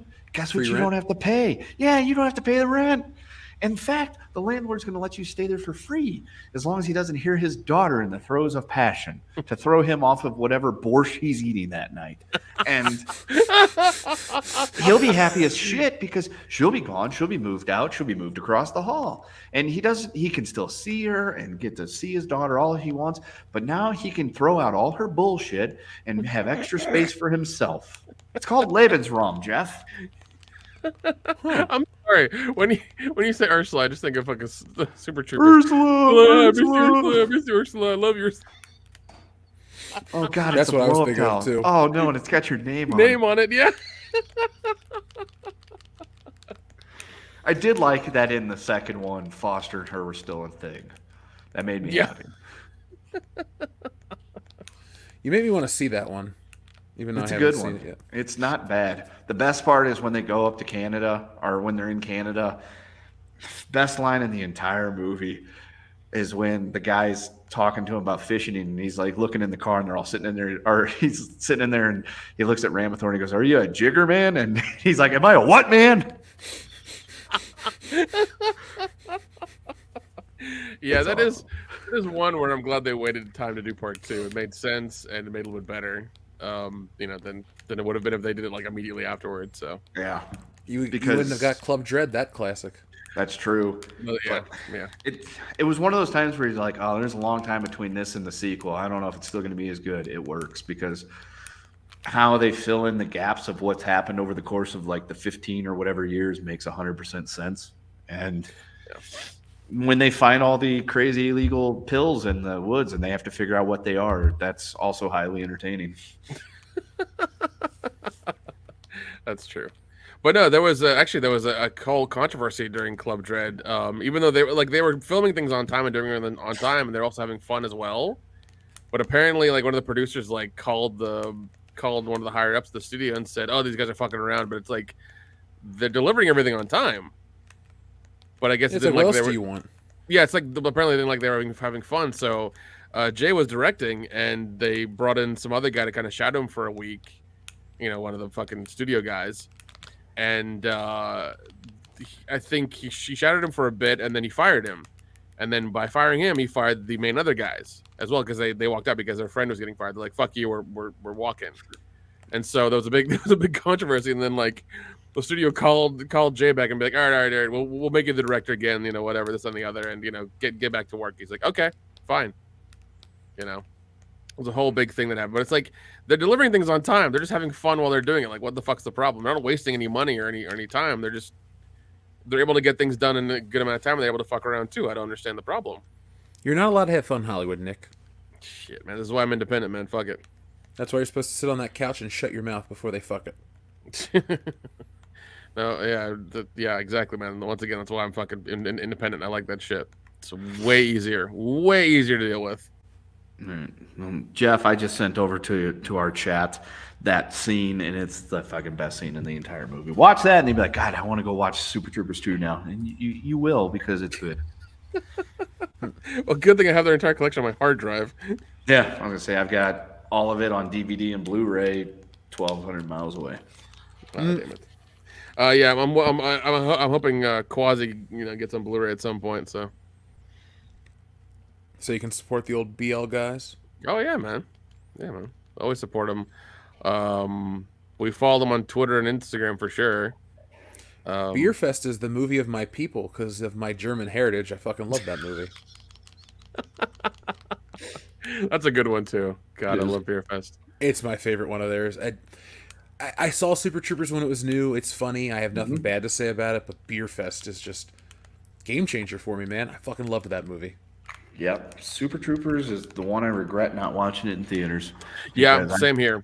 My friend in high school, he was like, dude, let's go watch this. I'm like, that movie looks so fucking stupid and retarded. I could never, ever watch a movie like that. Fast forward a few months, I'm at my buddy's house because I moved up to Michigan and everything, and we're watching Super Troopers, and it's the funniest fucking thing. And I'm just like, this movie is incredible. How did I miss out on this? And then since then, everything was that they put out in theaters. I saw it in theaters with the exception of, no, I did see Super Troopers 2 in theaters. Never mind, I did.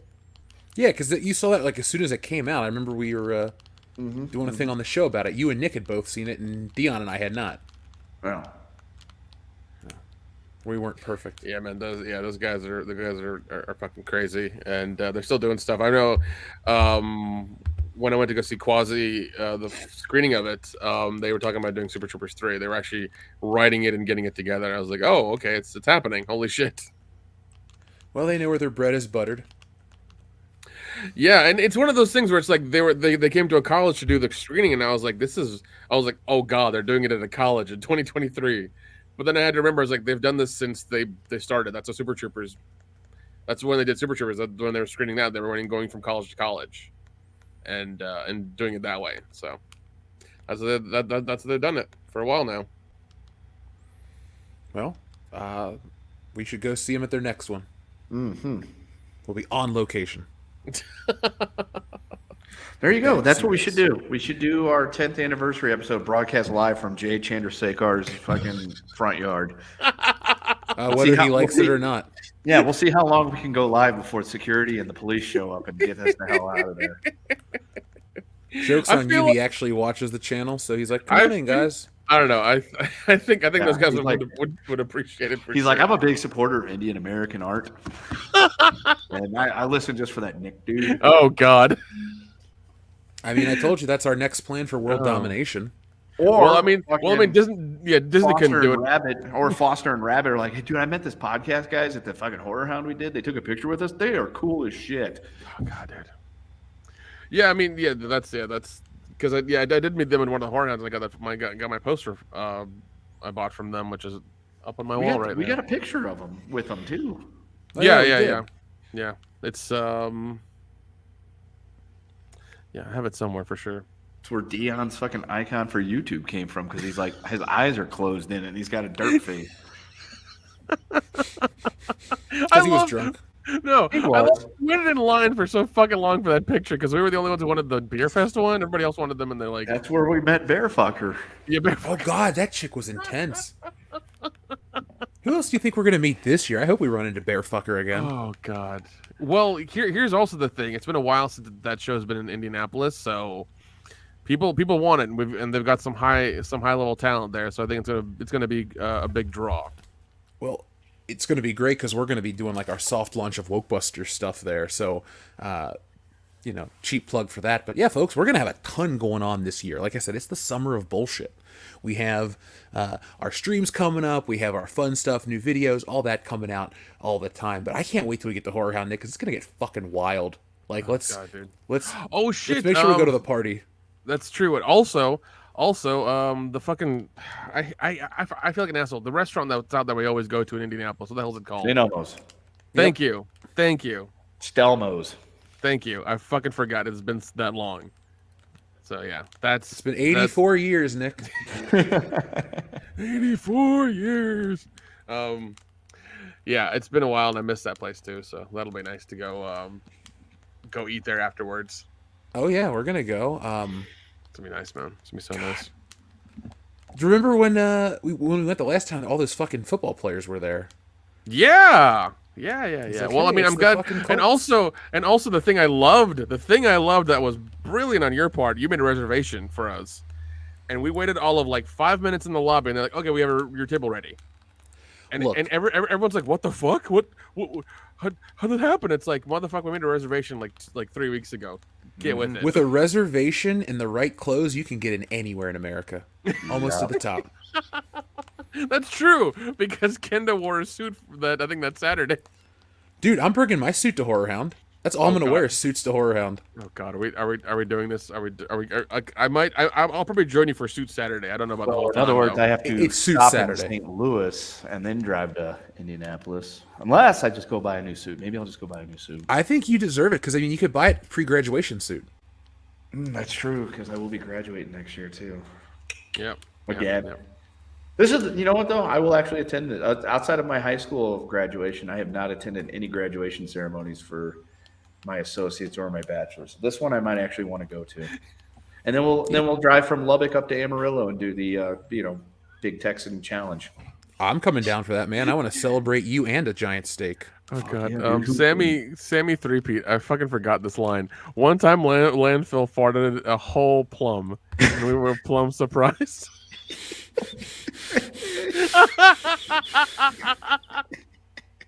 I forgot about that fucking line. Oh shit. Oh, landfill too. You're more than a lover of the original or something like that. I can't remember what it was. Thank you, little lady. God damn it. I love the part when they go to that fucking high school party and they just try to outdrink all those kids. Yeah. What the hell? All right, old guy. Old, 33. God, I'm older than him now. Fuck. Yeah. What the hell did Lemmy do? It was like what was it called? A dugout or it was a strikeout? Holy shit, man. I've done that before. Apparently, I think he did that 11 times or 4. Like he did it more than once for sure. Yeah, it was rough. And apparently they used real weed for that scene whenever they did it. I was like, God. Oh shit. Yeah. They in fact did not fuck around. Oh good. No one's gonna have to find out then. Yeah. I'm looking at flights right now, don't worry. Oh fuck yeah, Coach Kendo returns. Folks, this is gonna be the event of the season. We're gonna start putting these little bumpers in the videos and getting everything ready because we're world class, baby. My new job, I'll be there for a few weeks at the new school. Like, I need this 4-day week, and it's a friends event thing I have to go to in the eastern half of the country. Just sign it. Just say it's okay for me to take off that Friday and Monday. I don't care if we have a football game that Friday night. Guess who's not going to be coaching that game? Me. Yeah, I need to go to return some videotapes like on the East Coast, like right now. Okay, come on. Return some videotapes in Indianapolis. Actually, I could just fly to Cincinnati and just have Jeff pick me up there. Yeah, because I live even closer to the airport now. So that makes more sense. ABQ to Cincinnati. I'll see what those flights look like. Might be more expensive because Cincinnati's a shit airport. Well, it's going to be $441 as of right now to fly from ABQ to Indianapolis. Let's see what it costs to fly to Cincinnati on the 18th and fly back on the 21st. Minus how much it's going to cost for me to leave my car sitting there. Oh, leave at 11:25 but get there at 7:45? No, sir. That is not going to work for me. Yeah, it looks like I'm just flying to Indianapolis because these flights all show up in Cincinnati at least at 4 o'clock, and that's way too late to get to the Whorehound. Yeah, you fly into Indianapolis, and we will pick you up. Nick, are you driving up to Cincy and we going together? Is a pig's pussy shit in the woods behind a hedge? Well, yes, it is. Okay, then yeah, I'll be there. So, folks, get ready. It's going to be a party and a half. But there's alarms going on outside. Sorry for that. I know everyone can Just hear like the old days. Hey, we're back in the Eastern time zone, folks. It's almost 1 o'clock and there's car alarms going off. Gotta love that world-class flavor. It comes with Cincinnati, don't you know? So, Hey, at least motorcycles aren't racing by and shit like that.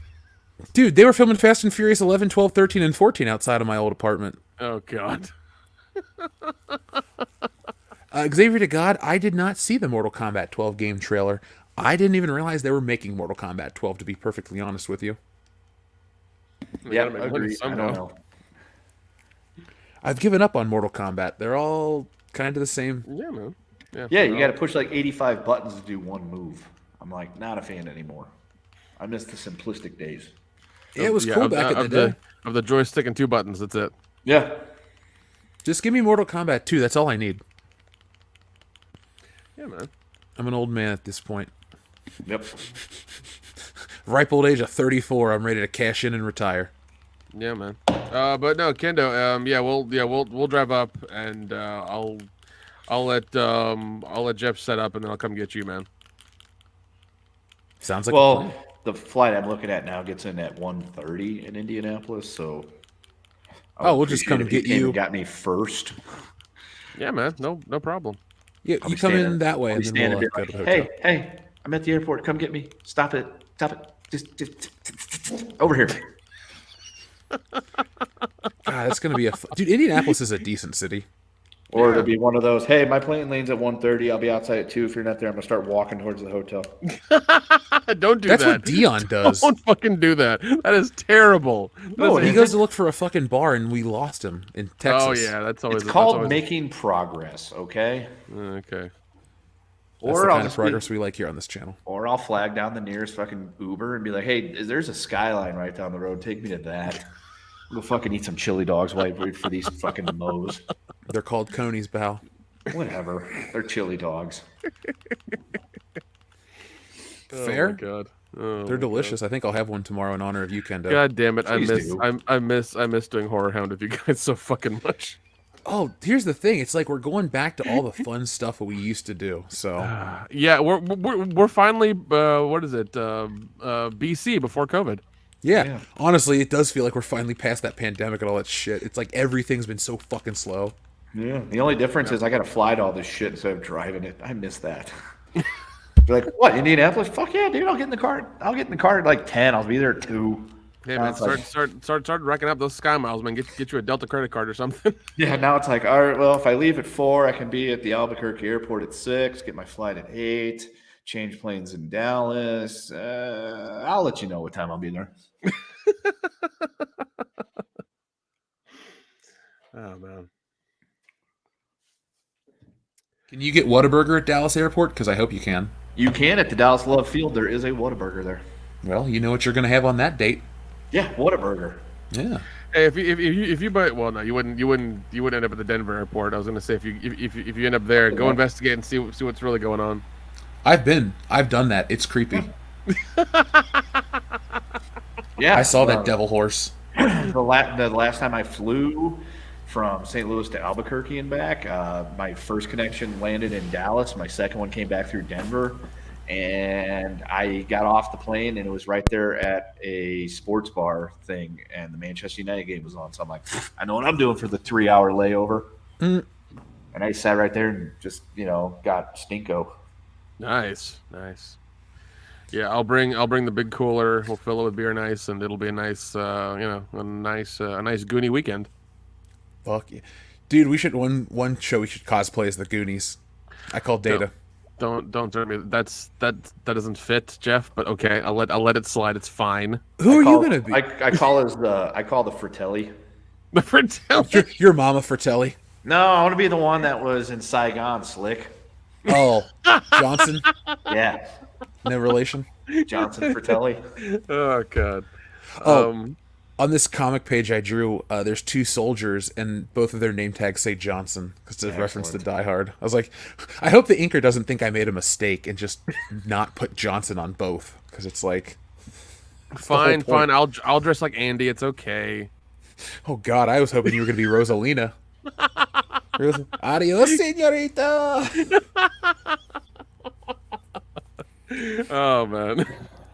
Dion's got to be Josh Brolin and burn his asshole just like in real life. Just wear the tracksuit and the headband, yeah. Did you see when Josh Brolin dressed up as himself for Halloween? Dude, that was so fucking awesome. I thought that was great. Oh, jeez. Well, folks, I think we've reached the end of a fun episode tonight. Thank you for everybody who sent in the super chats. We appreciate that. Thank you to everyone who joined us and just hung out in general. We appreciate that just as much. Like we said, folks, in 3 short months, we will be at Horror Hound in Indianapolis. That will be August 18th through the 20th. 2023 at the Indiana Convention Center in Indianapolis, Indiana. It is the 20th anniversary of Horror Hound. It is the 20th anniversary of Freddy vs. Jason, and the show in Indianapolis is a crazy time.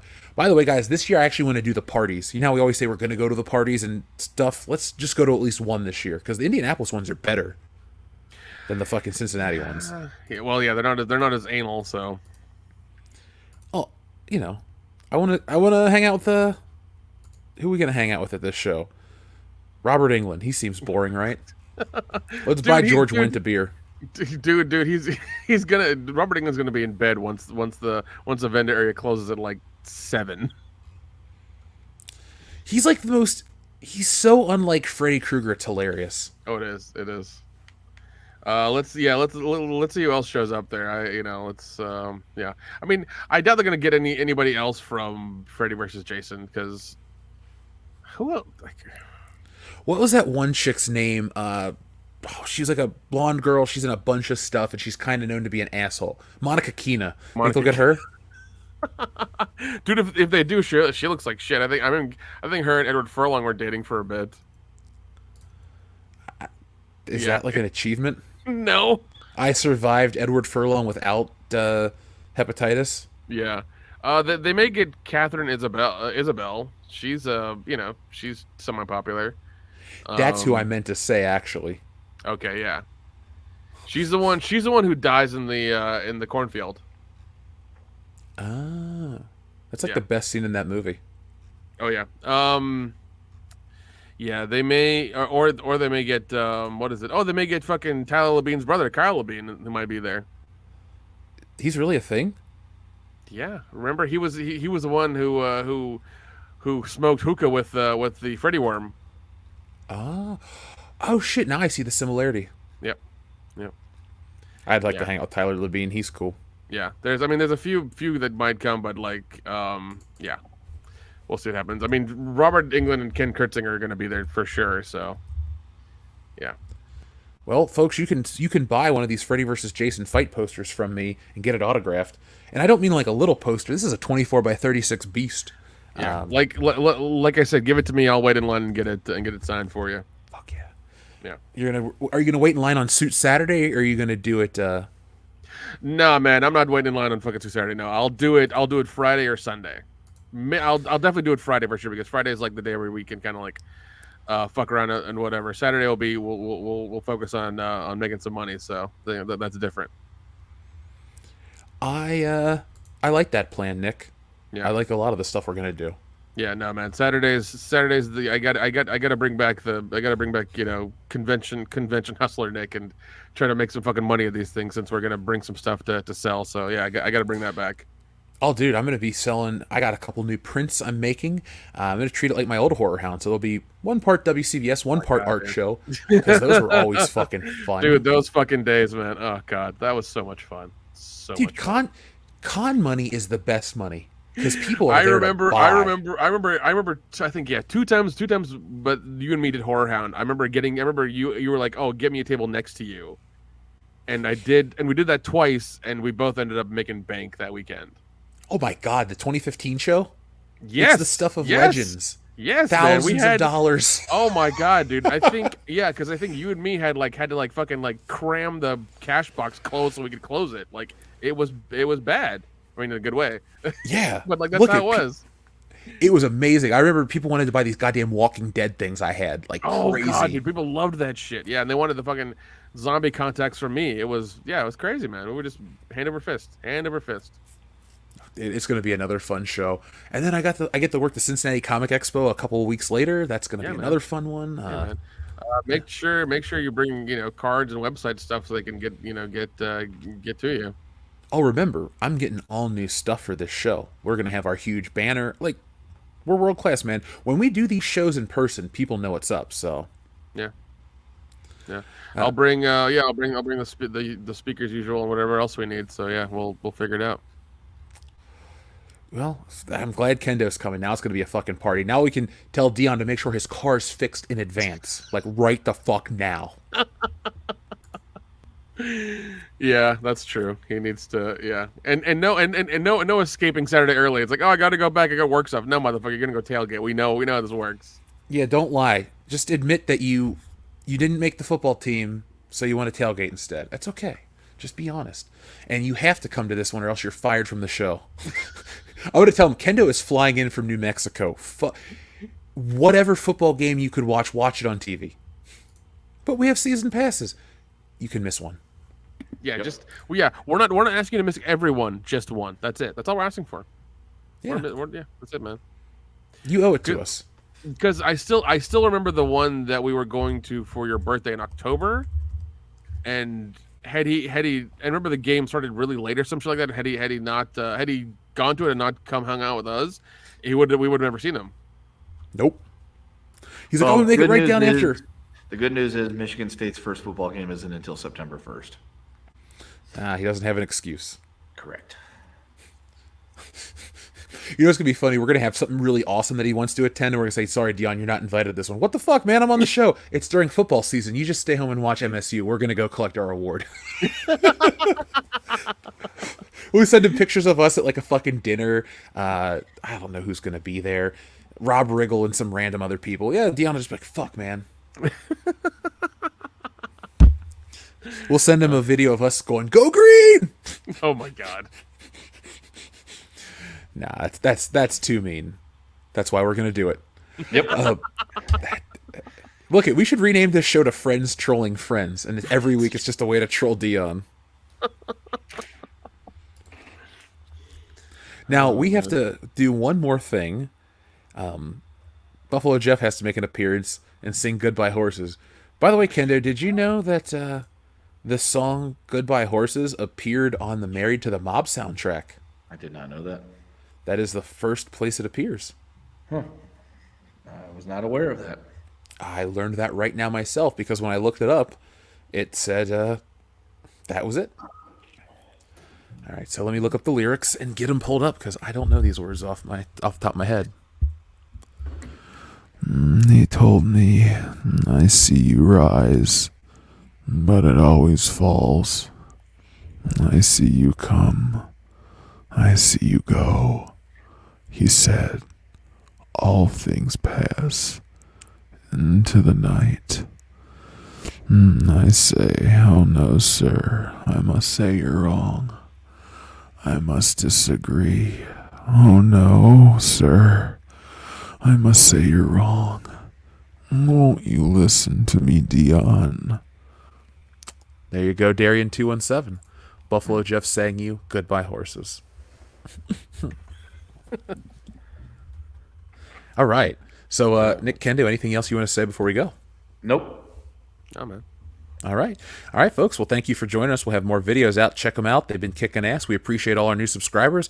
Past 182K, on our way to 200K, then 500, then 1 million. Then once we hit 10, we're literally quitting. When we hit that number, we're going to fight. We're going to buy some shit, we're going to break it, and then we're going to delete the channel on air. How's that sound? Sounds good to me. What we got to do is we got to alienate all of our friendships, too, at that 10 million mark. We just start screaming at people like, we're better! Fuck you! I don't need you! Oh, my God. We're just going to go, we'll invite Lape out and just fuck with him. So like normal then? Yeah, pretty much. Lape was the world's best DD ever because he brought you his homemade custom beer and drove you around after you were drunk from drinking it. That's true. That's true. Yeah. Yeah. That's why we called him Channel Dad, not because he's old, but because he took care of us. Oh man, no, he's supposed to come down to Atlanta to see some breweries around here whenever he gets a chance. So what a shocker! Lape in a brewery? Yeah, I know. All right, folks. Thank you for watching. We'll be back next week with more. But in the meantime, be smart, be safe, be cool, but always be excellent to each other. .com. Nice shooting, son. What's your name? My name is Jeff.